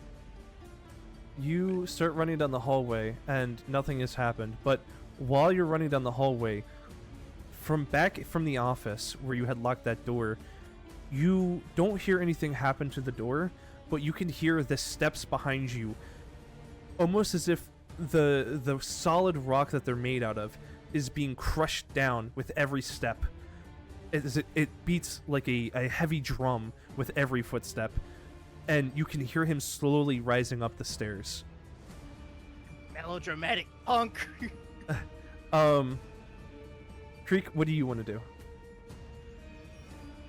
He's gonna go to the front and see if he can, like, force the door open in some way. He's gonna go to the front door and see what he can do with it. You go to the front Is door. there, like, a keyhole? Is You there go a to- keyhole on this door? There is not. You go to the front door, and it is the same as before. It is not budging even for a second. Taking another look at it, you seem to think that what happened was it was locked from the inside, but not by the door itself, but by some kind of security system. Oh, fuck. Shit. Oggsby? We have radios. And he's gonna use his radio. Oggsby, Hey, buddy. The door's not opening. The door, it's there's like a security you might wanna- system we didn't know about. You might want to find somewhere safe to hide. I'm gonna see if I can start a gas leak. Things might not look so nice. Oggsby, What? as you say that, Oggsby, you hear from behind you the sturdy wood of the door that you tried breaking through earlier essentially shatters and splinters, and you hear what sounds like a wooden shotgun blast in the office itself. the door is open and the footsteps are even louder. Get to hiding. I'm gonna get to blowing shit up. Oh shit. He's gonna run into He's gonna run into he's gonna run into the Fortune's room. You run into Fortune's room, and Jack is waiting in the corner near the treasure chests. He isn't staring at you, he's staring at the doorway.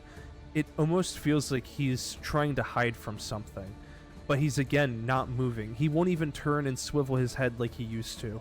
He is just deadlocked, staring straight forward at the door. Oggsby, while you're still in the hallway, you see Creek run across the dining area, and you pause from hearing the door splinter behind you, and you hear what sounds like a shriek. Nothing mechanical, purely as if it was somebody. And from there, you hear something start to wrestle, almost as if there's a fight breaking out in the office. Ah, shit. Ooh, poor bastard. Gonna buy me some time. And he continues running into the kitchen. Okay.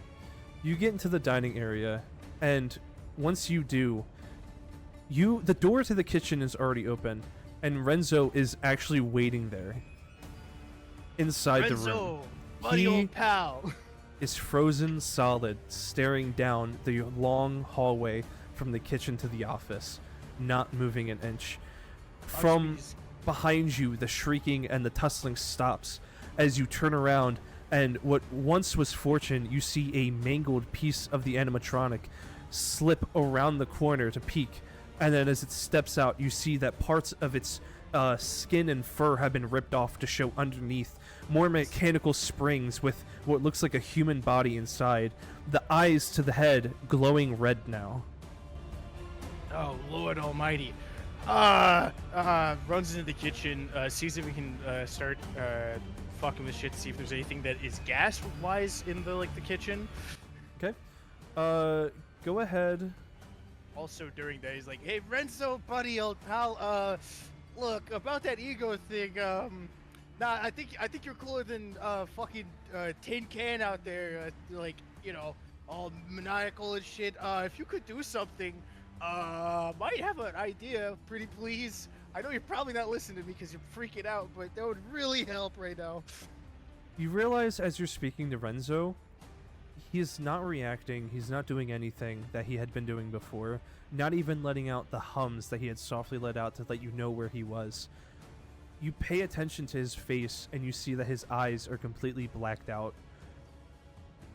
In terms of starting a gas leak, trying to figure out the gas leak stuff, roll a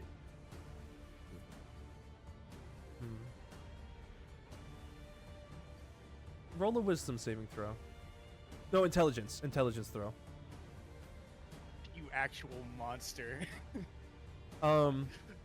While that's happening, Creek, you're in the same room as Jack. Jack, you're now looking closer, and it's the same thing.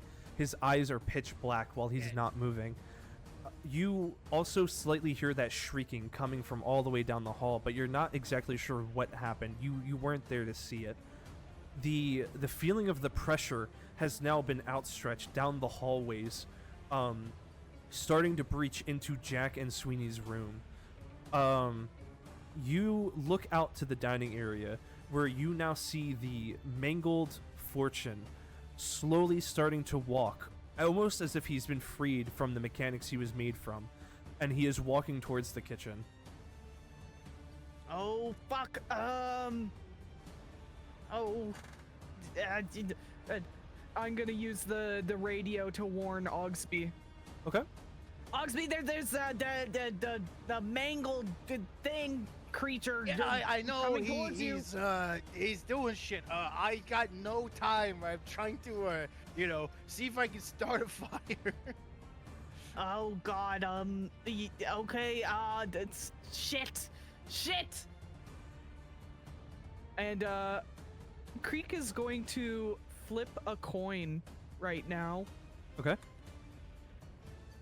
Because he has a difficult decision ahead of him. He's going to run out and he is going to essentially engage the mangled Fortune. Okay. So essentially, I wrote in Creek's thing that he has a lucky coin that he flips to make difficult decisions. So basically, ordinarily he would have like just not done anything, but he flipped a coin to decide whether or not he would try to help Oggsby rather. Sorry, I don't know why I keep saying Ogle. Hey, to be fair, Oggsby calls you Gobothan, so like I don't know. So Accurate. in the moment when you're in Fortune's room, the feeling of being unsure of what to do next starts to flood your mind. You take out your lucky coin and you flip it, almost feeling as if it's in slow motion going through the air. And in your head, you're thinking about what you should do. And as you catch the coin, it reveals that what you had been thinking is correct, and you need to try and save your new friend. You run out into the dining area where the mangled Fortune is, slowly walking closer and closer to the kitchen, and you can see in better view the hands have been almost effectively ripped down to the robot insides, where the fingertips are now sharp claws. You can see the flesh written inside of the machine itself. The jaw of Fortune is snapped and just hangs gently. As it's walking, you see that its clothes are tattered, and from underneath there is no skin that you see, but flesh of a smaller creature. Go ahead and roll a perception for me. I have an idea of what this is here. This is going to be a 19 on perception. A 19? So Yeah. you think back to the note of what you had read earlier about test subjects, and the form that is inside of Fortune, you are able to make out the shape, and this is also a goblin, seemingly a younger one. Its limbs extended by the robot. It's being held in place in the chest cavity, while its head is hidden behind the head of the animatronic itself. And it just turns slowly on a swivel and looks directly at you as its eyes flash red, as if you have become the new target. Yeah, so, he is going to, I'm assuming we're rolling initiative. Does me running out there count as, like, going first, or do we need to roll initiative first? I was going to bring it up, but I wanted to see what you wanted to do first. If you were ready to attack, then we will roll initiative now. Yeah, so I wanted to bring out my stun baton and try to swing it at him. Okay. I also have a thing called Fury of the Small because I'm a goblin. See, the thing is, I wanted to bring it up to you because this goblin child is inside of a larger frame. Does that thing still count as medium or larger then? Because this is Fury of the Small, it gives me extra damage to an attack roll if the creature's larger than me. It is larger than you. It is no longer the body that is controlling the animatronic. It has been the animatronic for a very long time from what you can see. It's almost as if the body on the inside is like rotting. Yeah, okay. What did you roll? So is this for initiative or to attack? Initiative. Okay. So that is a 13 then. Okay. Fortune had gotten a 20, a dirty 20. Oh, Jesus. Damn. Fuck. So Okay. what before Fortune moves as well, because Moon, you were trying to fiddle with the gas. You had hit an 8, right? Yeah. So you hear a commotion going on outside. You're not exactly sure what, because you can't see through the door from where you are. You're fiddling with the stoves and the ovens, and you're twisting a bunch of knobs and pressing a bunch of buttons. And you are trying your best to see if you can get something, anything to start. And there's nothing turning on, like gas-wise. You can tell that it's trying, though. But that's just on the surface level of the appliances. Shit. So it's like if you're twisting the knob for the stove, you can hear the clicking as if it's trying to ignite, but it won't ignite, and you're not even sure if there's gas coming out. Creek, when before anything happens in combat, both of you actually hear this.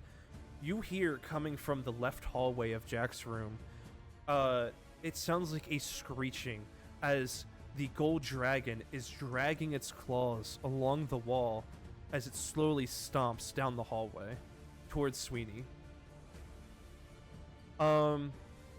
Fortune is going to go for an attack to you.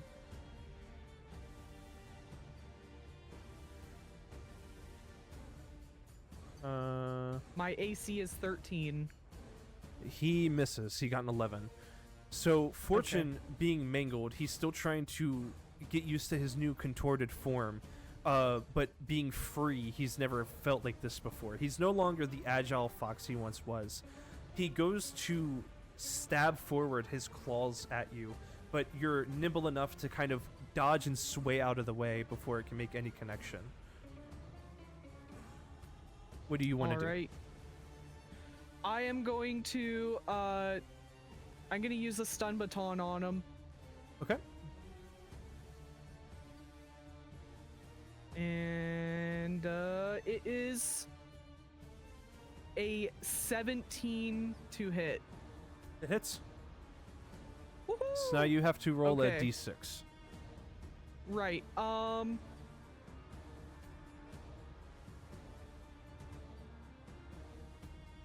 Okay, hold on. The wording for Fury of the Small is a little weird. Let me just Google it quick. Yep. On that's my fine. sheet, I mean.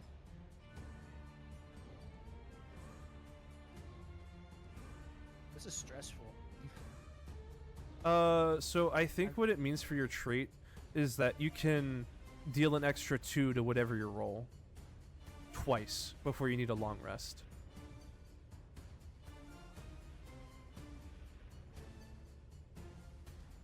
So if you roll a 4, you do 6, I think is what it's saying. And then The damage equals your proficiency. Yeah, okay, so it is an extra 2 then. I just wanted to make sure. that's fine. Yeah, because it is worded weirdly on my character sheet. Right. Yeah.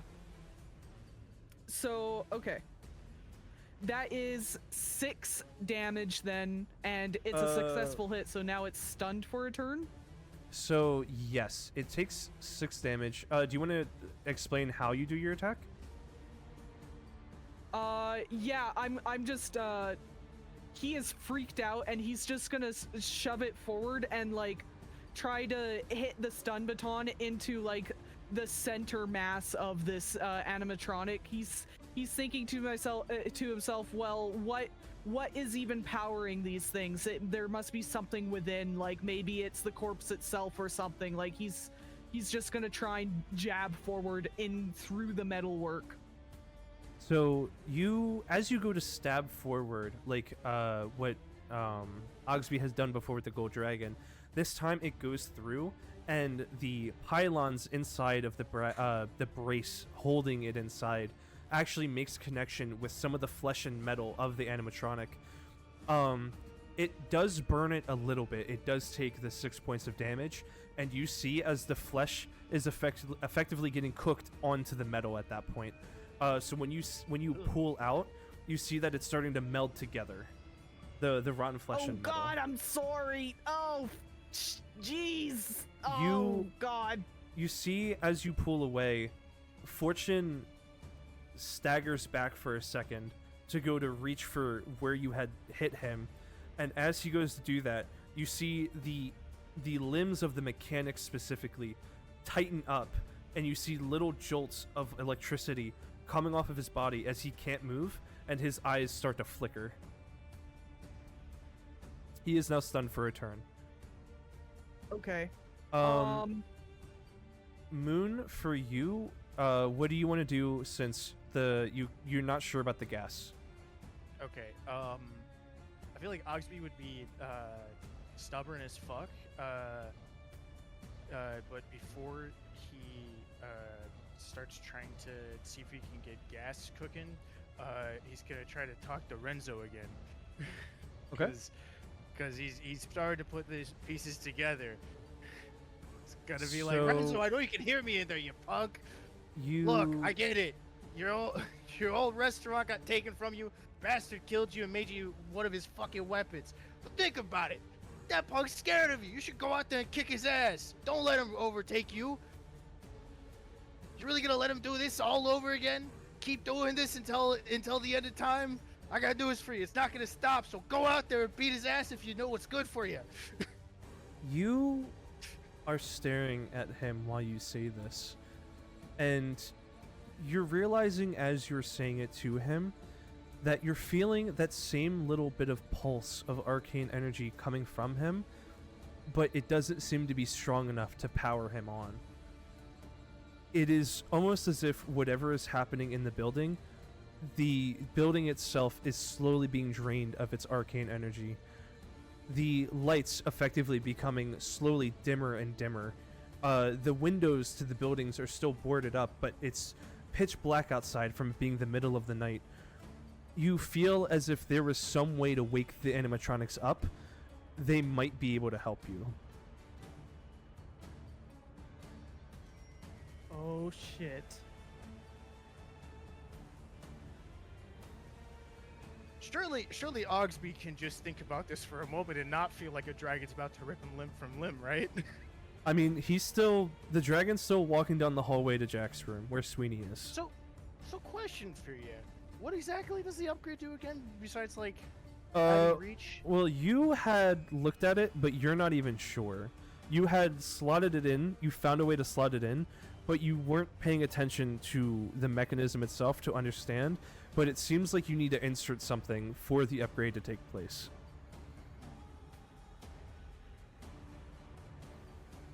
Damn. I'm And running to- out of ideas.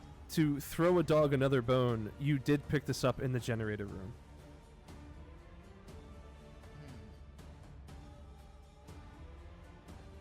I wonder. Indeed. Well, I don't have any of the Arcana shards anymore because I used them all. I do, is the problem. Yeah. So if there's an issue that's involving power for them, this is Oggsby doing a brain blast right now. So if there's an issue involving power for these punks, and I got something that was modulated.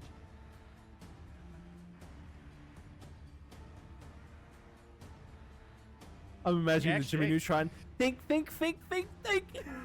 See, the problem is I don't know if any of the ideas I'm coming up with would actually work at this point. Rule of cool. You can try whatever you want to try. Yeah, also you're more than Alright. free to discuss them. I mean, yeah, the issue is that I'm trying to think of a way for Oggsby to naturally realize what the fuck's going on. And then also that's just fair. the idea that, like, Oggsby could just be dumb enough to try to, like, jumpstart an animatronic. Yeah. Actually, because he doesn't know you're out there just yet, he's gonna radio like, hey, I know I told you to hide and everything, but I need a favor from you. I am terrified for my life right now, fighting this creature outside the door right now. Do you know how to use these stun batons?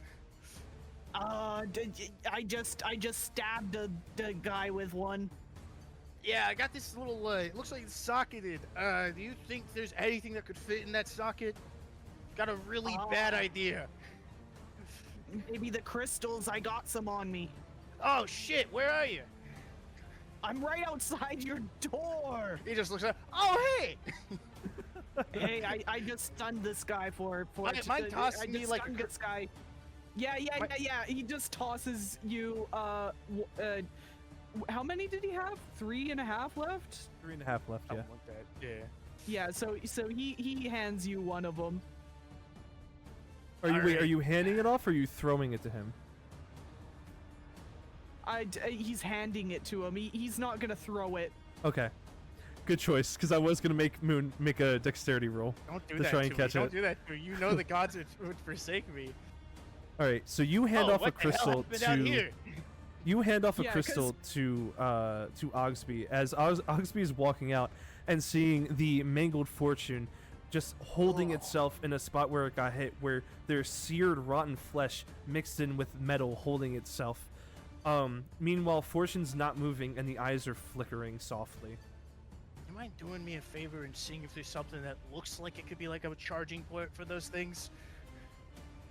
Yeah, I'm gonna run into Fortune's room. Jack's in there. I'm gonna see if I can, like, I don't know, stick one of these in him. Alrighty, what I'm gonna do is probably even dumber, because it seems like things are slowly dying down power-wise. I might try to jumpstart him with a stun baton. Yeah. Good luck. He runs back into the kitchen, and is like trying to slot the crystal in, and just starting to look around Renzo's body, see if there's something that looks like it would be like a good charging port kind of thing. So, are you trying to slot the crystal into the baton or into Renzo? Well, at first he's gonna look around Renzo, and then like, depending on what he finds, it's probably gonna be baton. Okay. But if So- it's something that looks like a crystal could fit in, he's gonna just jam it in there. While you're looking around Renzo, you do not see any form of ports or anything where it could be charged with something. But you can still feel that slight pulse. What if I bring the crystal a little closer to him? The same reaction. Hmm. Creek, you get into Fortune's room to where Jack is. What do you do? He's going to be looking at Jack as well for trying to figure out how to get the crystal like to power him. Gotcha. Same thing. There's seemingly no port to be able to charge the animatronic in front of you. He's gonna try and reef open his mouth. You're gonna try to open up Jack's mouth. Yep. So The Jack chop is of 92. Damn. Jack is 8 feet tall. So you will need to Yup, find a way to get. He's gonna climb up that body. That's Roll- crazy. Roll in acrobatics. I wasted Guess my what, nat bud? 20. It was a 19. You effectively scurry up Jack. You grab onto his like a coat. fucking cockroach. You grab onto his coat, his coat, and you just like essentially from someone else looking at you, it looks like you just slide up him as you just like climb up really fast. You're used to scrambling about like that, and you go up onto his shoulders, and you're it's like if you're getting a piggyback ride from him, but you're on their shoulders, kind of like how kids get from adults. Yep. And you're trying to force open his mouth, right? Yep. Roll a strength check. Oh god, that's not one of my strong suits. Okay. Meanwhile, So I Oggsby's been on a have- side quest to try to start a gas leak. I have a -1 to that, but I still have the lucky foot, right? Yep. Okay, just double checking. Well, it was an 8. I rolled twice and 8 was as high as I got. Damn. You are trying to force open Jack's mouth, and you're starting to realize that Jack's mouth is sealed shut, and it was never meant to open to begin with. You can see where there's a line as if it Shit. could open, but you're just not strong enough to pop it off.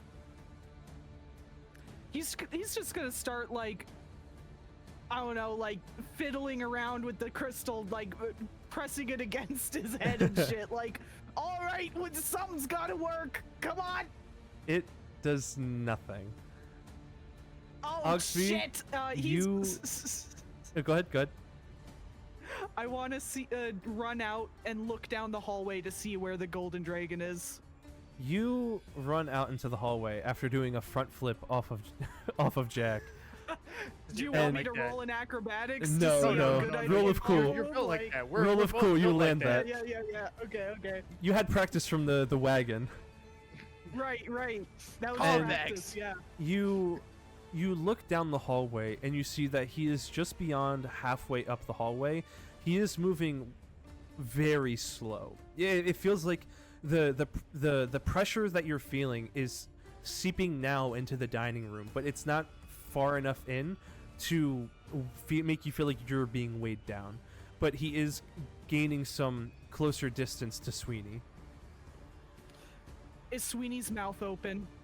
Sweeney's mouth is open. Creek is gonna run down there and try and stuff the crystal down Sweeney's mouth.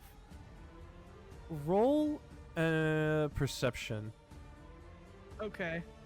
Moon. I was gonna say, you- acrobatics at this point is pointless. Like we're like spiders, dude. I got a um, 14 for perception. Okay, give me 1 second to come back to that then. Sure thing. Oggsby, you don't see a slot to fit a crystalline, but you do have one. While you're trying to figure out where, as you're like putting on different spots of Renzo, trying to wake him up, your baton's in your other hand, and you feel a little bit of a surge from the crystal in your one hand, and you feel it starting to go towards, like almost as if there's a magnetic pull towards the baton. Oh, well, sorry, pal. It looks like I'm gonna be needing this, and he slots it in. You slot it in perfectly into the second pommel. Once you do, it almost gets like shot through the pommel into the handle itself, and you feel as your baton has been officially upgraded to not a stun baton, but an arcane baton. You are no longer able to stun creatures with your baton, but in terms of animatronics, you are able to wave off some of that dread. You're able to power things now with your baton. Renzo. It very much doesn't do damage to humans, but you feel a source of light coming from it. Renzo, buddy, let's hope when you wake up you don't start choking me out. And he jams the baton into Renzo.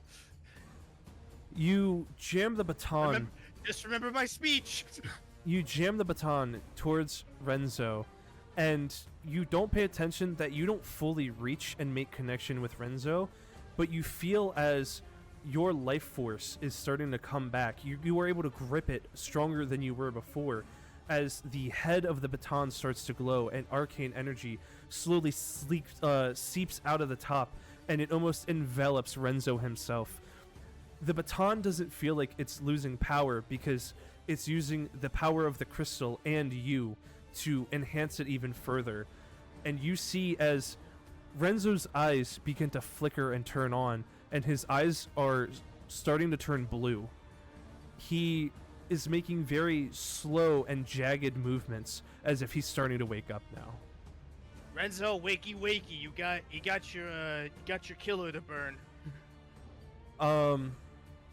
Creek, you rolled a 14, you said? Yeah.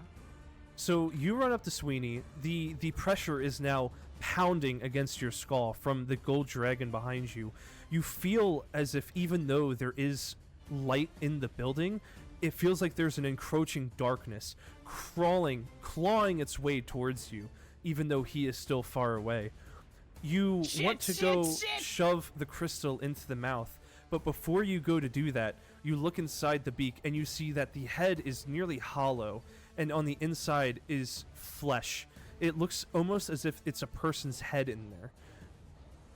There is no slot for the crystal to go into.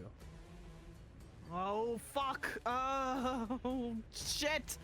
How heavy is this thing? Oh, God, I'm not strong at all. Shit. He's gonna radio Oggsby and be like, I can't power on these things. Oh fuck, he's coming down the hallway. Oh god, he's coming I closer. think I found a solution. Get the hide and I'm gonna get to work. He's almost here to Sweeney. He's almost. As you just are talking, get a move on. as you're talking, Creek, what you hear through the radio is while Oggsby is speaking, Renzo himself is humming to life now. Literally. He is back to his old self that he was before, but he doesn't give off a feeling of danger. He almost feels as if he's a protector to you, Oggsby. His eyes are glowing a bright blue. He's able to move fluidly, as if he is a person himself. And he is humming that same tune he had been all night as he starts walking into the dining room. Show him hell, Renzo. And then, if possible, I run out to start assessing. You run to the dining room, sneaking past Renzo as Renzo begins grappling onto Fortune. And what you see between them is, in Fortune's weakened state, it almost feels as if Renzo is feeding him some arcane energy through his arms into the mangled Fortune, who's still stunned, and you can tell he's starting to wake up from it. The arcane energy is starting to bleed through as you see a slight blue glow from Renzo's hands, and then you also see a red glow out of the arms of Fortune as it starts to try and almost eat at the light that's being given it. I run over and I basically kind of, I guess, put the wand nearby. No, you don't. No, you don't. I really, really hate to do this to you, Moon. You need to do it to me? Let me guess, it's out of charge. No, you have a decision to make. Fuck, You can you're try right. to help Renzo, or you can try to help Creek. Because you were going to help Creek, but now you're trying to turn around and go and help Renzo. But you are in between both of them. Shit. Ah, fuck it, he did it for me, so I run over to help Creek. Okay. Oh, So- thank God. I was gonna abandon you. You run over to Well, Creek. That's shit. Maybe I don't know. You run over to Creek, the baton forward, as you still feel almost shielded now by the arcane energy, blessed with life, as any pressure that was being exerted towards you is now shielded off, and you don't feel that weight. Creek doesn't feel that weight anymore because you're now in proximity.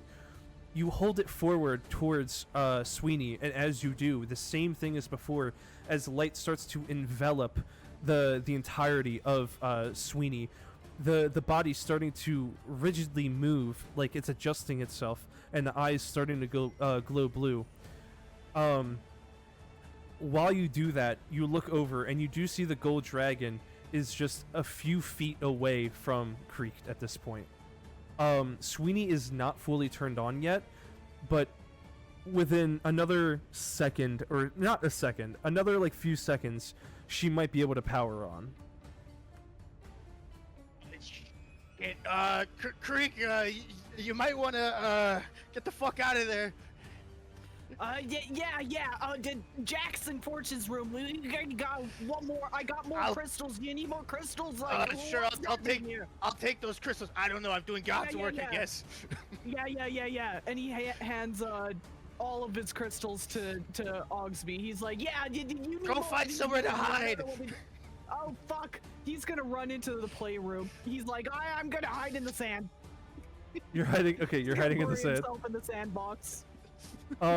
So Oggsby, you're still charging Sweeney, and you can tell it's almost there. Wake up! Faster, Creek- faster! Come on! Creek, for you, as you're running past Renzo, you see this clash where the animatronics are essentially standing still, but you feel the presence of light and dark colliding against each other, trying to take over one another. You are able to tell that the force of dark controlling Fortune isn't at its full power yet, and the arcane energy is starting to cover more and more of Fortune's arms, but it's not strong enough to fully push through to help take Fortune back. Renzo is essentially in a stun lock with Fortune at this point, while they're going at a back and forth trying to control one another.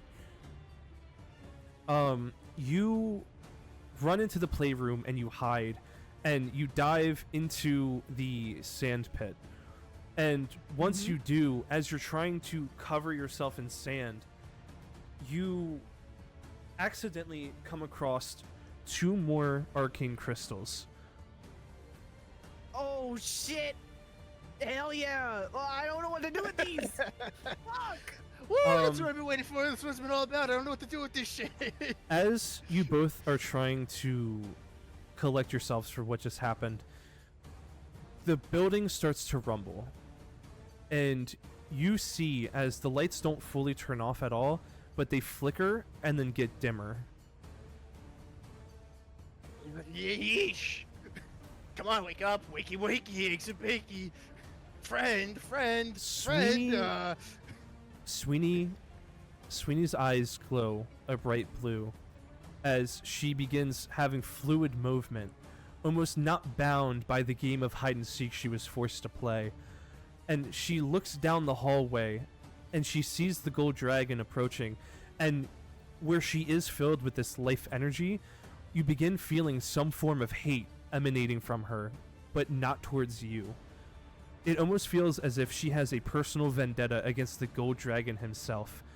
And she goes and steps fully out into the hallway, extends her wings, and starts charging down the hallway at full force towards the gold dragon. Oh Oggsby- yeah, fuck 'em up! Wait, hold on. I'll let you speak. No, go ahead. I'm speaking.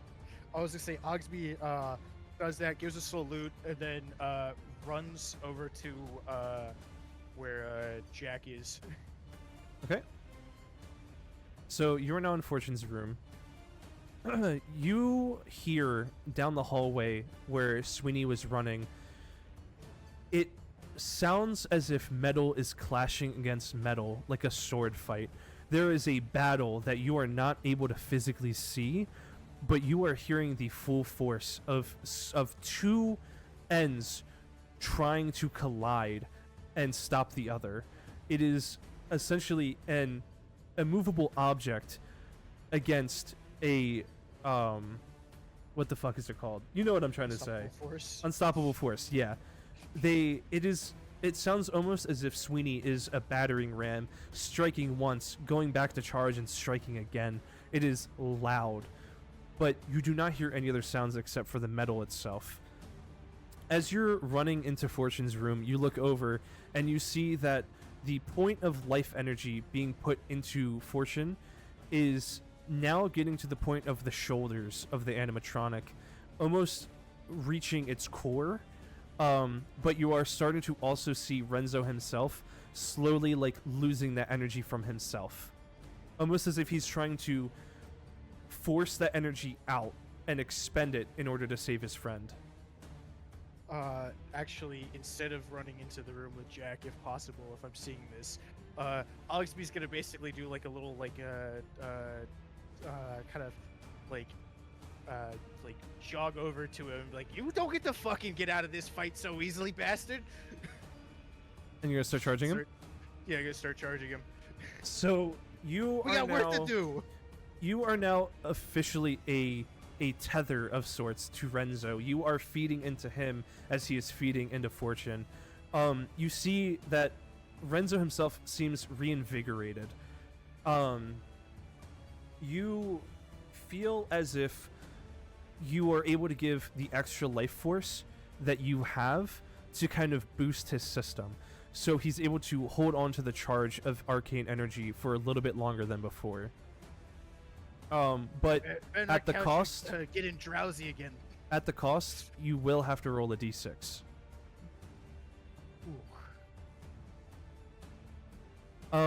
Creek, you are sitting in the sand pit with your 2 crystals. You are essentially trying to figure out what you can do, because you don't have the upgrade for the baton to be able to help in the manner of reviving the animatronics. But you think back to the scribbles on the wall in the basement, talking about arcane energy, what it's supposed to do, how it can help breathe life into things. And you slowly start to realize that where we are using the force of life to battle this thing, it is essentially a force of antimatter. It is eating away at whatever it can to create a void. And if there was ever a thing for a void to destroy the shadow, it needs to be the light. The generator in the basement is slowly dying, and that is what's causing the lights to dim down, and it's increasing the pressure in the building. The dark is getting stronger because of that hold, and you know that if you can get down there, you might be able to turn the tides of the battle. Say less, King. Creek is going to bolt out of that room as fast as he can, and he's gonna go down the hallway on Sweeney's side. He does not want to go down the hallway where the dragon is. Where you going? I told you to hide. I gotta do something. Oh, Bye. whatever. We're probably all gonna die anyways. Might as well go out in style. As you are running, Creek, you look down the hallway where Sweeney is, and Sweeney is seemingly in a hallway filled with shadow. She is the only light that is even a glimpse in there that you can like fully see. Besides that, where she is striking, you see the sparks of metal clanging and the glowing red eyes of the gold dragon as they are still in combat, but it seems like Sweeney is not letting up. As you run down towards the office, you can start to feel the pressure and shadow trying to almost claw at you. It's trying to grab a hold of you and use you. Your mind is feeling like it's not itself. It's something is trying to become you. It's trying to take over you. I need you to roll a Constitution.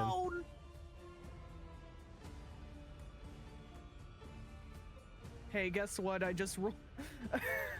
I rolled a nat 20. Oh my Holy god! shit. The minute I heard Nat, and then he went quiet for a second. I was like, please don't be a Nat 1. Please don't be a Nat 1. I was about to cry, dude. You feel as you're running down the shadows lingering deep in your mind, trying to cover every crevice possible to take you over, make you one with itself. You realize You don't want me. I'm weird and stupid. you realize that what this is doing is it's trying to use your fears. It's trying to use your insecurity to get to you. It's trying to not be one with you, but use you.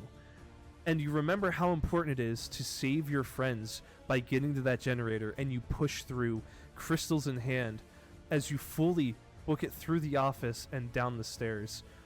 You run through the office, seeing as there's splinters of wood everywhere, covering the entire room. You see cloth and fur that was ripped from Fortune lying on the ground with what seems to be a mix of blood and oil splattered. And the office door that leads out to the hallway of Jack's room, it is that same, almost feeling like entirely shadowed, blackened, can't even look inside effect as you just run past. Oggsby, you Hi, had hello. boosted Renzo, and Renzo is in the contest against Fortune winning. You had boosted him, he is able to do more, and you see as the light begins enveloping more and covering over the metal and flesh, kind of almost wringing life into what was once rotting. And you start to see a little bit of flowers start to sprout from the flesh itself. And in doing so, the core of Fortune is now no longer looking as if it's covered in darkness. There's no red energy emanating. It is now flushing out the rest of it through its legs, arms, and its legs and its head. As you see the eyes of Fortune start flickering faintly from red to more of a light blue. You Buddy. no longer have to charge Renzo. Hey, buddy. Shit's going down. Kick some ass. I don't know. And then he runs over to Jack. Okay. At this point, because I assume that the 3 he took was the damage he took. Yeah. The 3 is what you took. That is the damage you took for. That's yeah. what I'm saying. So like he's just processing the pain more than what's going on at this point. He's like, super duper. Yeah, I'm gonna go. You realize after taking that little bit of damage, essentially what you're doing is if you try to overcharge too much, it has a natural life essence to it because of the arcane crystal. But if you want to do more, you will affect your own life force in the bargain for it. I see. Let's see. If I were a robot that was uncertain about my feelings and all I needed was a nice little crystal bath, where would I? Oh, hey, you are. Here you are, Jack. Sorry about the whole clanker thing. And then he puts the baton up to him. I love how the pieces fell to where Oggsby has to make peace and friendship with all of the animatronics he's talked shit to. Shit talking. And this is after a large string of Oggsby having really shitty luck with things. Kind of like the power fell into your hands and no one knows how. Oggsby, by sheer luck, didn't turn out to be a douchebag with the power. He's like, being a good guy's an interesting idea. Oggsby is when it's like surviving through the power of friendship right now. Yeah, really. So you begin charging Jack, and as you're charging Jack, do you want a boost? Yeah, I want a boost. I'm willing to make that sacrifice. Roll a d6. While you're going to boost, Creek, you are at the bottom of the stairs and you see the generator. You feel as the hallway from where the gold dragon came from is no longer a void. It's no longer a pit of darkness. It feels like normal runes. You're able to assess that the darkness itself is him. He was left in that workshop to be suppressed, to be alone, to not have the energy be leaked out into the world. And you're not exactly sure how, but it has something to do with that generator. The generator using the arcane energy and potential life force. You run into the generator room and you see that the gauge is down to 45%, and it's still going down slowly. But you're also starting to see what looks like on the orb itself, little streaks of red, as if it's trying to crack into the orb. And you realize, the things that allowed you to power it, you ripped all of those wires and nodes off of the orb. I sure did. Oh, fuck! Why did I do that? To be fair, shit.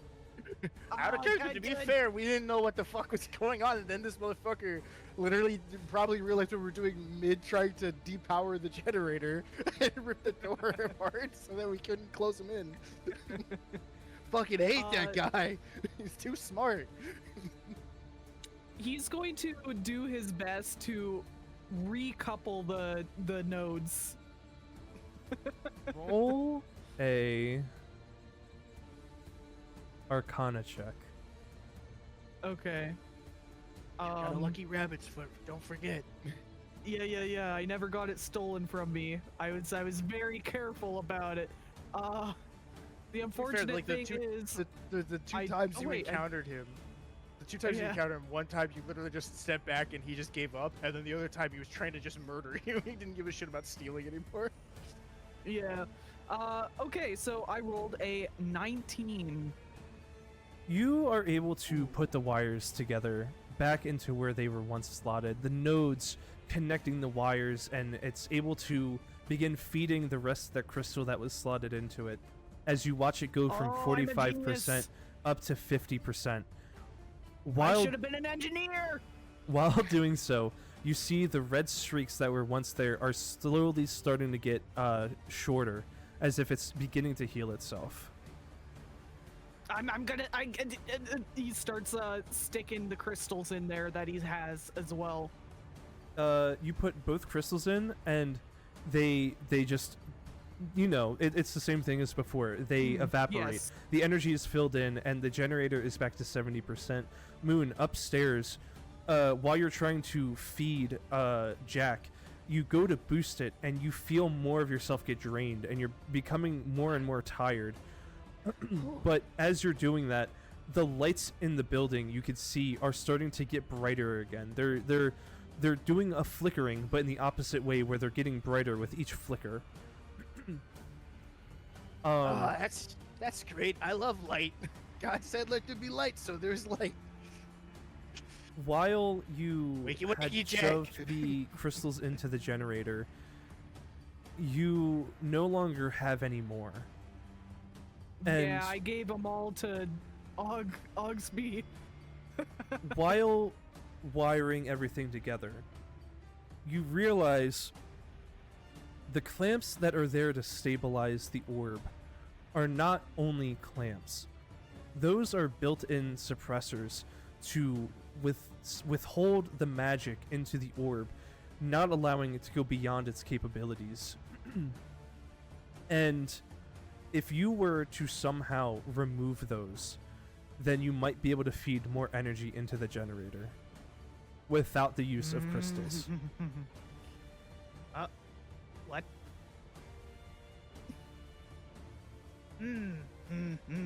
Oh, I gotta think about this. They're on there pretty sturdy. Meanwhile, Oggsby's rubbing his eye like he's just had like a 12-hour shift. He's like, ha! I did out, Jack. Wakey, wakey. You see, Now, what is Oggsby's health sitting at? 9. If only he had an item. Yeah, he's gonna worry about that later, or maybe not, depending on the gas leak situation. Either it's going to be his problem, or it won't be anymore. One of the two. as you are boosting Jack, quicker than the others, he is fueled up and ready to go. He feels as if the locks that he had placed on him before are no longer bounding him to just being the statue that stands and points in the directions of where people are supposed to go. Instead, he almost as if resembles who he once was. You Come on, you brave spirit of justice. Go get revenge. You feel exactly. You beat me to it. You feel the presence of a detective, a man who wants that justice, the man who's not fueled by anger, but wants to bring down the gold dragon. And Jack immediately, as swift as possible, the most agile of all of them, goes and bolts through the door. As he bolts through the door, you see as almost as if he drifts in the dining room to cut the corner fast and then run. But as he begins to run, Kira slide. exactly. I would love that. As Jack is going to start running, you hear a screech, Oggsby. A screech of words that say, friend, but in pain. As Sweeney, as you look through the doorway, and Sweeney is launched towards the playroom and crashes through the wall next to the doorway and lands in the playroom, not knowing exactly what happened because, again, she is out of your sight. As Jack is beginning to run, you hear a menacing, burrowing almost laugh echo throughout the entire building. Creek, you can hear it, and it's even stronger for you because it's coming in from behind. It's like it's trying to cover your mind from behind with hands of darkness, but you're able to brush it off as the generator is brimming with life right in front of you. You see as you look through the door into the dining room, Renzo has officially converted Fortune into helping, but the problem is Fortune had taken severe damage from initially being awakened from the dragon. He is not at his full capability, but he is prepared to fight for you. Any effort's better than no effort, buddy. Just give him as much hell as you can. Before you can walk out, Moon, you are holding on to the baton, and you fall to your knee as it starts sapping from you to try and recharge itself. Oh shit! You try to think that maybe there's another way to feed it without it taking your life force. Look at where the crystal is, or maybe potentially was. Hmm. Why are you quiet? I was moving the characters to be in their appropriate Oh. places. What's So- the crystal looking like? The crystal is gone. You see that what you have been doing is it has been sapping you of your life energy for the past few minutes and has been expended of the crystal itself. Oh man, thank God I asked for some of these. And he kind of just like shakily loads it like he would a shotgun. You slot the crystal in, and almost immediately the baton eats at it. You see what looks like from the top of the baton, where it once flowed out arcane energy, it's almost forming as if what looks like leaves to a flower blossoming instead. Yeah, it's pretty and all, but I got a gas leak to start, and so he just like starts slowly making his way to the kitchen. It's still on about the gas leak. Yeah, he's gonna blow him sky high. Just in case it doesn't work, you know. Worst case scenario, the place gets shut down again because of a gas leak. Best case scenario, he blows him to smithereens. As you run to the kitchen, you look to the playroom, where there's now a giant hole in the wall. The structural integrity of that room alone is now in question, as there's a lot more dust and debris falling from the ceiling. As in the sandpit, you see Sweeney laying there. One wing, almost entirely, the metal ripped off, almost having no feathers left. The other wing is bent in half as if the arm was broken. The eyes of Sweeney slowly flickering and coming more to a pulsing stop. And Damn.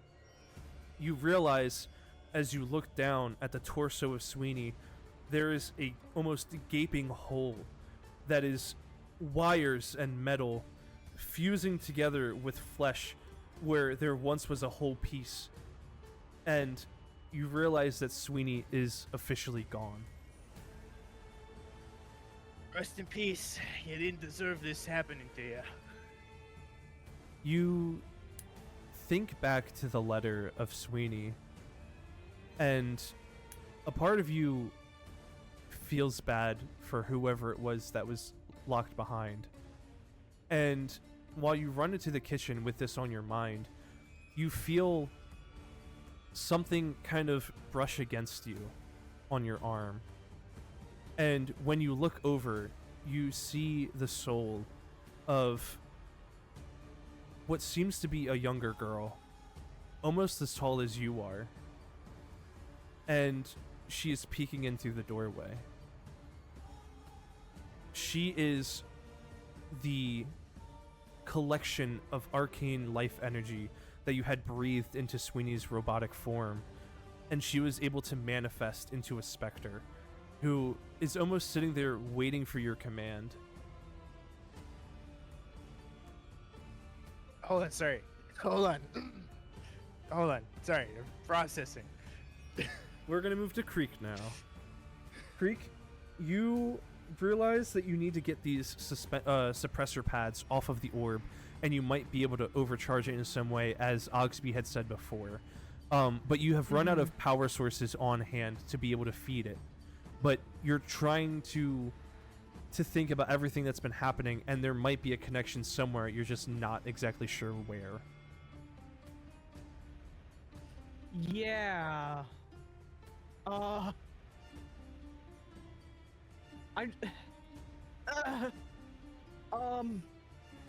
first of all, I need to figure out how to get those connectors off before I even figure out the other part. You did hit high on Arcana when looking at the machine, so from what you can tell is the reason they're so stably locked in is the base of the arms on the actual, machine itself and not the crystal is kind of bolted, but they almost look like over the years, because there's been no maintenance, the bolts could potentially be loosened.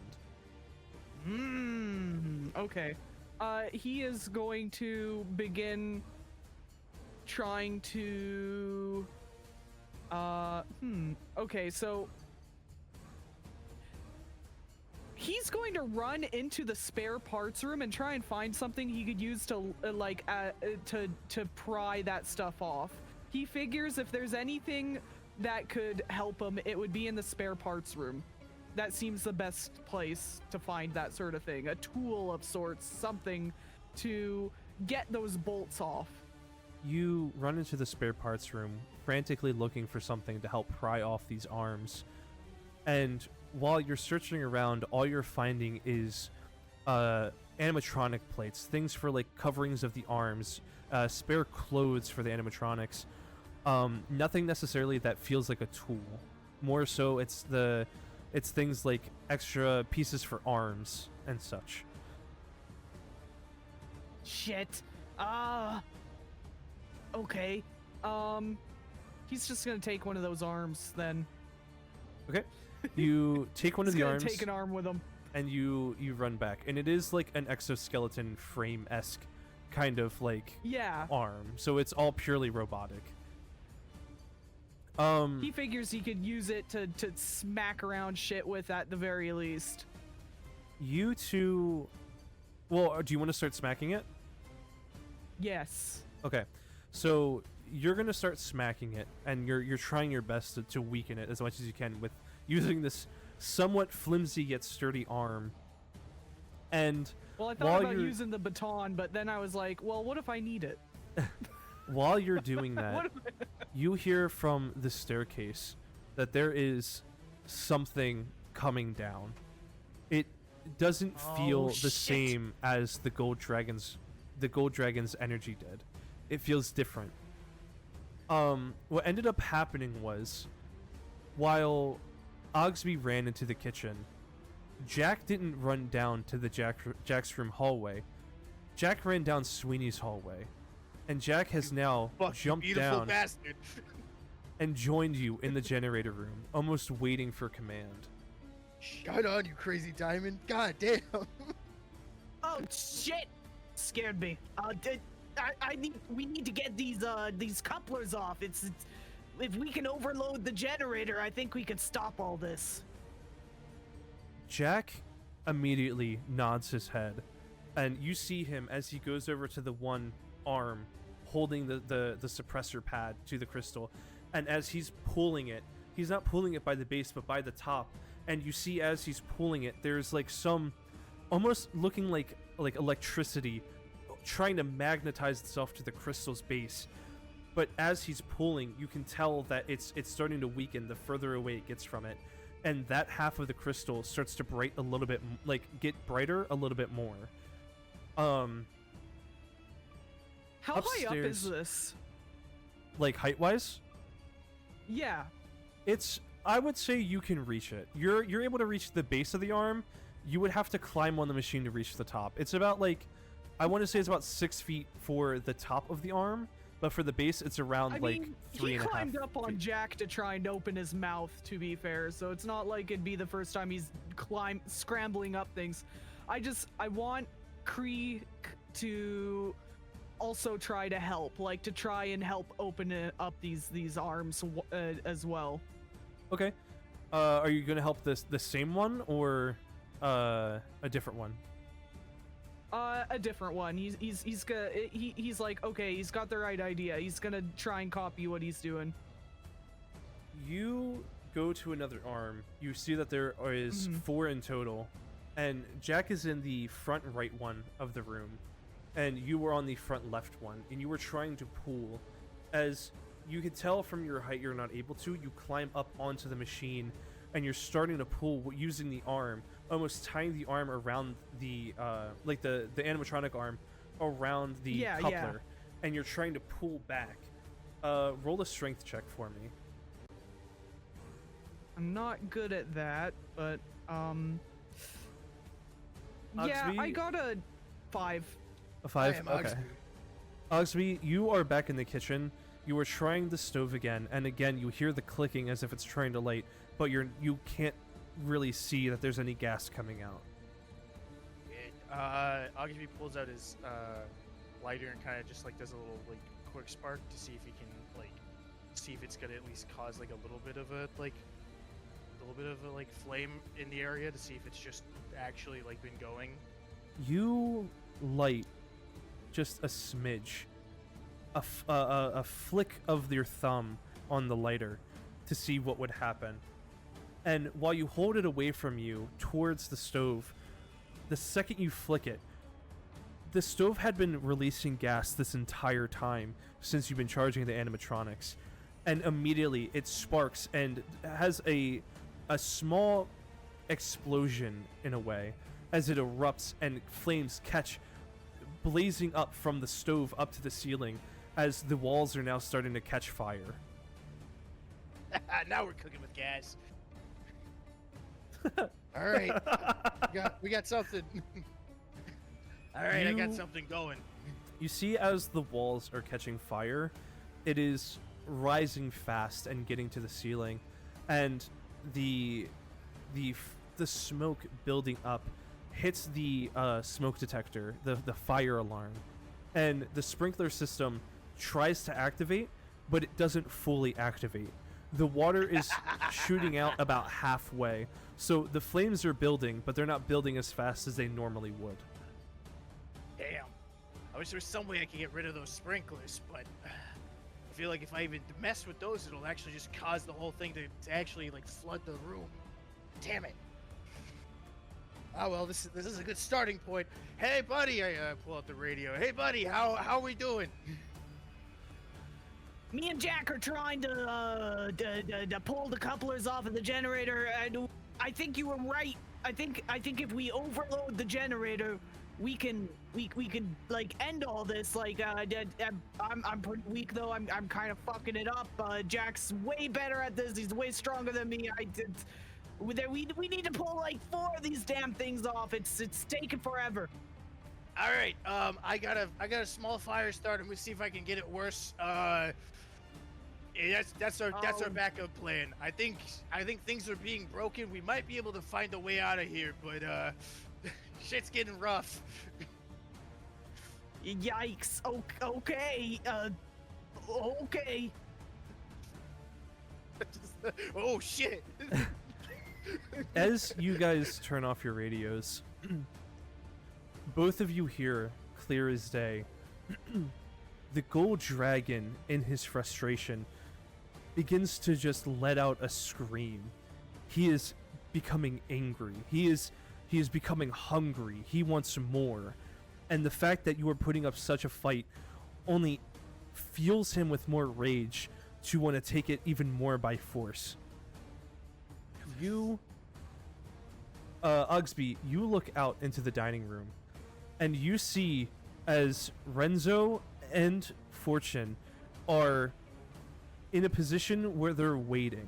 They're not trying to make the first move. They're waiting to see what the gold dragon does. As he steps foot into the dining room from the hallway finally. Almost as if he was giving you time, but more so he could build up his power. And you see as his eyes were glowing red, like kind of like in a electronic sense, they are now seeping out red arcane energy streaking down his face, almost like war paint, as you see his hands on his palms to his claws beginning to glow red, and around him with every step you see shadow begin to spread, almost trying to fully take over that part of the building. Aw, what's the matter, tough guy? Got nothing to say now? Wrote all those damn notes and now you're just crying like a bitch. You realize when looking at him after saying that, the arcane energy isn't him crying.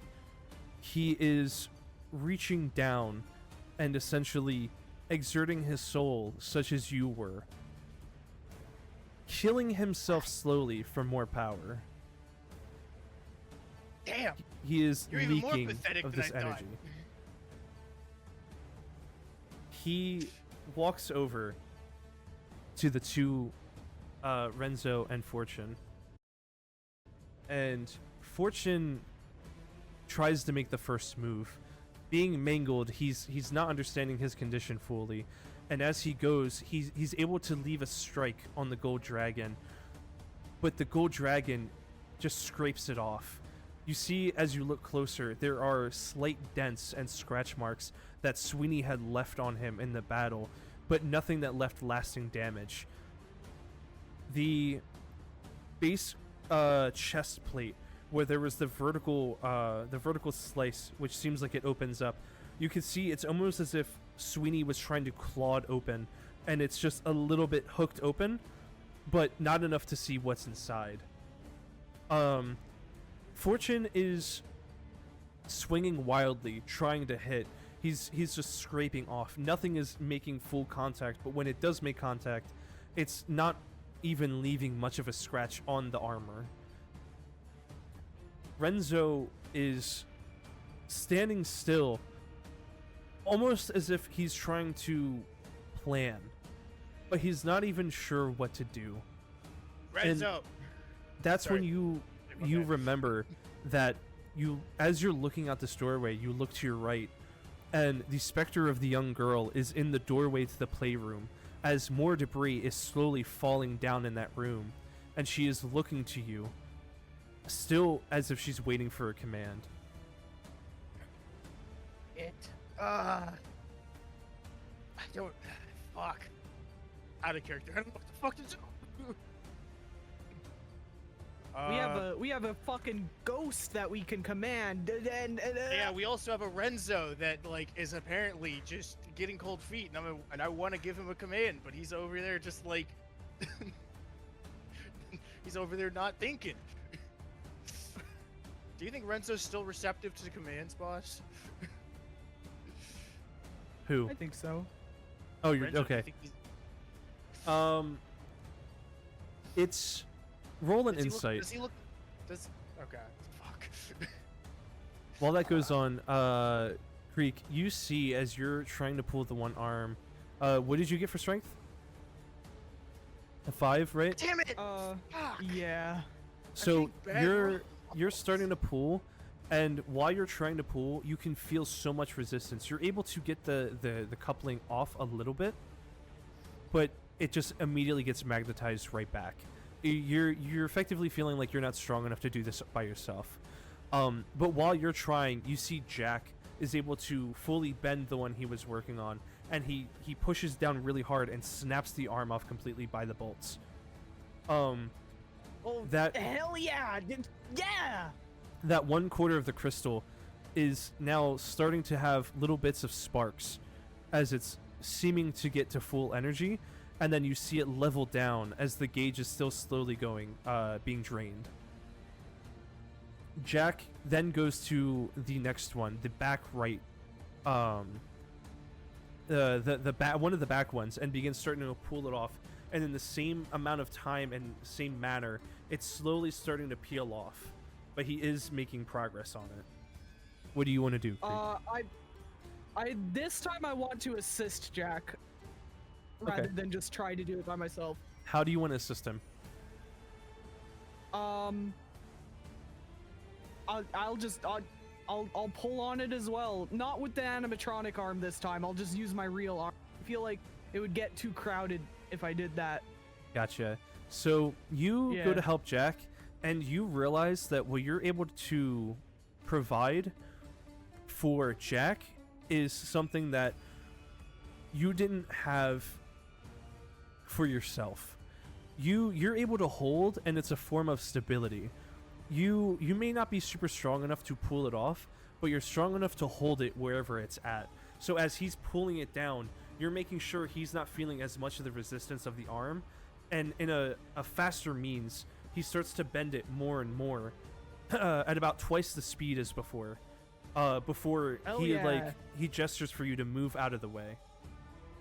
Okay. So as you move out of the way, you see as he does the same thing where he bends it further down and then snaps it off by the bolts, and he throws it down. Then running to the other side of the room to begin on the third one. while he's going to grab the third one, you can see that from the half of the orb that you're on, the sparks are getting more sporadic. It's less controlled. This isn't a source of power that necessarily was being held by someone. It was being held by something, and you're effectively destroying that thing. It is pulsing with energy, not being bound as much as it was before, and you can see on the gauge that it's slowly starting to fill itself up with energy, up to 80% energy. The one half is almost starting to fill the other half with light. It's becoming more, brimming in an overall glow, and the generator room that you're in went from being covered in fluorescent light to now feeling as if it's strictly the light of the orb lighting up the entire room. Yeah, let's go. Here, I'll get up there too, I guess. So you're And he helping goes Jack to again? help with the. Yeah, I'm helping Jack. I want this to go as quickly as possible. Same thing happens. You begin the bend of the third one. When you begin bending the third one, you realize the suppression is so far weakened that even the fourth arm by itself isn't enough to hold back the power that is in this crystal.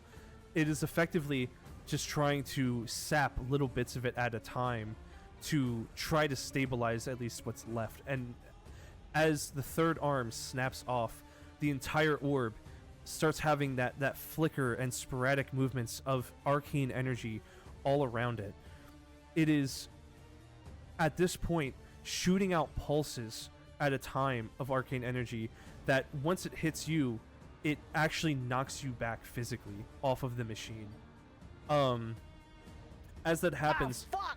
Oggsby, you're watching as the shadows that lingered behind him have a soft blue light pulse go through his shadows and hit him from behind, and you can see him kind of stagger for a second as if he just got chills. Is the girl still peeking out the playroom? Yes. All right, you pesky little bugger. Go run through those shadows and give him a hell of a time. She stares at you, and it almost seeming as if she was waiting for you to say that. She's still very much feeling this form of wanting to get revenge for what had happened to her. And she quietly lets out, which makes you feel as if she's speaking to you in your head. She doesn't repeat anything that you've said. She goes, "Revenge on Papa." As you see her begin floating in a manner to where she seems like more of a light orb, traveling across the floor, turning and winding, trying to cut off the shadows from growing, as she's severing parts of the shadows from the dragon himself, almost in a way condensing where the shadows in the room are to only him, while Fortune is being grabbed and parts ripped apart piece by piece. You first see as his right arm completely ripped out of the socket and thrown to the side. You see as he's punched and knocked down onto the ground, and the gold dragon grabs onto the face of Fortune while looking up at you, and then clenching his fist and crushing in the head of Fortune, who then drops lifeless onto the ground. Oh, you stupid little bastard! Fucking weak ass punk! Really think you're him? Renzo, You- buddy, old pal. Even though you had rolled low on insight, you are starting to feel from Renzo that the way he's acting is a form of reluctance, not in a matter of wanting to help the dragon, but more so of feeling immense guilt for letting it get to this point. Renzo, I swear to God, just because this fucking happened doesn't mean you can't fix it now. You gotta give him a piece of your mind. He did this, you end it. Renzo hears you, and he doesn't respond to you, but it's almost as if he waits. You see from Fortune's body the same life energy making a small condensed ball start to rise, and then you watch as it balloons. And once it blooms, from within, you see the spirit of the goblin that was possessing Fortune fully take form and shape. And he doesn't even look to you for a command. He sees what the child possessing Sweeney is doing, and immediately starts condensing, and he also starts joining in circling around the gold dragon, condensing the shadows down more, weakening the outside force of it, but making the inside controlled amount stronger. It almost effectively feels like they are creating a arcane jail for the dragon, and he is unable to move at this point. Like, he's unable to move forward. Creek, for you, you're starting to work on... You see Jack starting to work on the fourth arm, and he's pulling. And as he's pulling, you're still on the ground, and you see the crystal itself start to surge and spark. And when it does, it's almost magnetizing to Jack. It's striking his arms as he's starting to freak out. He's becoming rigid. He's not as fluid as he once was. Almost as if Jack himself is becoming overloaded from this energy. But he's not letting up, and he's still pulling. And as he's about to pull the arm halfway, he looks at you, and he doesn't say anything, but then he looks at the staircase behind you. I guess I should run, huh? He nods at you. All right, it's been swell, bud. Thank you. Bye. And he runs. You get upstairs to the office. Absolute chaos. You no longer feel the heavy presence of shadow in the hallway to Jack's room.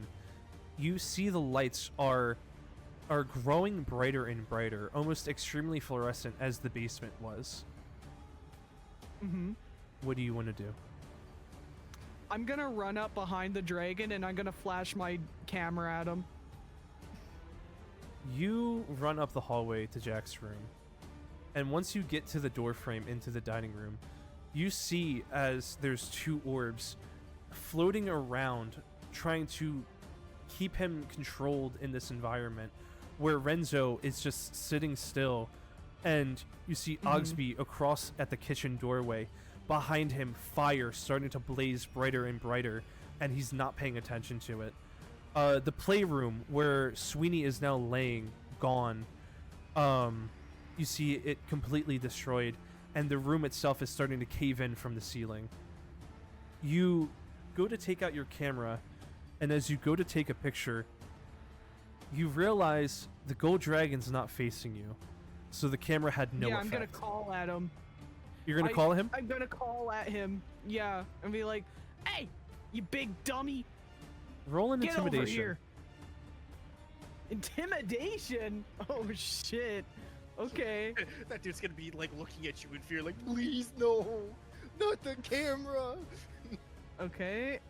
Let's see if I could get even higher. Okay, that's a not natural 20.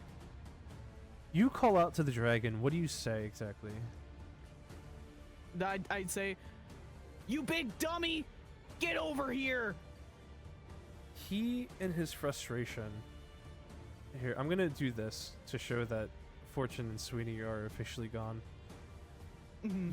He hears you, and with all the rage he's feeling of everything that's happening, he turns around and looks at you, and you see as now the red energy that was leaking from his eyes is now swelling also with black energy, condensing almost, as there's sparks of red starting to fizzle out from his armor, and he looks directly at you. "Nice job, idiot!" And I'm gonna take a picture with the flash on. You flash the camera, and while you go to flash the camera, it feels as if you had done nothing. because there's so much condensed shadow, it feels as if it's blocking the flash from getting even close to him. He tries to take a step forward, and he's able to, and the spirits that are swirling him aren't strong enough, and they have to move along with him and only slow him down more so than hold him still. And he starts walking towards you. Okay. Get out of here! What are you doing? No! Oggsby, as you're calling for Creek to get out of there, you don't realize that above you, the ceiling is starting to collapse from the fire. I need you to make a Is it dexterity burning? saving throw. I like to believe Oggsby completely forgot that he like lit a room on fire. Is something burning?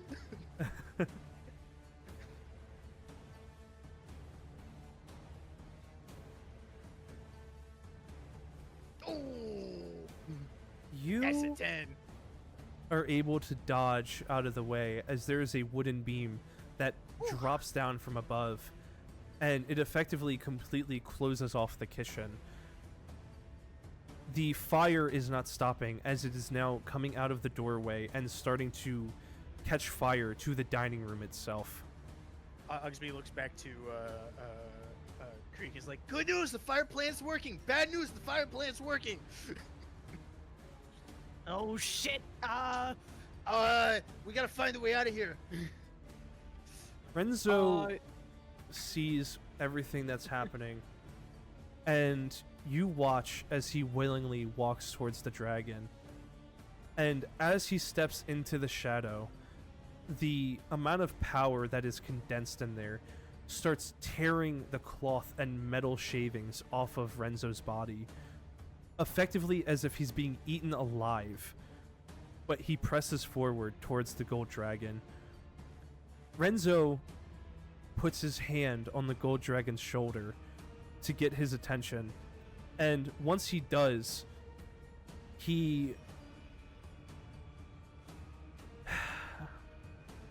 once he gets the attention of the dragon, he goes and throws a punch right in the face of the dragon.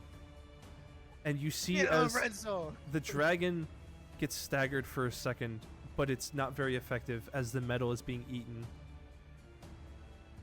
It looks as if at his feet, it's no longer just shadow, but it looks as if there is a Venus flytrap that is now coming up and grabbing Renzo from the bottom half of him, and it's starting to eat it so fast that it looks as if it's pulling him down into the shadows, when really it's just that part of him is being shredded to 1,000,000 pieces per second. I wonder what happens if this baton comes into contact with that jackass. Huh. You I've got guys an idea. You guys see as Renzo is effectively cut in half and dropped to the floor. The light in his eyes is gone, and you see as the energy doesn't condense, but instead it spreads out as if trying to poison the shadow from within. You see as it starts to swell, almost as like what happened with Fortune and Renzo earlier. And you could tell the shadows are starting to weaken, but it's still an overwhelming force. So there's not much time before that arcane energy Renzo gave will be gone. As you both are watching this happen, you hear what sounds like an explosion from down the hall. And you feel as there is a giant wave of arcane energy swooping forth and enveloping the cage that the spirits are creating, almost as if it's reinforcing it, and the air around you is starting to fizzle and crack and pop as you see little bolts of arcane energy every now and then almost appearing and then disappearing, and the entire building is now charged.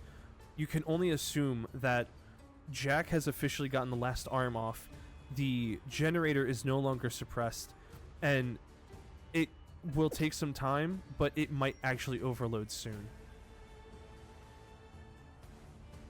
everything's starting to glow like a light show in here. You got any ideas Yeah, for an I think escape? I think all we need to do is just survive. Yeah, looks back at the kitchen fire. Yeah. Something like that. The fire Oh, is now shit. starting to spread as you see the debris in the playroom is now catching fire, and it's catching fire faster than the kitchen because there was no sprinkler in there. The fire starts spreading towards the entrance of the building, and it's not quite there, but it is starting to go over there. As the energy around you starts to swell and it feels overpowering, you notice in your stun baton, Oggsby, that you're no longer feeding energy into it, it's absorbing what's around it. And the head of it is no longer a flower, but instead it is condensing itself, trying to hold a form. And you see as what looks like an arcane mace head has developed on the end of your baton. Upon that happening as well, you sense another energy presence enter the room as another orb of light condensed comes swirling in and starts swirling around the gold dragon along with the other two. And you can only assume that this is Jack, who did not survive the generator explosion. Upon that happening, they're able to condense the shadows more and more. The arcane energy from the generator that's now in the room is able to empower the soul of Renzo, weakening the shadows from inside even more, as it almost feels as if there is an arcane bear trap clamping down slowly onto the gold dragon, as he is becoming weaker but angry that he never had a chance to even reach forward for his goals. That fucking loser. Hey, Crick, might want to see if we can get that entrance open. And if you get it open, get the hell out of here. I'll try to catch up. I've tried like twice now. I don't know Well, what something might have changed. Okay. And he runs over to the front entrance. I once tried again. 3 times now. You get to the front door, and it is still feeling about the same in terms of toughness. There's a difference in it, though. It almost feels as if it was the arcane energy keeping it locked from the generator, but now that there is nothing holding in the energy, it feels almost as if you have to find a perfect timing for the energy to fluctuate and not be empowering the door's lock system. Okay. I think I know what's going on here. Oggsby. Hi, hello, I'm Oggsby. What can I do for you? Hey, hello, Oggsby. I think we can get out if we time it just right. Like when there's like a surge, you know what's you know when like the lights were doing the flickering and shit. I see what I you think mean, we but how are we gonna time a surge? Wait a minute, We just I got a mace. Okay. It's a magic mace filled with magical energy. You might want to get by that door like right now. Okay, I'm at the door right now. Okay. I'm gonna try to tail behind you. I'll probably make it. Probably. I'm gonna go fucking bash his brains in real quick. Okay, cool. That I wish I could watch. That sounds awesome. Oggsby also, while of course it's a stressful situation, he's doing the Reservoir Dogs dance over to the Golden Dragon. Ooh, you thought you had everything under control, you little bitch. Greek can't help himself and goes to the doorway to at least peek in to see what happens. You see as the gold dragon is seemingly barred and trapped, and it seems almost as if you could easily hit him. Go ahead and roll to attack.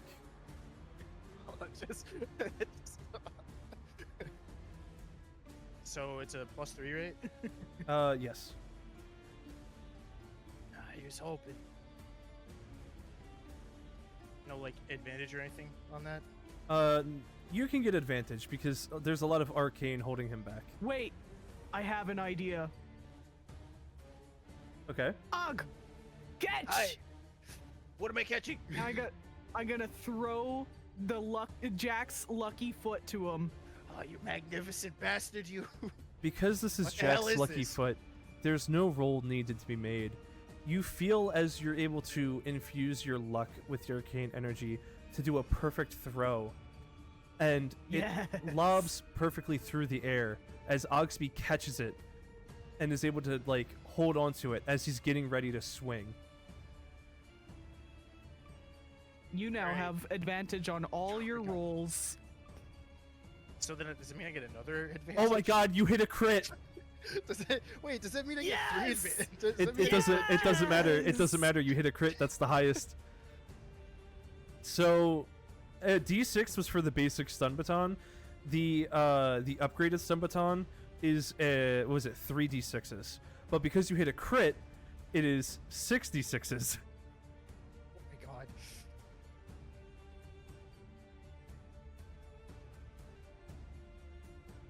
Oh, Jesus Holy Christ. shit! So, Oh, I gotta think of a cool one-liner. who would have known that all Moon needed this entire play was the lucky foot to immediately start hitting the shit? Just all he hears in the spirit realm from Oggsby, AC. What's your AC? So, before you give a quip and a one-liner, you feel as if the mace is charging up, getting ready to hit this slam this condensed energy directly into the dragon. Moon? Oh no! Moon? Yeah, what's up? How do you do this? Ooh. Well, because we've shown that I'm a acrobatic finesse god, I do a little twirl with the mace, and then I just slam it down into his cranium. Greek, you watch as this arcane energy formed into a mace head is crushing down on the gold dragon's head, and as it does, it creates an implosion of magic. I must have A been an adventurer shockwave. in my past life. A shockwave blasts shit. out from the shadows itself, completely brightening it. It's no longer, there's no shadows left. The entirety of the building is so impacted by the shockwave that any fire that was spreading to the playroom and entrance was shot back and whiffed out, but the kitchen still blazes.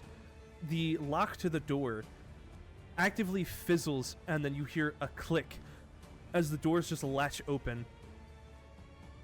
And as the gold dragon stands there with the mace stuck in his head, there is now a crater, a dent made in the top of his skull. The heaviest blow that could have been made, empowered not just by the generator, but also by the spirits helping guide that strike. There's no more shadow. Hold on. Should have had some last words. And Oggsby does the thing where he blows on the body. There is no more shadow. The animatronic stands there. The lights, the condensed light orbs. Where's our music? We just fucking have it. There it is. The condensed light orbs start to slowly fade. It is almost as if you had created your own arcane surge. And the life force that is around is starting to slowly fade away as there is nothing left. It was all used in that attack. You see as these orbs are losing the condensed state. They start to form into people. You see a small goblin boy, a young girl, an older looking man who almost looks like a detective that was lost a few years ago. And then finally you see behind them a somewhat brighter light of a man. That man is Renzo himself, the original owner. He starts to walk forward, and he looks to you, and he goes, "I'm so sorry. That Nothing to thing it. wasn't just a monster. That was a part of me I tried to bury and get rid of. I split my soul trying to get away from the darkness that was reaching into my brain after I found that book. And I don't even know where that book is anymore. I There was thought a if I fucking book. Shut up. if I split myself from that part of me, maybe we would have been able to do something to hold it back. I got too far into my research for the wrong reasons." And as he says that, the detective starts to walk away, and as he's walking towards the hallway for Jack's room, you kind of just hear him say, "Case closed," as he fades away and he's no longer there. Got me at style to the end. You see the goblin boy start walking towards Fortune's room. And on his way, he's picking up little pieces of wood that just phase through his hand. And he looks to you, Creek, and he goes, "Maybe there'll be more trinkets on the way, right?" Absolutely. There's always trinkets. As he hears you say that, he smiles briefly as he fades away. The little girl standing right in front of you, Oggsby, she doesn't look happy. She looks scared. Almost as if she was reminded of everything that happened. The souls of the others had betrayed her when she had first come through, because she is the daughter of Renzo. She was the cost that he had to pay in order to further his research. The evil part of him was prepared to sell her soul for him to get power. She starts walking towards the playroom, where it's destroyed. And all she says, while not looking at you, is "friend" in a hushed whisper as she fades away. Renzo himself walks to the middle of the room. He's starting to fade, and he explains, "Back when I wanted to start this research, I split myself thinking maybe, just maybe, I would be able to hold on to my life a little longer for the betterment of everybody.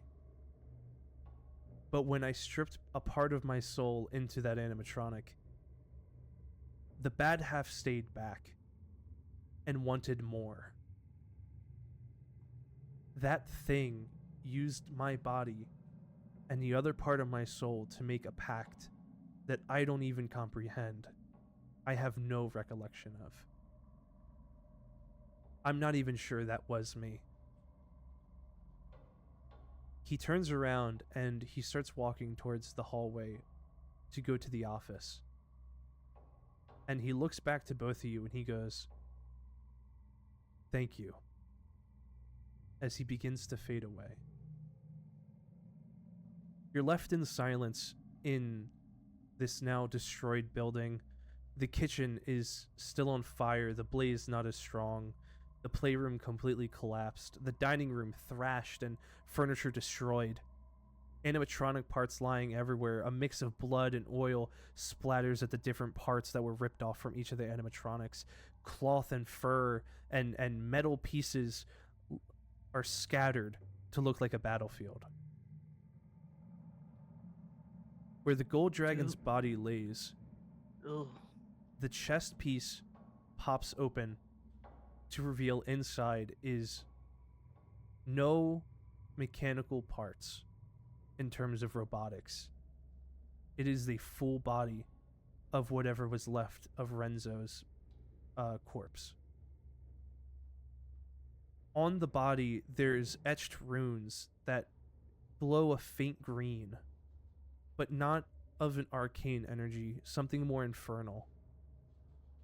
Almost as if the pact that he had made when he was more of his evil self was fueled by a being beyond this realm. You see as if there is a black smoke that starts to form out of the body, and it starts to cloud just a little bit into the air as it dissipates.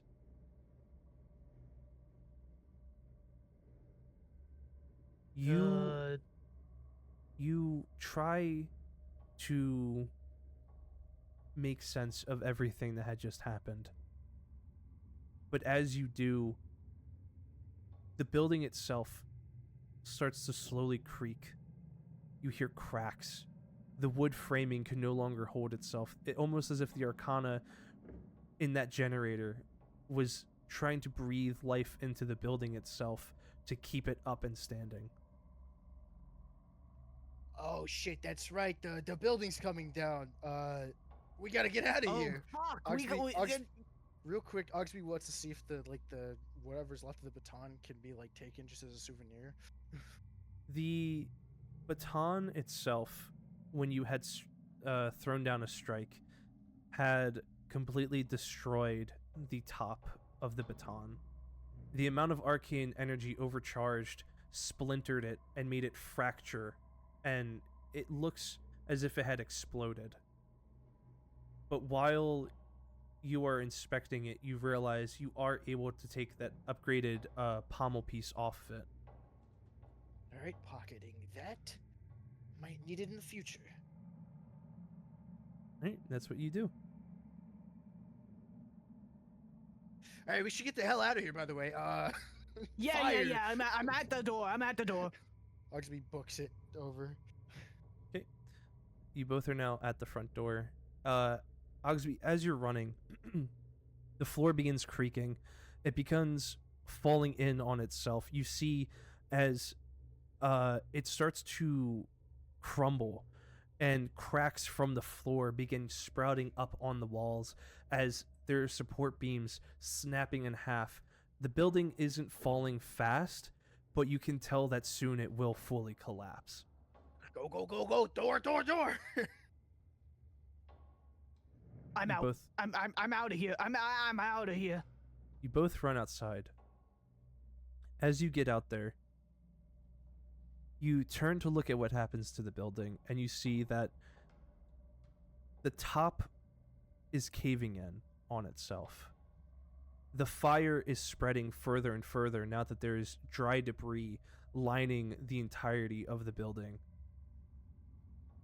And while the fire grows, while the building starts to collapse on itself, you guys see a small light wisp slowly come out of the door, a faint glow, and it just hovers in the air.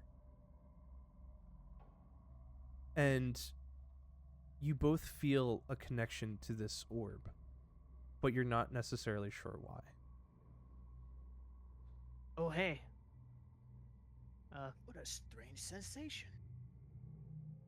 You think we know that guy? Probably. I wouldn't be surprised. Lots of weird stuff's been happening. Oh wait.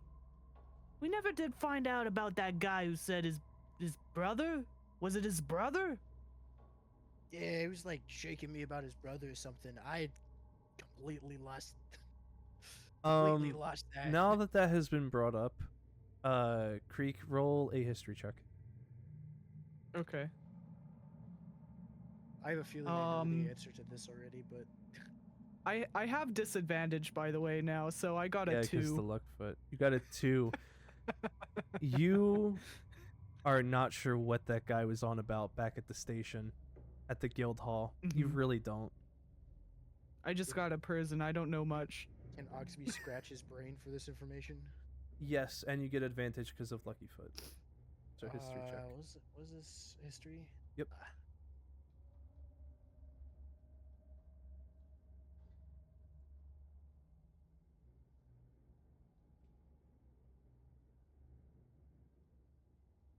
Yeah, I got nothing either. Sorry, pal. Well, you have advantage, so you roll again. Oh, yeah, you're you right, get to you're roll right. again. Damn, you're Yeah. right. No, you're the one who gets to get good rolls, maybe, If I'm lucky. hopefully. Damn, I still have no idea. You I mean, it's better than a 2. you aren't sure necessarily, but from what you could gather out of the victims you saw, you believe the detective was that guy's brother. You know, it does make sense. He said his brother was supposed to be here. And then his brother went missing. And there was that note. It said a guy showed up, and then he made him go missing. Huh. Oh yeah, you were collecting all them notes. Yeah, That's speaking of true. which, she just pulls them out, she starts looking through them, just trying to figure out which one. Oh yeah, the one that says Detective O'Neill. Yeah. I think, Oh. I don't know if this is O'Neill or not. The- Didn't he dissolve? The glowing orb faintly starts going towards both of you. Oh. Oh, Hello. jeez. Both of you, Ah. it's almost as if it's requesting for you to put your hands out. Oggsby Okay. reluctantly puts his hand out.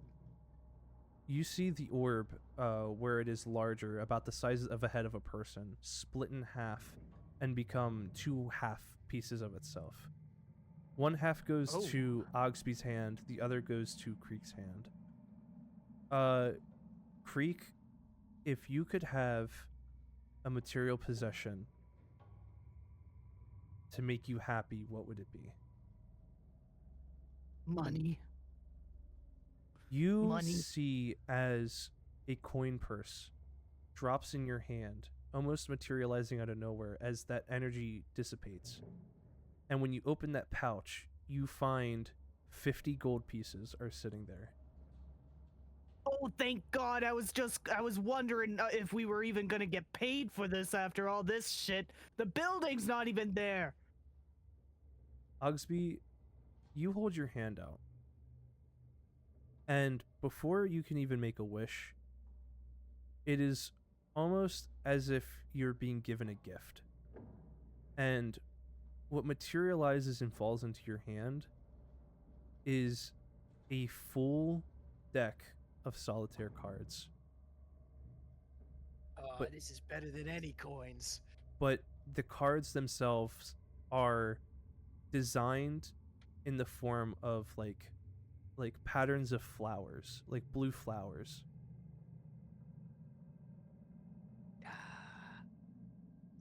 There is some divine intervention out there.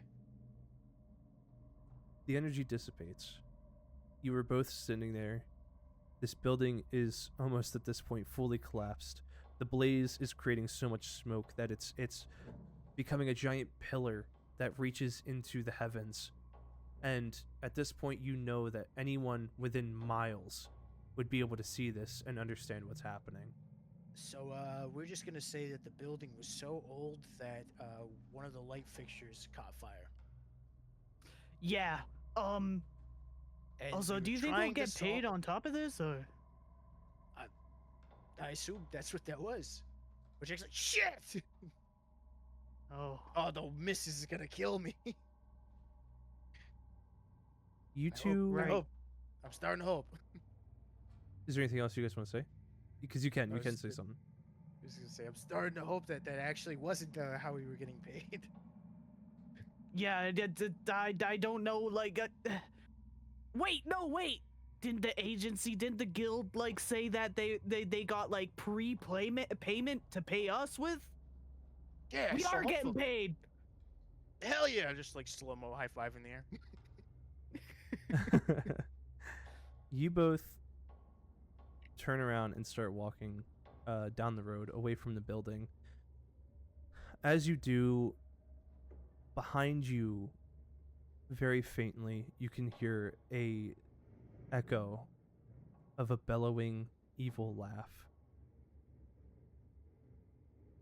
Whatever's out Ignoring there you. isn't gone, but for now, it is defeated. You don't think And- that that'll come back at us, do you? For now, I'm gonna pretend I didn't hear that. As he's organizing his cards. And while you keep walking away, the laugh is gone. And you guys just walk out towards the horizon. And that is where we end the session. Started, get this going so that way we can get to the Are we real- doing a session today, or are we just? No, not a session. It's an in between. Huh. So I'm giving you more lore. If you guys want to be in character to talk to each other while things are happening, then that's fine. Mhm. But this is so you guys are on the same page and aware of the events that have taken place after the first session. Where you guys had left off was that it was right after everything had happened that night. You guys were walking away from the building. The sun was starting to come up, and Oggsby's pretty beaten and broken. You guys were given your gifts from the spirits, and you decided the only place that you could think of to go was back to the guild house. You guys started walking down the road. You weren't exactly sure which direction was to the guild house. But you just decided to keep going because it was just a single road that was just stretching out like pretty far down the horizon. After a few miles of walking, there was a wagon that pulled up, and it did pick you guys up and you know, hitchhike you all the way back to town. Upon getting back to the guild house, you guys explain everything to the woman before that gave you the job. Fuck ass ghosts. I will bring this up now because I had an idea for who she was. I did not include her description before because I wasn't expecting us to do more. So it seemed like I had it ready, but it felt like a one-off character. But since this is now going to be a thing, the woman that you had talked to was actually a tabaxi woman, which she kind of resembles like a puma, like a mountain cat. Ooh. And her name is Serene. She has kind of longish brown hair that she usually keeps in a ponytail, and she's almost always frantic because she helps run the guild house and she tries to stay on top of everything. So you can imagine that kind of stress would absolutely be a lot for someone. You explain everything that happened, and you guys are given just a small pouch of gold for your work. You're not given the entire payment that you were promised. But this is because she needed to have the building investigated to make sure that your story lines up, because if it just turns out that you guys destroyed the building, then you know, there would be a lot of cost associated with it, maybe even like jail time for, you know, destruction of property, of private property. She lets you guys go, and you're able to spend a few days kind of regathering yourselves over the events. After explaining to her everything that was going on that night, from all the horrors in the basement, the bodies that you saw lining the animatronic suits and the souls that controlled them. But it didn't matter because now it was in the hands of the guild. Since then, a few weeks had passed. What do you think Oggsby and Creek would be doing within those like 2 weeks that pass? Laying solid there. Creek, Talking about his wife. unfortunately, talking about his wife. Creek, unfortunately, is going to be blowing all of his money that he just made at the horse races. That's crazy. Oh, You know, sorry. honestly, I wasn't planning on us doing any playing right now, but now I'm very curious. Felix, are you ready to do a roll right now? Sure. Okay, if you get a 1, you lose all the money. So actually, for real quick, how much of your gold are you putting in? So you had the 50 gold that the spirits gave you as a gift, and then you had gotten Right. another 25 gold for the work you did. So you have 75 total. How much are you putting on bet? All of it. All of it? Okay. If you roll a All 1, of it. you're going to roll a d20. If you roll a 1, Yeah. you lose everything. If Okay. you roll a 2 to a 15, then you only lose half because you would have split your bet. And then if you get a wait, what did I say, a 2 to 15? Yeah, 2 to 15. 2 to 15. So if you get a 16 to 19, then you win the bet, so you make your money back and more. However much you bet, you get double. If you get a nat 20, you will hit a jackpot and be a surprise winner and win triple your money instead of double. Holy shit. Okay.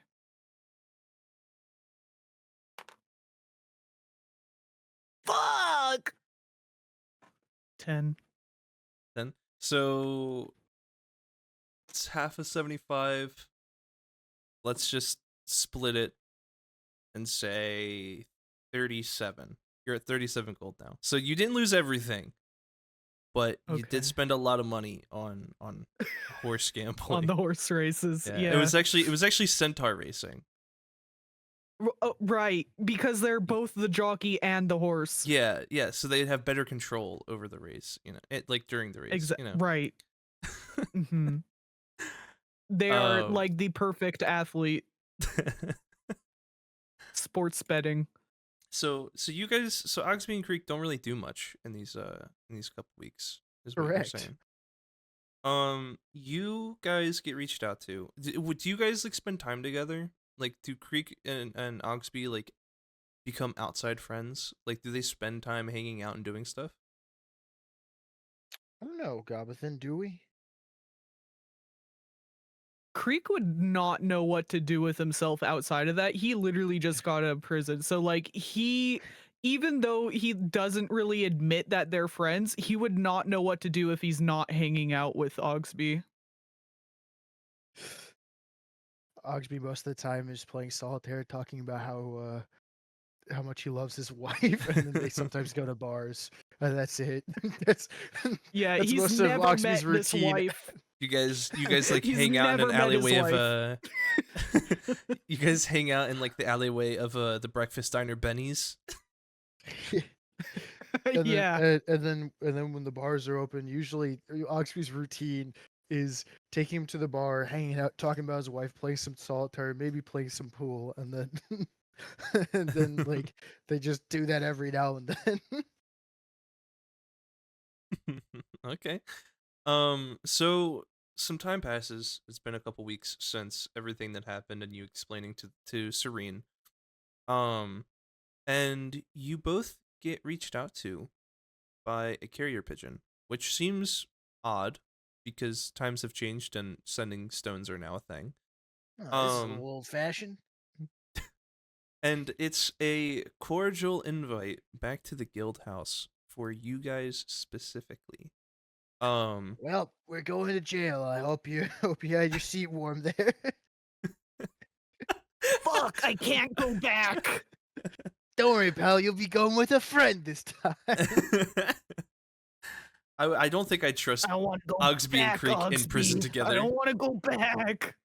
Don't worry, we'll go back together. We'll be a force to be reckoned with. No one want to fuck with two crazy, like, what are we? Small people. Small people strong together. What are we? Some kind of small people? I love the idea that Oggsby's fully just accepted. Yeah, they probably didn't believe our story. We're going to jail. So, I hope you can show me around when we get there, Jonathan. um, so after getting the invite back to the guild house, it's from there's like actual full letters in envelopes that are handed to you with wax stamps on them. It seems very like overly regal. You know, it's definitely something that feels like if you were to be reached out from the mayor, if you had gotten something like that. Upon opening the letters, it asks for both of you to attend the guild house at your earliest convenience and talk to Serene. There's a special person who wants to talk to you guys, and furthering information will come as you show up.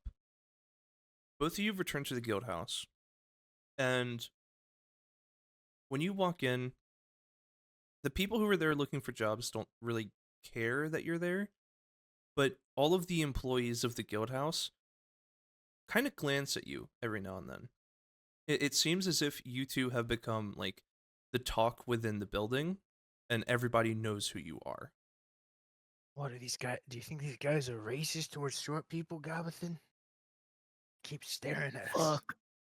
Fuck. You say that as Yeah, there I think they is heard about what we did. We're going to jail. you say that out Shit. loud and not quiet enough, and one of the people in the closer desks is actually a gnome that just kind of stares at you like he doesn't know why you said that. just, I just give him like that little like look. It's like what? Like, He does the Jim Halpert look at the camera. Um I think they're treating him like a diversity hire, not an actual like employee. and you see feel on the bad for the wall towards the bastard. back there is a whole bunch of picture frames that say employee of the month, and that gnome is in every picture frame from the last year. I mean, you never know. Maybe he just actually excels at his job, and they can't be racist towards him.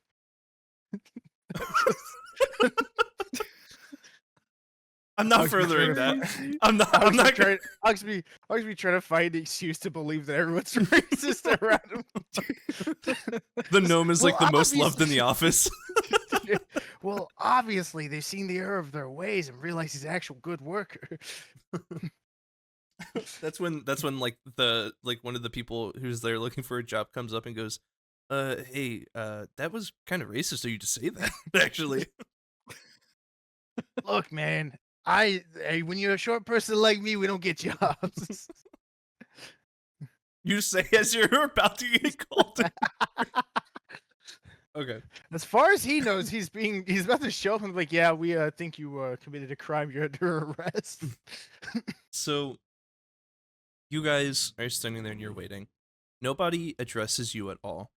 And before you know it, the same frantic woman from before, Serene, comes out and looks at you guys gleaming with a smile.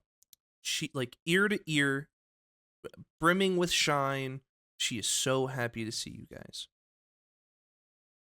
She walks over. Gabbathan, I think we're going to jail. I've never seen that woman happy in my life. I've never seen someone who I was supposed to work for look so happy when I showed up somewhere.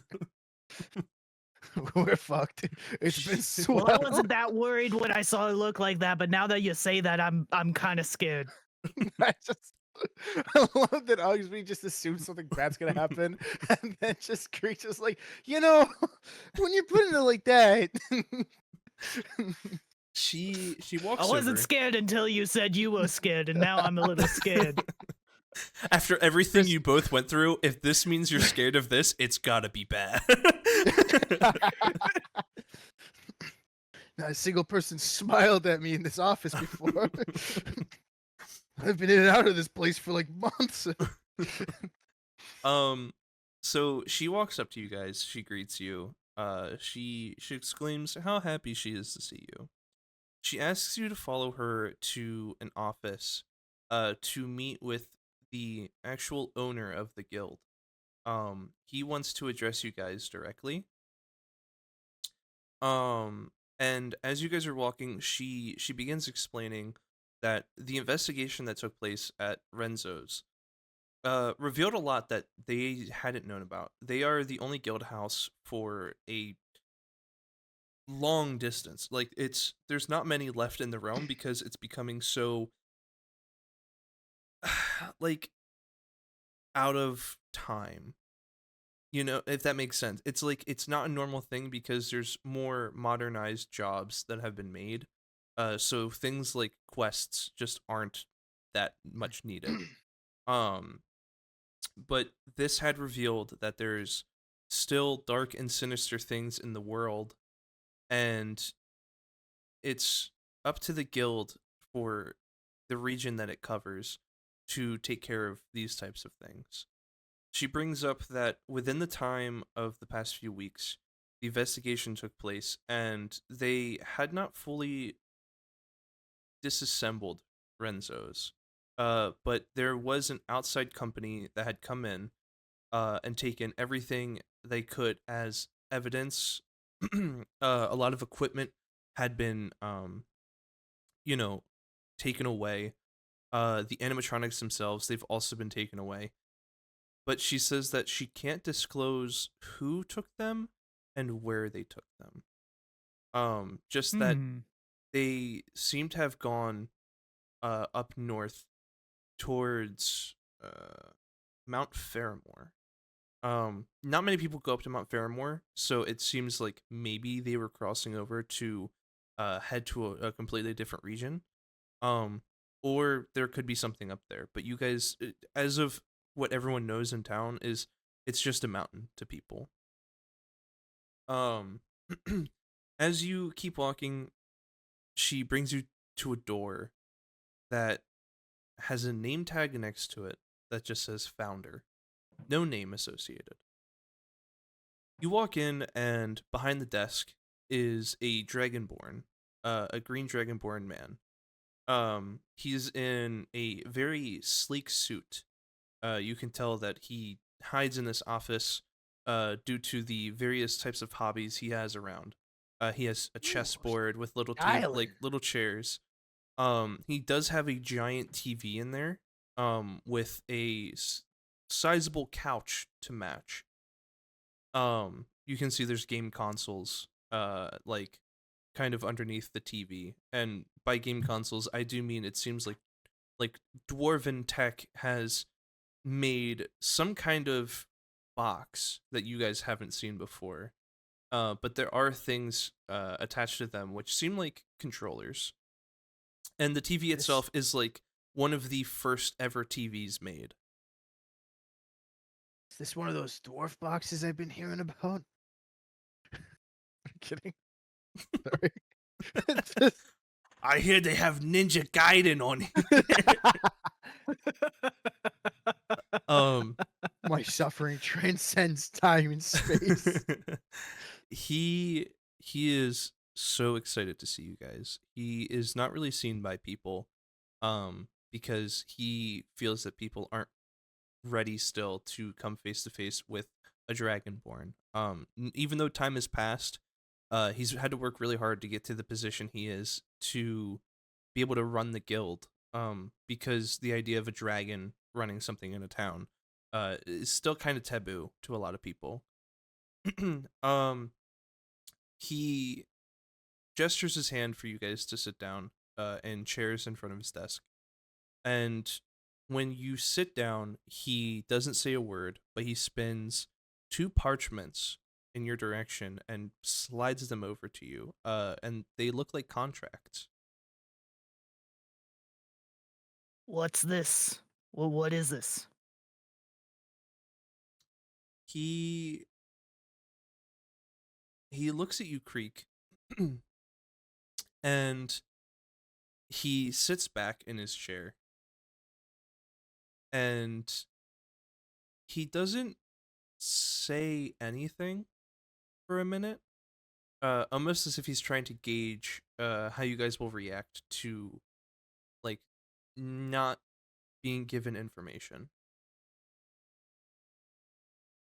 Well, Creek opens it up and looks, I guess. Oggsby looks at the man, looks back at the the thing, looks at it again, and then just opens it. He's like, "I'm only opening this because you're not telling me shit." The second you open it, he looks at you both and he goes, "I'm really glad you're here. We've decided to open a new unit, you could say. Someone to specialize in certain jobs that apparently are going to start popping up.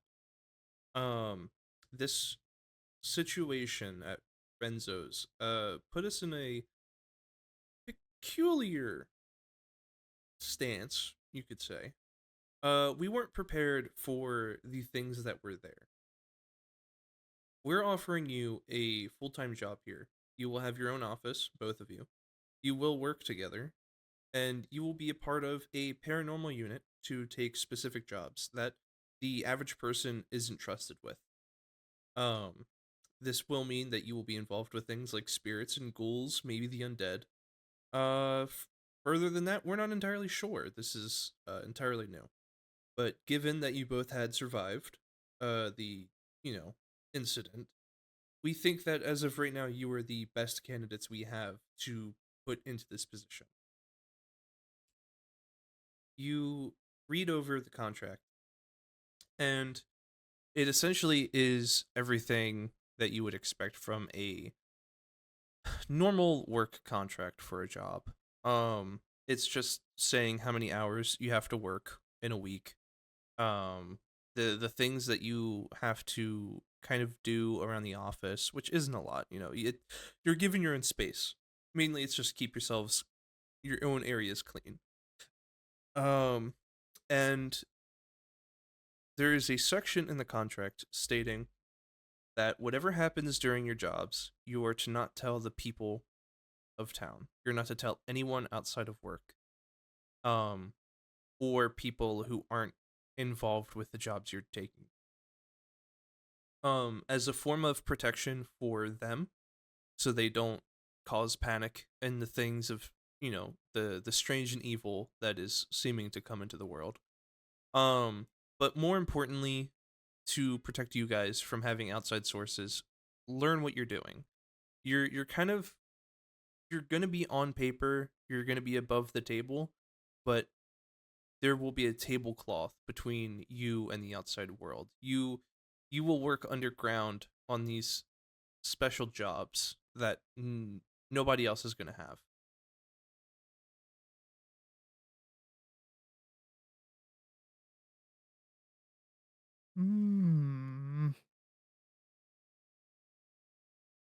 I'm in. I mean, yeah. You don't gotta sell me any Okay. further. I'm in. He hears you say that, and you see him smile as he hands you both an ink quill. So you can sign your names on the bottom. Oggsby just puts a couple of dots and some lines. He might be able to read, but he might not know how to write. Interesting lore to learn about Oggsby. He knows how to read, but he's never learned how to write, even though he could probably just follow, just mimic what he sees on a page. What about Usually, it's probably because the pens are too big or too small for his impish hands. Yeah, he also does have fuck off claws that could end up snapping the quills. Creek signs it, and his signature is actually very nice. It's very cursive. Ooh, show off. Not as cool as this, and he holds up what basically looks the equivalent of him drawing stick figures of him and Creek. That's very nice, Oggsby. Yeah, I bet you're reading them and weeping, huh? He says there's clearly nothing to fucking read on the signature. After you both sign, doodles of him and Yeah. him and Creek. Like, Yeah. check this out. Creek is It's now just double signed an into this adorable job. picture of them both. Like, you got legally bound twice, so you're twice as fucked. That's insane. After you both sign, the man takes. Ah, yes, sign. After Creek signs and Oggsby does what he can, the man just takes both contracts and he gestures to the door on the way out, and he goes, "Go talk to Serene. She'll show you your new office. Just to let you know, you don't have to worry about the attire. From this point on, because you're working under the table technically, you can dress as casual, as fancy, whatever you want to be yourself, because we don't want people to know that you're part of a special unit." So what we tell them we're what's the word? Entrepreneurs.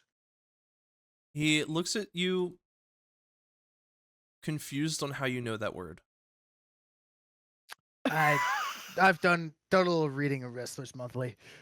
He looks at your signature and then back at you, It's just like- and he thinks about the fact that you just said you read.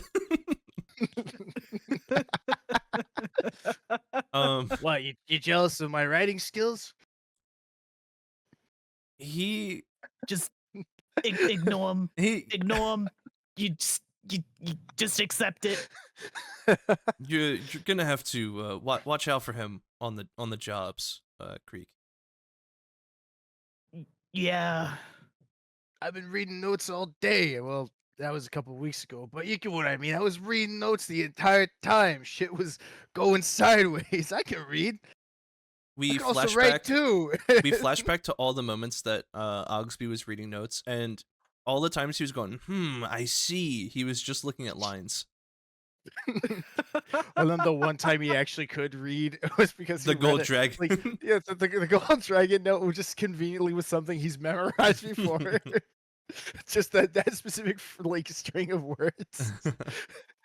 Oh yeah, I get what that means. I know what this is. Oh no. Oh shit, I know what this is saying. You both get up and you go walk out of the office, and Serene is standing there, and she guides you to your little office. You guys take a little bit of a staircase down, walk down some hallways, end up going back up another staircase, surprisingly, and you end up in a little room in the back. It is larger than a closet, which is amazing. But it is still a pretty small office. There's, for the most part, as you can see, it's pretty empty. It seems a little dusty. There are 2 desks in there and a big cork board behind the desks. The desks themselves on the far end of the wall, they face the door where you're at. And the cork board is behind it, kind of like in the center of the wall. There is a window. As soon as you walk into the room, it's to the left, kind of in the middle. And you would expect there to be some sunlight coming from it, but you notice that there's only partial sunlight coming through, and it's when you look through the window, you realize that there is a tree in front of the window itself. So you can tell that this office has not been used in a very long time, because it's like, it's not necessarily unkept, but it is very much like left alone. Kind of like the tree, actually. They're Nice. We're living like kings now. Well, I guess working, but same thing. My wife's gonna love this. Oh wait. Oh. I can't Wh- tell her about what? this. Oh, right. Yeah. Damn it. I thought I work in like real estate or prostitution or something like that. Let's go with real estate. I was thinking more prostitution, honestly. Oggsby says, pulling out a wrestling magazine. God. You guys are kind Say of... I'm an escort or something like that. You both are trying to acclimate to your new office. Just looking around, seeing what's there. There are some shelves and some cabinets that are kind of on the side of the room where the door is. And it seems like a lot of space to put things like evidence, reports, and any mementos from your adventures and jobs. Before Celine walks away, she looks at you both and goes, "Congratulations and welcome to the guild." And she pulls out from her pocket 2 badges. They are shaped kind of like shields. But on the badges themselves, they have BGPU, which stands for the BrambleCroft Guild Paranormal Unit. You two are the very first people to have these.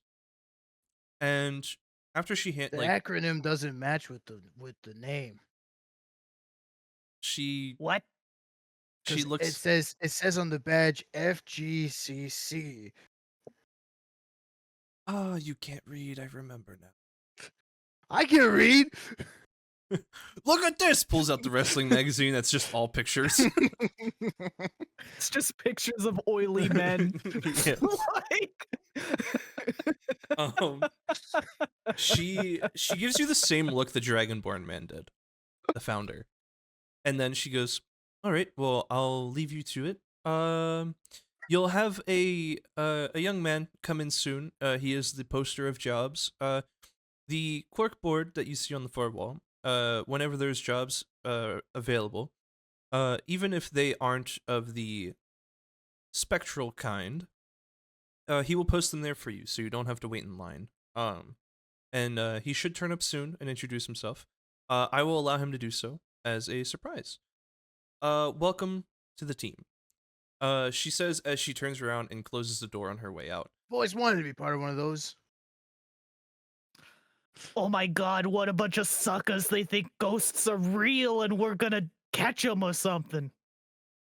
Oggsby puts a hand on Creek's shoulder. Gobothin, old buddy, old pal. I don't know how to tell you this. We're in the fight of our lives. What? But You it know was how it it's- was an elaborate prank, wasn't it? I didn't want to tell you. Those are very much real ghosts and really fuck shit's happening. Remember that can't- malevolent laugh we heard while we were walking away? The The camera one- cuts. what I- The camera cuts to the door on the outside of your guys' office, and Celine is standing there, kind of dread in her face, being like, "Really, these two?" Remember that malevolent laugh we heard that I told you to ignore and that it was a problem for someone else? That was yeah, definitely not a problem for someone else. That was a problem for us. That was very much a real life malevolent force. No, that's that. You're pulling my leg here. I wish I You're was. definitely pulling my leg. I was just trying to keep you calm the entire time while we were there. I was fucking mortified. What? I thought that the undead and shit like that just stopped existing, but nope. Here we are. Ghosts and zombies still exist. That's absurd. What? No. You were so calm and collected like the whole time. It was I'm going impressive. to be honest with you, I was terrified the entire time. I didn't want you to be terrified, so I had to lock in. While you both are That- talking about this, What? you see the door handle opens, and there is a younger man who walks in. We weren't talking about ghosts. He is very tall. He doesn't say anything. It seems almost as if he can't speak, or if he's too afraid to speak. But he is a 6'5" tall half orc with auburn skin, and yellow eyes that almost shimmer like gold when the light is right. He walks in, smiles, waving, and he has flashcards kind of set up and ready. And the first one he pulls out to show you guys, out of the pile of papers that he's holding, says, "Hello, Hold on. Okay, yeah. He pulls out the flashcard, and it says on it, "Hello, my name is Ambrose." Hello, Oggsby, Ambrose. Oggsby looks at the card blankly. Don't mind him. Thank God He I just can read. keeps staring at it for a second. And he's just like, "Oh, you're a fan of Wrestlers Monthly too?" He tilts his head looking at you, but he kind of does like a silent laugh. And he just shows his magazine. He's like, "I've been reading these since I was a youngin." You see Ambrose blush and then look away. And then he kind of walks around both of you to the cork board, and he starts putting up a few papers on the cork board. Kind of weird a place for them to put lunch tables, if I say so myself. It's funny you should say that. When he's done posting the papers, he turns around with another card that says that he knows what your guys' work is. He's very excited to work with you guys. He pulls Oh, out that's another card. nice. I think we're safe on this guy not knowing our secret job. He pulls out Oggsby, another card. You're so correct. I don't know Oggsby's what the I would salt do of the earth without you. over here. Oggsby's the salt of the earth over here. It's like, I think our secret's safe. Literally, guys saying, "Yeah, your secret's safe with me." It's like, I think our secret's safe. He doesn't know what's going on. He pulls out Yeah. another flashcard, and on it it says, I love to make snacks. I will bring you guys some whenever I have some. Oh my God, this in guy return- rules. In return, I just want to hear about your adventures. Absolutely. Hmm. What do you mean, huh? It's free food. Hold on. Free food. That's what that says? I mean, of course I Yeah, knew that. He's gonna make you know, us snacks. It's sick. gonna be awesome. Hell yeah. Yeah, and he We just wasn't need to tell him our stories. It's gonna be He- sick. he wasn't talking about filing taxes, right? Just double checking. Just to make sure you're on the same Yeah, page as me. Yeah, Listen, Oggsby, I haven't done my taxes in like 8 years. He looks Yeah, at both of you like he's also starting to Trying to think of understand. why you're both hired for this job. He puts away his flashcard and he doesn't say anything else. But he starts to walk towards the door while he waves to you guys. And he closes Bye. the door behind him. You Wow, this job is awesome. you guys now have Some like it. essentially an assistant who is Ambrose.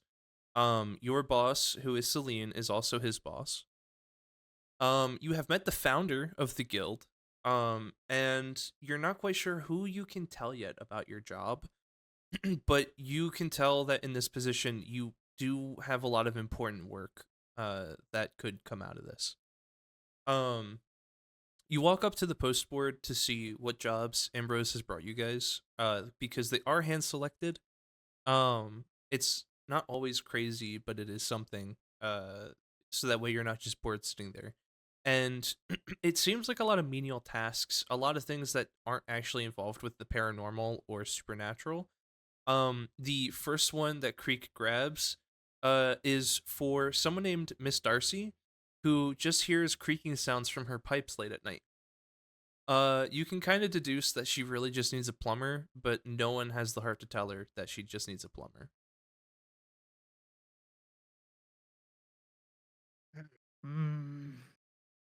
I think we should do this one. Clearly no ghosts. Therefore, I don't have to face the reality of ghosts possibly being So- real. So double checking, it's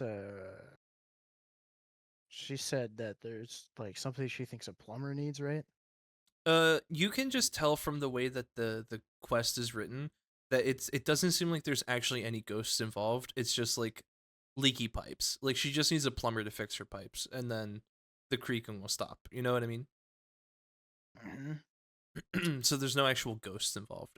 That's That's what I meant by like a menial task. It's like a thing where you guys would show up and just be like, oh, yep, you got a leak, and then you're done. Like that's your job.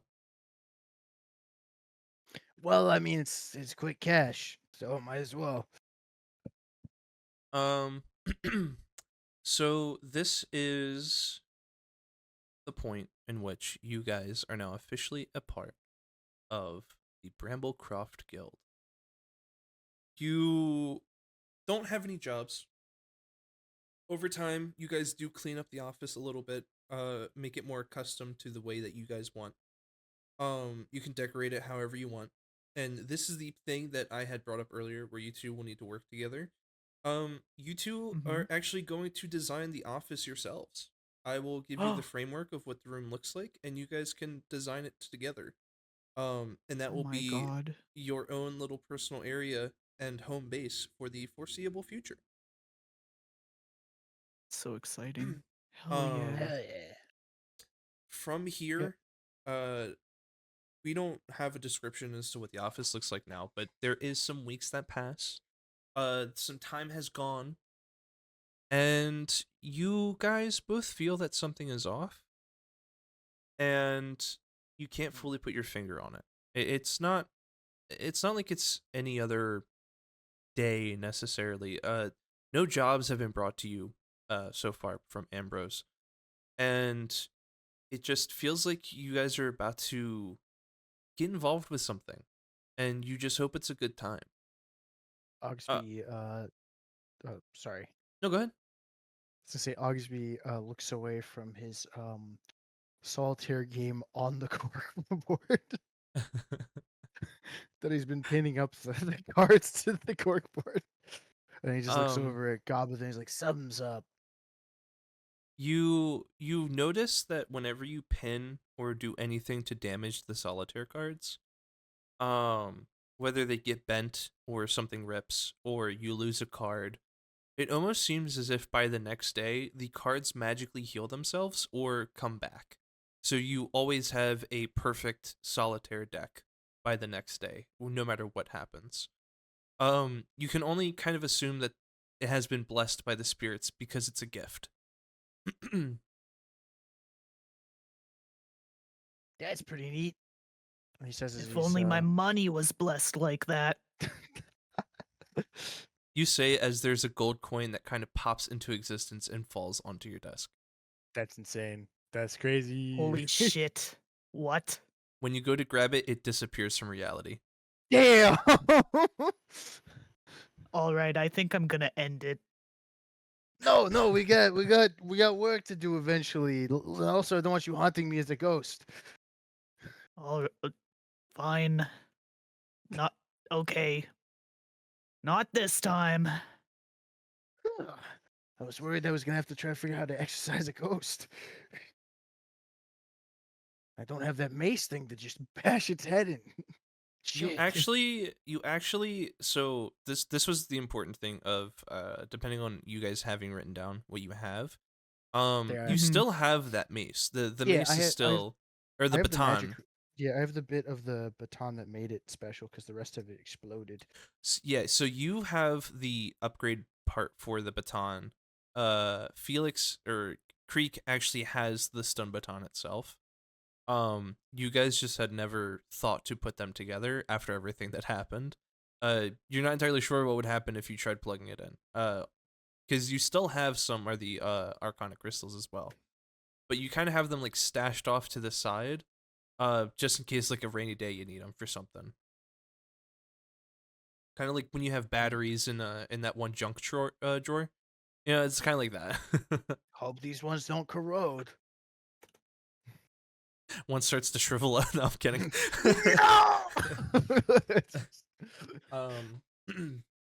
But as you both are just kind of waiting around, there is a knock on the door, and walking in is Ambrose.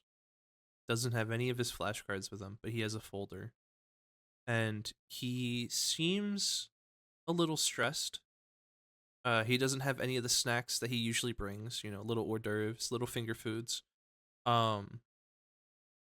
And he just gently My puts finger's the one. My finger isn't the one that's hungry. It's my mouth. Silly.